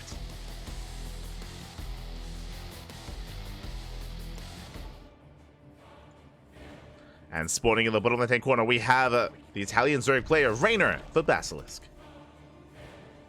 And in the top right-hand corner, we have the French Terran, the Red Terran, for Team Liquid, Clem. He spends all his money on Shin Ramen. You're not wrong. Oh, 2-Rax Reaper. Okay, we are mixing things up here. Clem opening up 2-Rax Reaper. Meanwhile, Reynor is opening up 15-15. So when it comes to kind of the rock, paper, scissors here of openers, I do favor Reynor's position. Reynor's going for a very safe opener with this 15-15. What does this mean? This means a faster spawning pool does lead into a faster queens in general, a little bit of better saturation as well early on. It does mean delayed gas, true. Gas is going to be later, but just really safe and secure here from Reynor. Meanwhile, Clem is going to be going 2-Rax Reaper, is very aggressive. The goal of 2-Rax Reaper is to deny and delay the third, but with Reynor's opener, he's already going for a delayed third base anyway. So this is also a big reason as to why I favor Reynor here. He's going to have queens, he's already staying on 2 bases anyway. So Reynor should be okay. So here we go. Reapers are going to be sent out, and the Overlord will confirm the build of choice from Clem.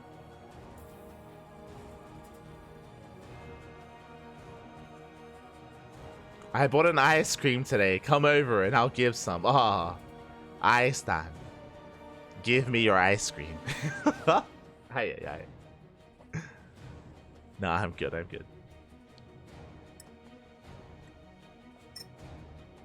got my tea to keep me company. Real good.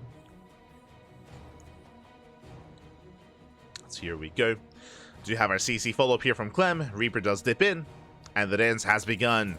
We'll see if Clem can catch out some of these drones. Reynor sneaking out of third base. Oh, very bold move. I mean, once again, this doesn't make sense because of the map. even though this is 2x Reaper, even though the goal of this build is to delay and deny the third, how does Clem get to the third? He can't. There's no Reaper Cliff. There's no Reaper Cliff to get to the linear third base. He has to go through the creep, but the queens are zoning. And yeah, Reynor does have a much stronger start as a result. So a very nice start for the Zerg player. The Reapers are looking for damage, but again, the queens were earlier than normal because of the build. And the Reapers don't get much done. They go for the mineral line, they go for the dive, getting 1 drone, not bad. 2 drones, oh my god! 2 drones go down, but it's going to be a one-way trip. 3 drone kills for 2 Reapers. Not the best trade from Clem. And he will be forced out. Does get eyes on the lack of lair at least. Gets a bit of scouting information. And behind this, Clem is going 3cc. 3cc 2-on-1 out of Clem.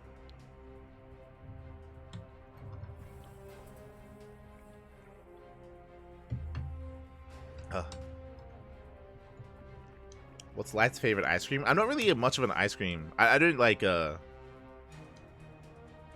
when I buy groceries, I buy the necessities, okay?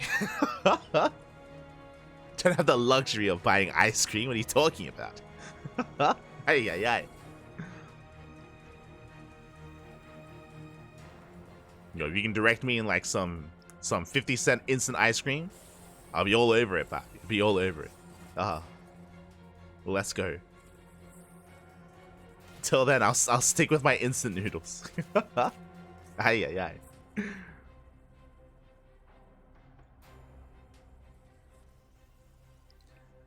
So now we do have a Clem getting into his stim timing. As a reminder, again, 3cc 2-on-1. Basically, we're building up towards not just the stim timing, but double medevac as well. 16 Marines.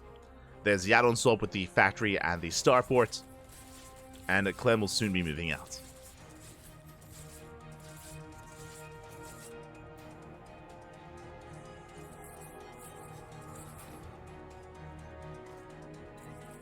Instant noodles and terror ice cold, yeah.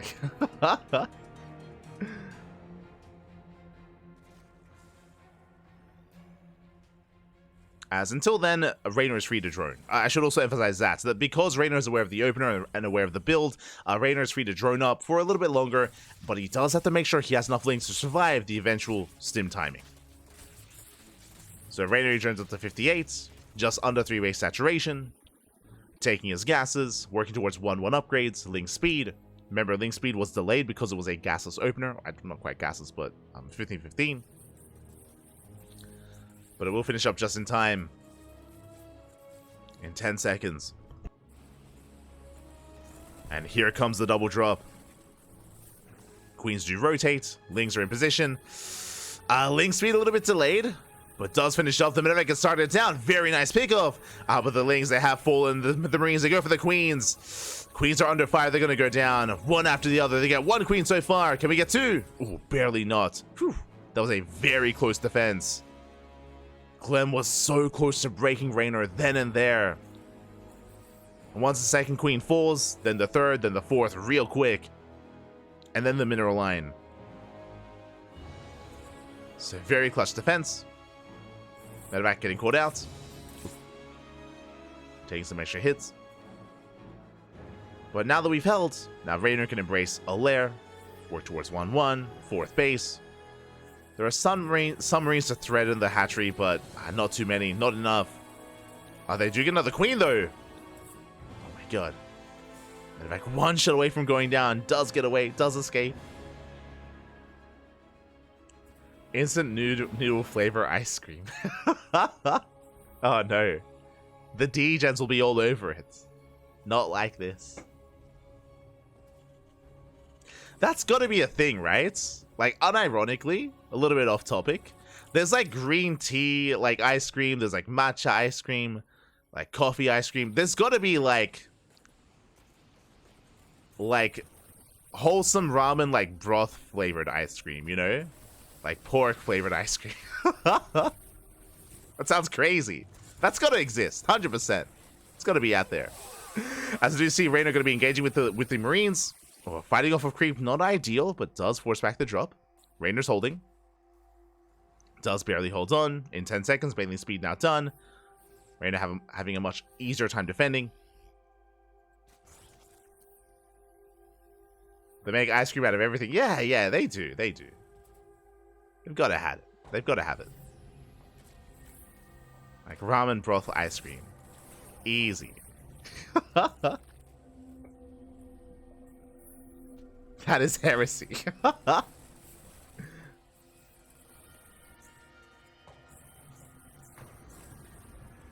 Mate, there's got to be some Shin ramen ice cream out there. As we do see the drop play is being deflected, we do see Rainor's keeping up towards the north, towards the south. Oh, we do get into the middle line though. 2 drones go down. But just the 2 workers. Reynor is holding. Behind this, Clem building up. Clearing up creep. And again, Clem has been left alone. Like, back at home, there's nothing to really threaten any counterattacks or any run-bys. The big difference here between this game and the previous one, Reynor was able to embrace muta play and was constantly harassing, knocking down the main base, the third base, the fourth base as well, was always in Clem's face. But now the turns have tabled, and it's Clem with map control. The main, oh my god! Bathing goes off, the hatchery is so low, so close. Drop into the main as well. How the turns have tabled, it's Reynor being the defender instead. Is holding on. 3 drones go down. Drop towards the main. Being forced back. Spore does finish. And Reynor so far looks like he's setting up Lingbane into Ultra. I have yet to see a Hydra Den. No Hydra Den, no Spire. Oh. Bathings are spotted. And so far, just purely Lingbane to defend. Mine shots, they're okay. Nothing amazing. Forcing the pickup. Clem threatening another drop. This does keep Reynor busy back at home. Has to be pinned back.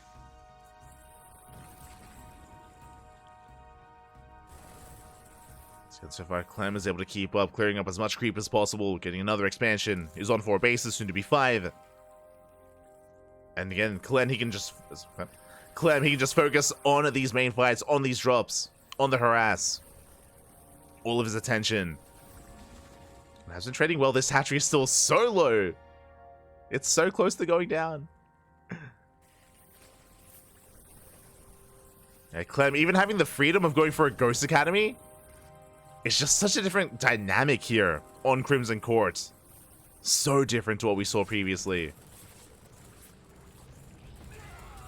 Medevac does fall. Both players working on 3-3. Clem, he still wants that base. Not going to be able to get it, but he wants it. Drop into the main instead. The Hive under fire. Raynor's out of position. Oh. Is out of position, and can we snipe the base instead of going for the spawning pool? Spawning pool is low. The spawning pool will fall. A massive pickoff. 8 workers as well. Reynor, he doesn't have any other tech. Remember, no Hydrogen. Ultra Cavern finally thrown down. So it is Lingbane into Ultras. But Reynor actually can't make anything. Has to rebuild that spawning pool. What you see is what you get. Clem pushing right through the center. Going for the center expansion.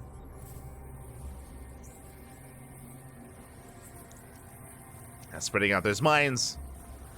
Big shots going off. Baileys, they don't quite get the connections they're looking for. The hatchery is going to go down. Meanwhile, we do have a massive link counterattack. Finally, Reynor gets across the map, but the hatchery does fall. Wings, they catch reinforcements. 20 SCVs going down. Oh my god, they get into the natural. They get into the third and the natural base. Clem, he is hurting. Down to 60 SCVs, and Lings, they're not done. They bust into the main, came to the production.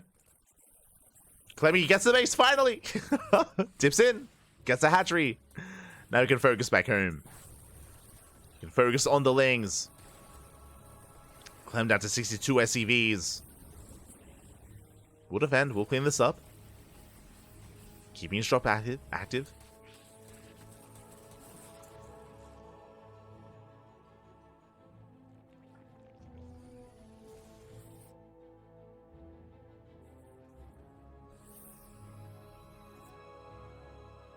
Does keep his drop, knocking down the center expansion once again. Does force a cancel. And Clem is stabilizing. Did lose 20 plus SCVs, but is now recovering back at home. Walling up. Snipe 2 hatcheries, and now he can focus on the left-hand side. And sure, we have some ultras, but the downside here for Reynor's army composition is lack of anti-air. No Hydras, no Spire. Speaking of, Spire just now on the way, but no secure way to shut down these medevacs. The drops do continue. All the mines! Oof. Even forcing friendly fire. Big match just going off. Forcing lift on the CC. But not much of them to defend. The drones are exposed! The workers! Chaos everywhere. Ling Bane on the right-hand side. Marines on the left. 11 drones go down, but we save most of the mineral line. And the planetary falls. And Reynor, who's not ready for that. Not ready for the counterattack. Not expecting the run by. Ghosts have arrived. Good mine connections. Reynor causing a bit of chaos. Forcing Clem to turn back around, keeping him at home. He doesn't want to be. Trying to break out. Spire is almost done, then we can get into Corruptors, potentially Broodlords. For now, Corruptors.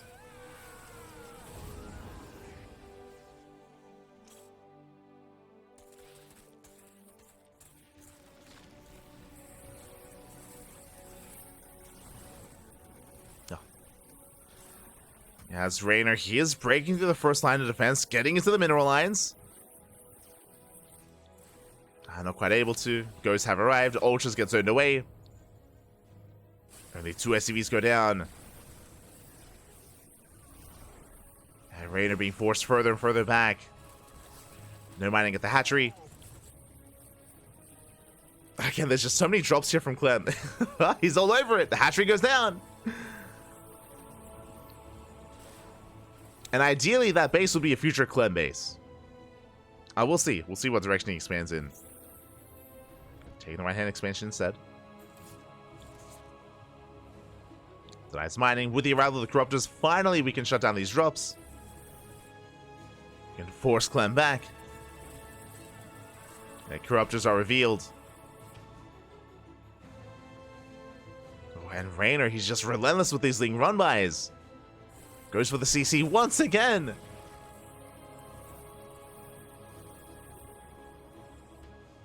It denies the expansion, forcing a response. Now, what's important here is that Clem has yet to transition into a more slower composition. I'm referring to Liberator Tank into Mech. That is kind of the ideal late game. Clem has been embracing a more chaotic style, something more flexible, more mobile. He's been stuck with Marine Marauder Ghost for a long time. And I'm curious to see if he ever does get out of this. I don't necessarily want to see that. The power of Crimson Court is walling up and walling off. But thankfully, Clem hasn't really embraced that yet. I mean, he's maxed out. If he can end it sooner, he wants to. So they're pushing forward. Snipes going off. Liberation has arrived. Oof. Yeah, Ling Bane can't quite engage. At the same time, Reynor going for another massive counterattack. Catching reinforcements, getting into the mineral lines. Clem also focused on his push. Snipes going off, ultras are going down, but we still have 3 ultras. And we forced to pick up. Yeah, Reynor is holding.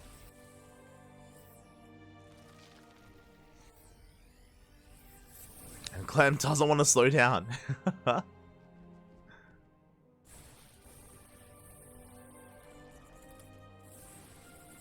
Which I appreciate.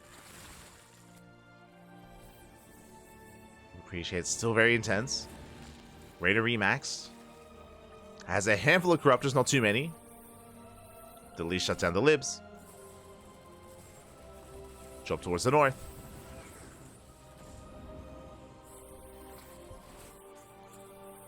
Oh god, these Ling Rumbites have been brutal. Time and time again. SCVs, they just keep on going down. Oh, the mine shots! Yeah, brutal connections. Ooh, on the Ling Bane. So very efficient trades here out of Clem. Once again, though, the SCVs go down. Clem can barely mine from this base, from the CC. But it doesn't matter too much. He has a fresh mining base and is taking another expansion on the right-hand side. And there's barely any creep there. That's just how aggressive, how assertive Clem has been. Not allowing any tumors.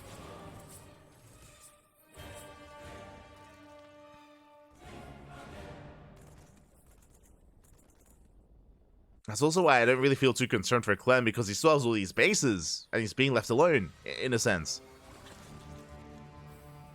It's quite difficult for Reynor to actually get Lings on the right-hand side of the map and get damage done. Mind drop coming in. Let's go the 18-minute mind drop. Love to see it.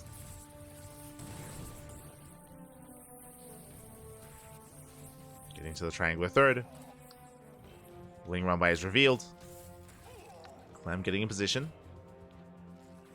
Likewise, Reynor going for a Ling run by on the right hand side as well, also scouted. And Clem, he splits up his army. He's ready for it. And this time Clem is prepared. And he's got ghosts. He's got snipes.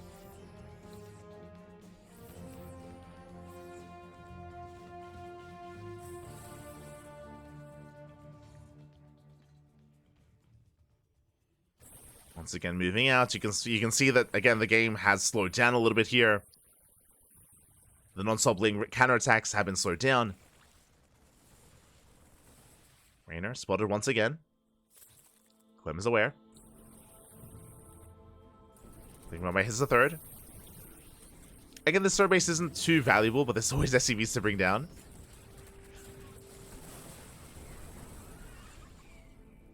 Yeah, the main fight goes in favor of Clem. Ling Bane busts into the main.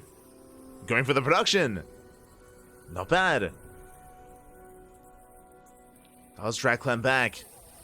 Meanwhile, Ultra is trying to come in from behind as well. But it's not going to happen. Yeah, the position is just too fortified, too defendable. Ling Bane trying to dive in, but again, crashed into the Marauders. The Ultras are punished. Snipes going off. Oh my god, the Bard Banes! Let's go! Not bad here by Reynor.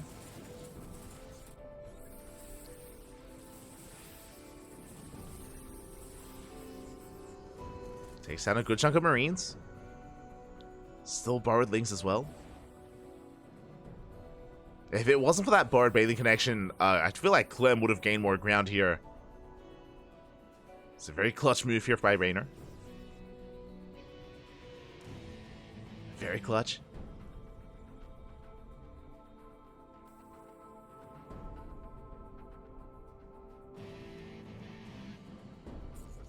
And rotating over. Again, these are still more ideal fights for Clem. And forcing a fight off of creep. Once again, Reynor going for the main. Oh, the Infestor burrowing in. Let's go. We're getting ready for the Fungal. And a massive connection. The Chain Fungal. Oh my god. We catch out Clem. Mind shots going off. Well, Clem's army does plummet. The borrowed Infestors. Still very close. Still very tense. Meanwhile, Clem pushing forward towards the north, getting trouble with the bases, snipes the queens. But just not enough bio here against the pure Ling. Oof. And mind shots being spent. Nice on borrow out of Clem. But Reynor, he can just keep going. And again, if Reynor can get on top of the main base, that he could just end the game. He could end it here and now. But the choke point is brutal. Mind shots go off. And Clem, he will hold. I mean, that's what's so crucial about that triangular third, is it is kind of a gateway towards the production. And Reynor, he's gotten so close to came to the production. And ending it.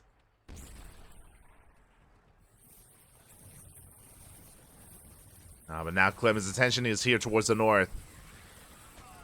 Shuts down the Lings. Reynor catching reinforcements. Widowmines have borrowed in. Oh, any friendly fire? Oof. Hot pick up. Yeah, Clem, he avoids the friendly fire and he's breaking through, and there's barely anything left here for Reynor. He has a handful of Lings, a handful of Ultras, and finally Clem has done it. He's broken the back of Reynor. Hands off the keyboard. The base goes down. Reynor, he knows. He's out of gas. Trading too inefficiently there. The mine shots were brutal. And what is there left? Mainly Lings. Where's the gas? Where's the Ultras? Again, barely any gas income left. We'll catch a couple of these medevacs, though. Not bad. But you can see Clem is just rallying across the map, and Reynor, he did well holding on for as long as he did, but at the end of the day, it didn't take these gases here at this fresh mining base. Cannot afford to replace the Banelings, the Ultras. It's just purely Ling. Just mass Ling from Reynor. It's all he has left. Very intense game state, but again, like, Clem is looking comfortable. He can take more bases. There's still that southern hatchery or that southern location that hasn't been taken. Reynor struggling to expand. Likewise, Reynor did not take the gases in the top left. So the lack of gases are killing Reynor. 3 Banelings. That's all he can afford. 3 Banelings. But alas, after a very intense back and forth here, Clem has done it. Takes down the Infestor. Massive mine just going off. GG gets called, and Clem takes game number 2. We have done it. We are going to the Super Ace match. GG. Oh my god. GG, well played. Clem just over time out trading Reynor, sniping hatcheries, keeping things chaotic. And again, because of the lack of creep, because of the lack of control that Reynor had out on the map, especially on the right-hand side, Clem had a bank, he had money. Alas, Reynor did not.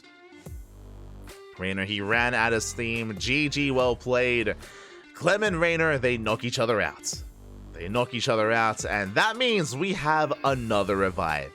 And do we have another rematch? Let's go. Let us go.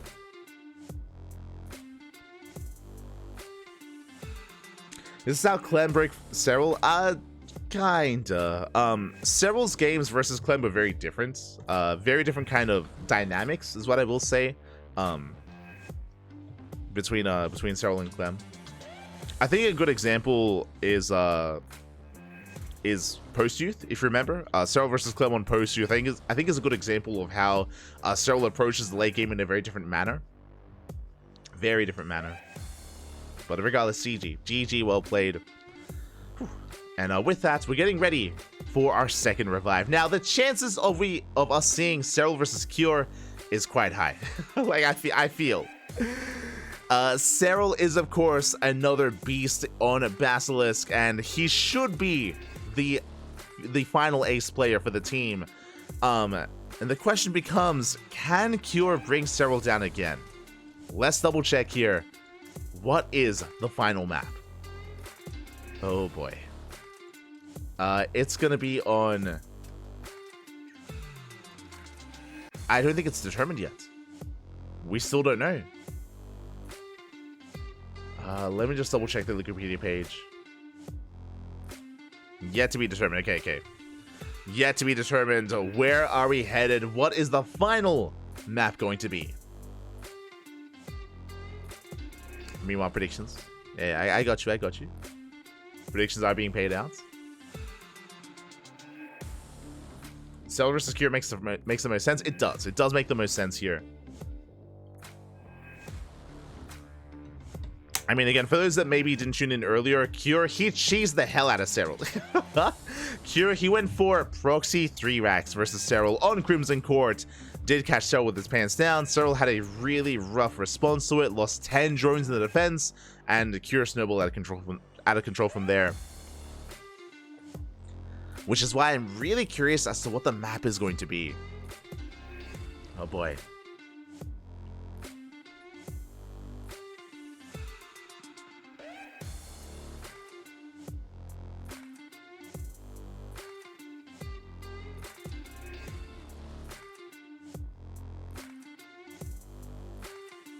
Hold on. I'm Googling ramen ice cream. Ice cream, ramen, and Sydney. Wait, no shot. Yeah, ice cream, ramen, in Sydney. That's a thing. Okay. Let's go. I mean, to be fair, I mean, like, fried ice cream is a thing, right?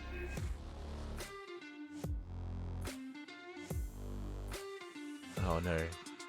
Not like this.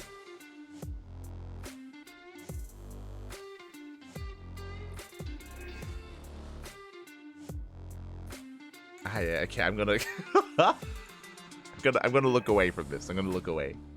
Oh no. I can't handle it. I wish it wasn't. The degen is real. But our teams, they need some time. They do need some time to pick their player of choice, to figure out where we're headed. Oh boy. Again, I feel like the chances of it being Kira and Serral is very, very, very likely. I guess ShoWTimE is another viable answer, is another viable choice. But I'm sure Serral wants his revenge. I'm sure Serral is unsatiated. I'm sure he's very unsatisfied with how his series concluded with Kira. So I'm sure he wants to play. I'm sure he wants to compete.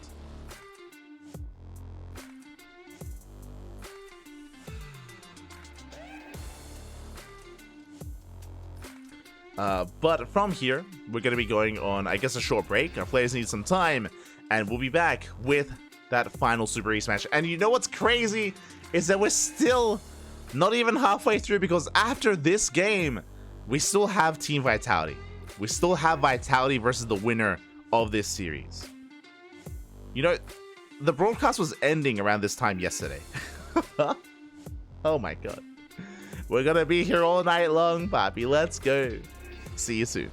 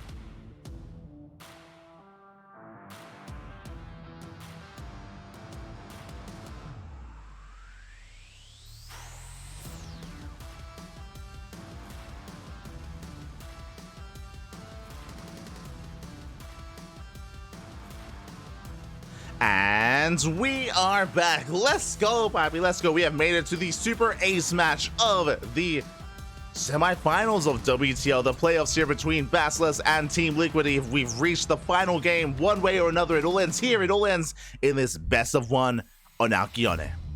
Let's go. Let us go. We have Serral, we have Cure, we have a ZVT here. It all ends here. It all ends in this final game. And this could go either way. Serral is favored, but Cure has already brought Serral down once before in this tournament. But it was off of cheese. It was off a proxy 3 racks. Will he do it again? Will we do something different? Will we be able to macro and outpace Serral? We'll see. We shall see. Coming into this, I do favor Serral slightly, but alas, Cure, you can never count him out. We're jumping into the final game. If you're in the chat, Papi, you know what time it is. It is time to Gamba. Best of luck.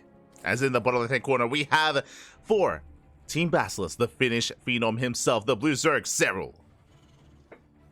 And in the top right-hand corner, we have the South Korean Terran, the Red Terran player for Team Liquid, the Super Ace player. It is Cure.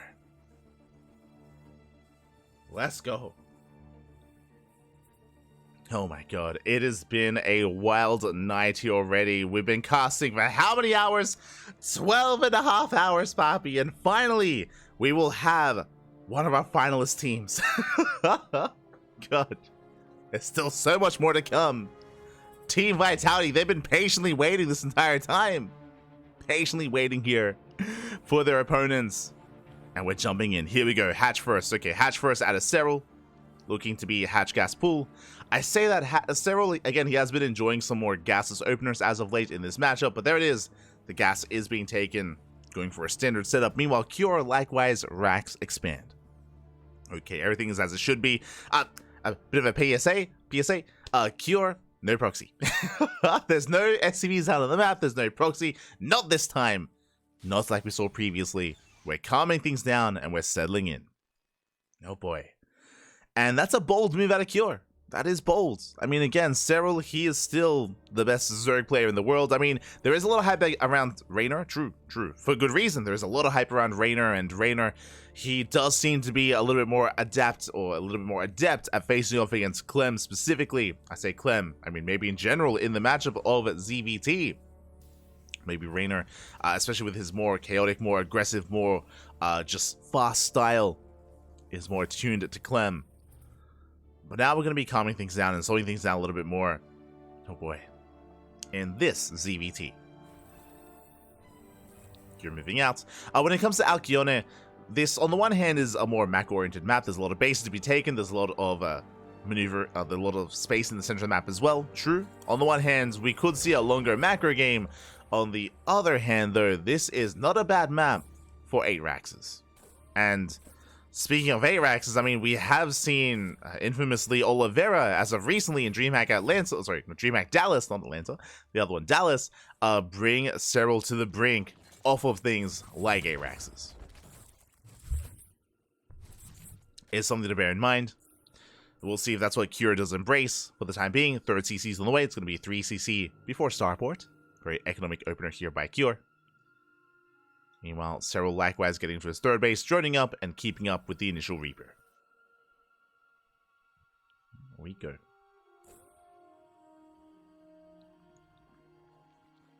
Here we go. Whew. Meanwhile, I just got some yogurts. I'm pulling a bit of a Clem. I did get some yogurt during that brief break. I'm powered. I'm ready. Ready for another 6 hours of StarCraft. Let's go. Ready to go all night long, Papi. Behind this, we see Cure not just going for the initial third CC, but going for double eBay behind this as well. Working towards his upgrades. Very fast double eBay. I should emphasize that, actually. Very fast 1-1 and 2-2 going to be on the horizon here for Cure. Because of the fast eBays, this will delay the starport. So, going to be a delayed starport, delayed drop play in favor of insane upgrades here. Overlord will not be able to confirm. Does get eyes on the 1-1. Does not get eyes on much more than that. Oh boy. And this is a bit of a tell it does feel like because of how fast these upgrades are going to be, I'm curious if the 2-2 timing is going to be with an 8 racks. Our eyes are on Kior. 2 more racks is on the way, getting up to 3 for now. The suffrage is real. Meanwhile, it's going to be a lair-based opener out of Serral. Very safe. Going into lair, into bathing speed, into delayed 1-1 upgrades. This does also mean this is also going to further the lead that Cure has, where he's going to have a massive upgrade timing here. Going up to 5 Raxes. Let's go. Initially a 5 rack setup. And again, I'm still not ruling out a 3-base all-in from Cure. Nice movement. Takes down a tumor. Tumor does fall. Armory's on the way to work towards 2-2. Okay, just hyper greed here from Cure. And safe play from Serral. I do want to favor Cure in this kind of setup, in this dynamic for the time being. And Observer pointing out the upgrades. Starport finally on the way. A very delayed starport here at Cure. Which does mean he's going to be stuck at home for the most part. And Serral could have taken this as an opportunity to be a little bit greedier, to cut corners. Alas, again, Serral did play safe. And do you see what I see? We had 5 Raxes. That is going to be a 6th, 7th, and 8 racks. It's happening. It's going to be a 3-base all-in. And the Overseer comes in! Big Scouts. Does not confirm everything, but does put extra Raxes on the way. So Cure is 8 racks and going to be a 3-base all-in from the Red Terran player. This is going to hit very hard with 2-2. Again, we mentioned leading into this game that Alcyone is ideal for 8 Raxes, or I won't say ideal, but really known for it. And we'll see if Serral can get ready for this. Oh boy. Because this is going to hit quite hard. Serral running up to 4-base saturation. 76, or just under 4 bases. Taking macro hatches, working on 1-1. Ling Bane. Interesting. Cure going for a bit of an earlier push. Going for the first wave. Hellbats have morphed in, but there is plenty of Ling Bane.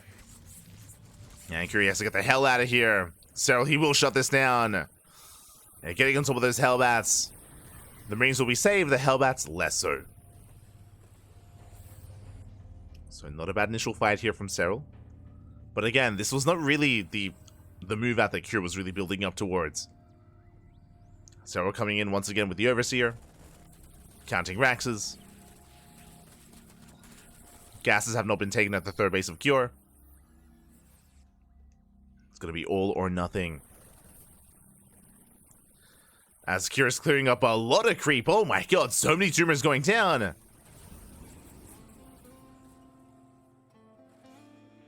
Meanwhile, this is so good. I mean, okay, so Serral, for the most part, he knows. For the most part, he has pieced together. It is a 3-base all-in. And these Borrowed Banelings are going to be insane. Oh my god! The Marines! Oh my god! Massive connections! And just like that, this all-in is stifled. Not the best stuff for Cure. Not ideal. We'll scan. We'll find 2 more Banelings, but already Cure, he does slow this down. Sorry, Serral does slow this down. Massing up more Ling Bane. Bearing in mind the time is working against Cure here. He has to go for the kill here and now. At the same time, Serral going for a counterattack. There are reinforcements. Cure, he does defend. At the same time, pushing onto creep. And Serral, he did cut workers at 76. 2-2 is on the way. Just been building up purely Ling Bane. And Serral, he's collapsing in. He goes in for the full surround. Oh my god, he's going to shut this down completely. And things are looking dire for Cure. Cure, he plummets in supply. And remember, Cure, he's not set up for a longer game. No 4th base, no gases. Cure was all in. And he's being shut down. Again, the initial opener was looking good for Cure, but alas, the execution, the Borrowed Banelings, the initial Hellbat push as well. And Serral is snowballing out of control. He shuts down the mineral line. And I mean, Cure, he barely had economy to begin with. Not like this. GG gets called and Serral takes the game, and Basilisk will advance on into the grand finals. GG. Oh my god. GG, well played. Again, the lead up to the all-in was looking good for Cure. He was able to get away with, denied scouting. Able to get into, and wasn't quite punished for his faster ebays and the faster upgrades either. Oh my god, but the Borrowed Bailings, that was a beautiful finish. The cherry on top, Pappy. The swab. And Serral does shut Cure down. GG, well played. That was a best of one. That was a super ace match. And again, Basilisk will take it in the end. But a shout out to Team Liquid because they had an amazing run, amazing performance. They went all the way to the final game possible here. And it wasn't just thanks to Clem, it was thanks to Cure, thanks to SKillous as well. Clem put in a lot of work, but alas, was barely not enough to bring Basilisk down. This could have been the finals. This could have been the grand finals. But we still have one more fresh series left. Right after the break, right after the winner's interview, which we will have, that is going to be a winner's interview, we will have Team Vitality versus Basilisk in a best of 7. Let's go. Let us go. GG, well played. So again, Serral looking strong, looking dominant there. Again, Serral is still one of the best players in the world. Arguably second only to Clem. Of course, there are other top players, of course. Whew. And yeah, with that, again, we're going to be going on a short break. I say a short break, it might be a bit of a longer one. Again, Team Vitality, Maru, Solar, Ryung, they will be stepping out, so they'll be stepping in. I'm sure they've been napping the entire time. They've been gathering and preserving their strength and getting ready for their next series. Oh boy. Team Vitality, of course, they are the reigning champions of WTL. And I say reigning champions, back-to-back champions even. So we'll see if they can be stopped. We'll see if Basilisk can take a win for the first time. They were denied last season by Team Liquid. The season before that, they were denied by Team Vitality as well. We'll see if Basilisk can finally get a win. We'll see. Or is it going to be Team Vitality once again? Oh boy. Here we go. Do you need a moment to set things up on our end as well?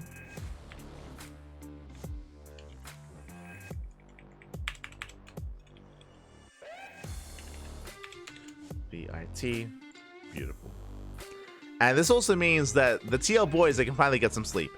They can finally get some rest. It is 2 a.m. here in Australia. 2 a.m. Oh my god. They can finally get some rest, get some veg.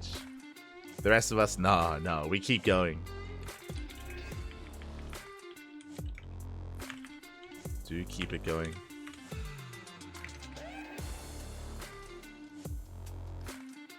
Can you turn up game sounds? I have no control over that. Unfortunately.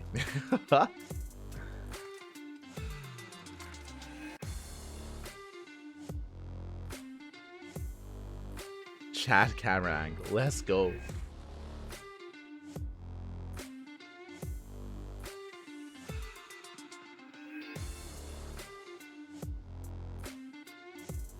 I mean, I guess I can turn up the sound, but I have to do this. That's all I got. That's all I got back.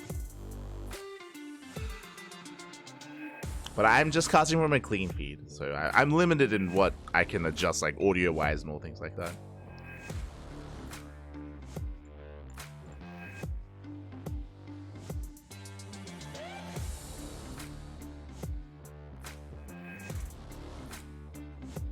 But yeah, I guess with that, we're going to be going in that short break. When we return, take this moment to very quickly get some food, get some snacks, get some water, and get ready for the interview and the grand finals. See you soon.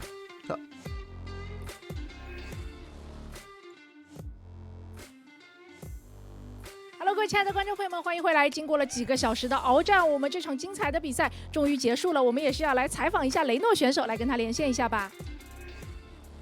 Hello， 你好，非常英俊帅气又很有实力的雷诺选手，终于赛后采访可以采访到你了。那在今天的比赛里面，是你先把 Clem 的不败金身给破了，然后也在比赛当中起到了很关键性的作用。在 EWC 上，也是你唯一从 Clem 身上拿到了分数。从某种程度上来说，你觉得你是 Clem 的克星吗？ Hello, we have the handsome and powerful player Reynor here with us. So you have stopped Clem from keeping his winning streak, and even back to EWC, you took 2 scores from him too. Are you his kryptonite, or do you think you're the destined one?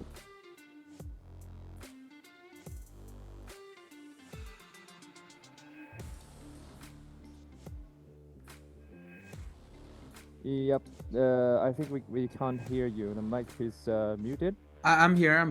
Yeah, okay. I was lagging, so I didn't hear what you said. So just handsome and powerful Reynor, said by Red Bunny. And That's a big compliment. Yeah, congratulations on the team. You have stopped Clem from keeping his winning streak, and back to EWC, you took 2 scores from him too. So, do you consider yourself the destined one as his kryptonite? Yeah, I knew this question was coming, and I'm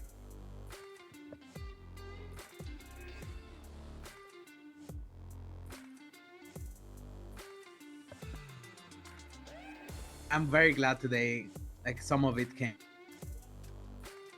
It was a bit of a proof to myself. Can you hear me? Yes, we lost some. We lost something before you're glad, and prove to yourself something between your no and you're glad.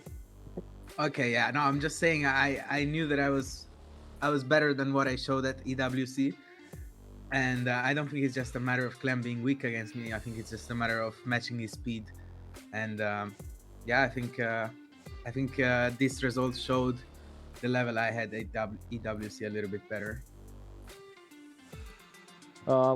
其实我知道会是这个样子的，因为我感觉我是比 EWC 的时候成长了，比那个时候要强的。跟他打的话，我其实心里一直觉得，只要能够跟得上他的速度，就能够击败他。我也很高兴会是这样的结果，证明了我的实力。确实。那在今天你对阵 SKillous 的比赛的时候，当时你用了一个非常赌、非常冒险的战术12D 啊，因为在 ZVP 里面其实不怎么出现这个战术。当时为什么想要用这么冒险的一个战术来打呢？ So back to the game facing SKillous, you took a very risky move, the 12 drones rush. What was on your mind? I was going with vibes today. I saw that he didn't scout, and I was like, okay, I'm gonna send it, full send it, and I just decided to go for it. Today, I was just going off of complete vibes and instinct. I had nothing planned specifically for each map, and I just went with it. 这么说吧，我现在状态贼好。我当时看了一下，他没有做好侦查，那我就直接来上那么一手。实际上我是充分准备过的，每张地图都有我独特的思路的。 准备的很充分哦，也进行过了研究。那在赛前，其实看到你在鹿特丹的直播间说你已经要开启冠军模式了，那马上你就要面临到马入他们队伍要进行总决赛了，你的冠军模式会继续持续下去吗？ So I've heard that you said you have activated the champion mode. Does that mean you have full confidence to take team vitality? Yeah, I'm confident. Definitely, Clem took out a bit of energy in me, and it was quite serious. So I need a little bit of rest now, and then I'll be back on it, back to trying to play my best for vitality and hopefully take them down as well. 当然，我现在信心满满啊。虽然说跟 Clem 对局确实是消耗掉了我一部分精力，但是我只要稍事休息一下，应该是可以回到巅峰，拿下 Vitality。好的，非常感谢英俊帅气而又非常具有实力的雷诺选手接受到我们的采访，也希望你可以保持状态，希望总决赛之后又可以采访到你。Okay, so thank you, the handsome and powerful Reynor. That will be all for our interview. Good luck and have fun in the future game. You're lagging, but I assume you said goodbye. Is that what happened? Yeah. Yes. Okay. Thank you so much. Thank you, Red Bunny. Bye bye. Bye bye. 好的，那我们的采访到这边告一段落，我们也是稍事休息一下，马上为大家带来精彩的总决赛。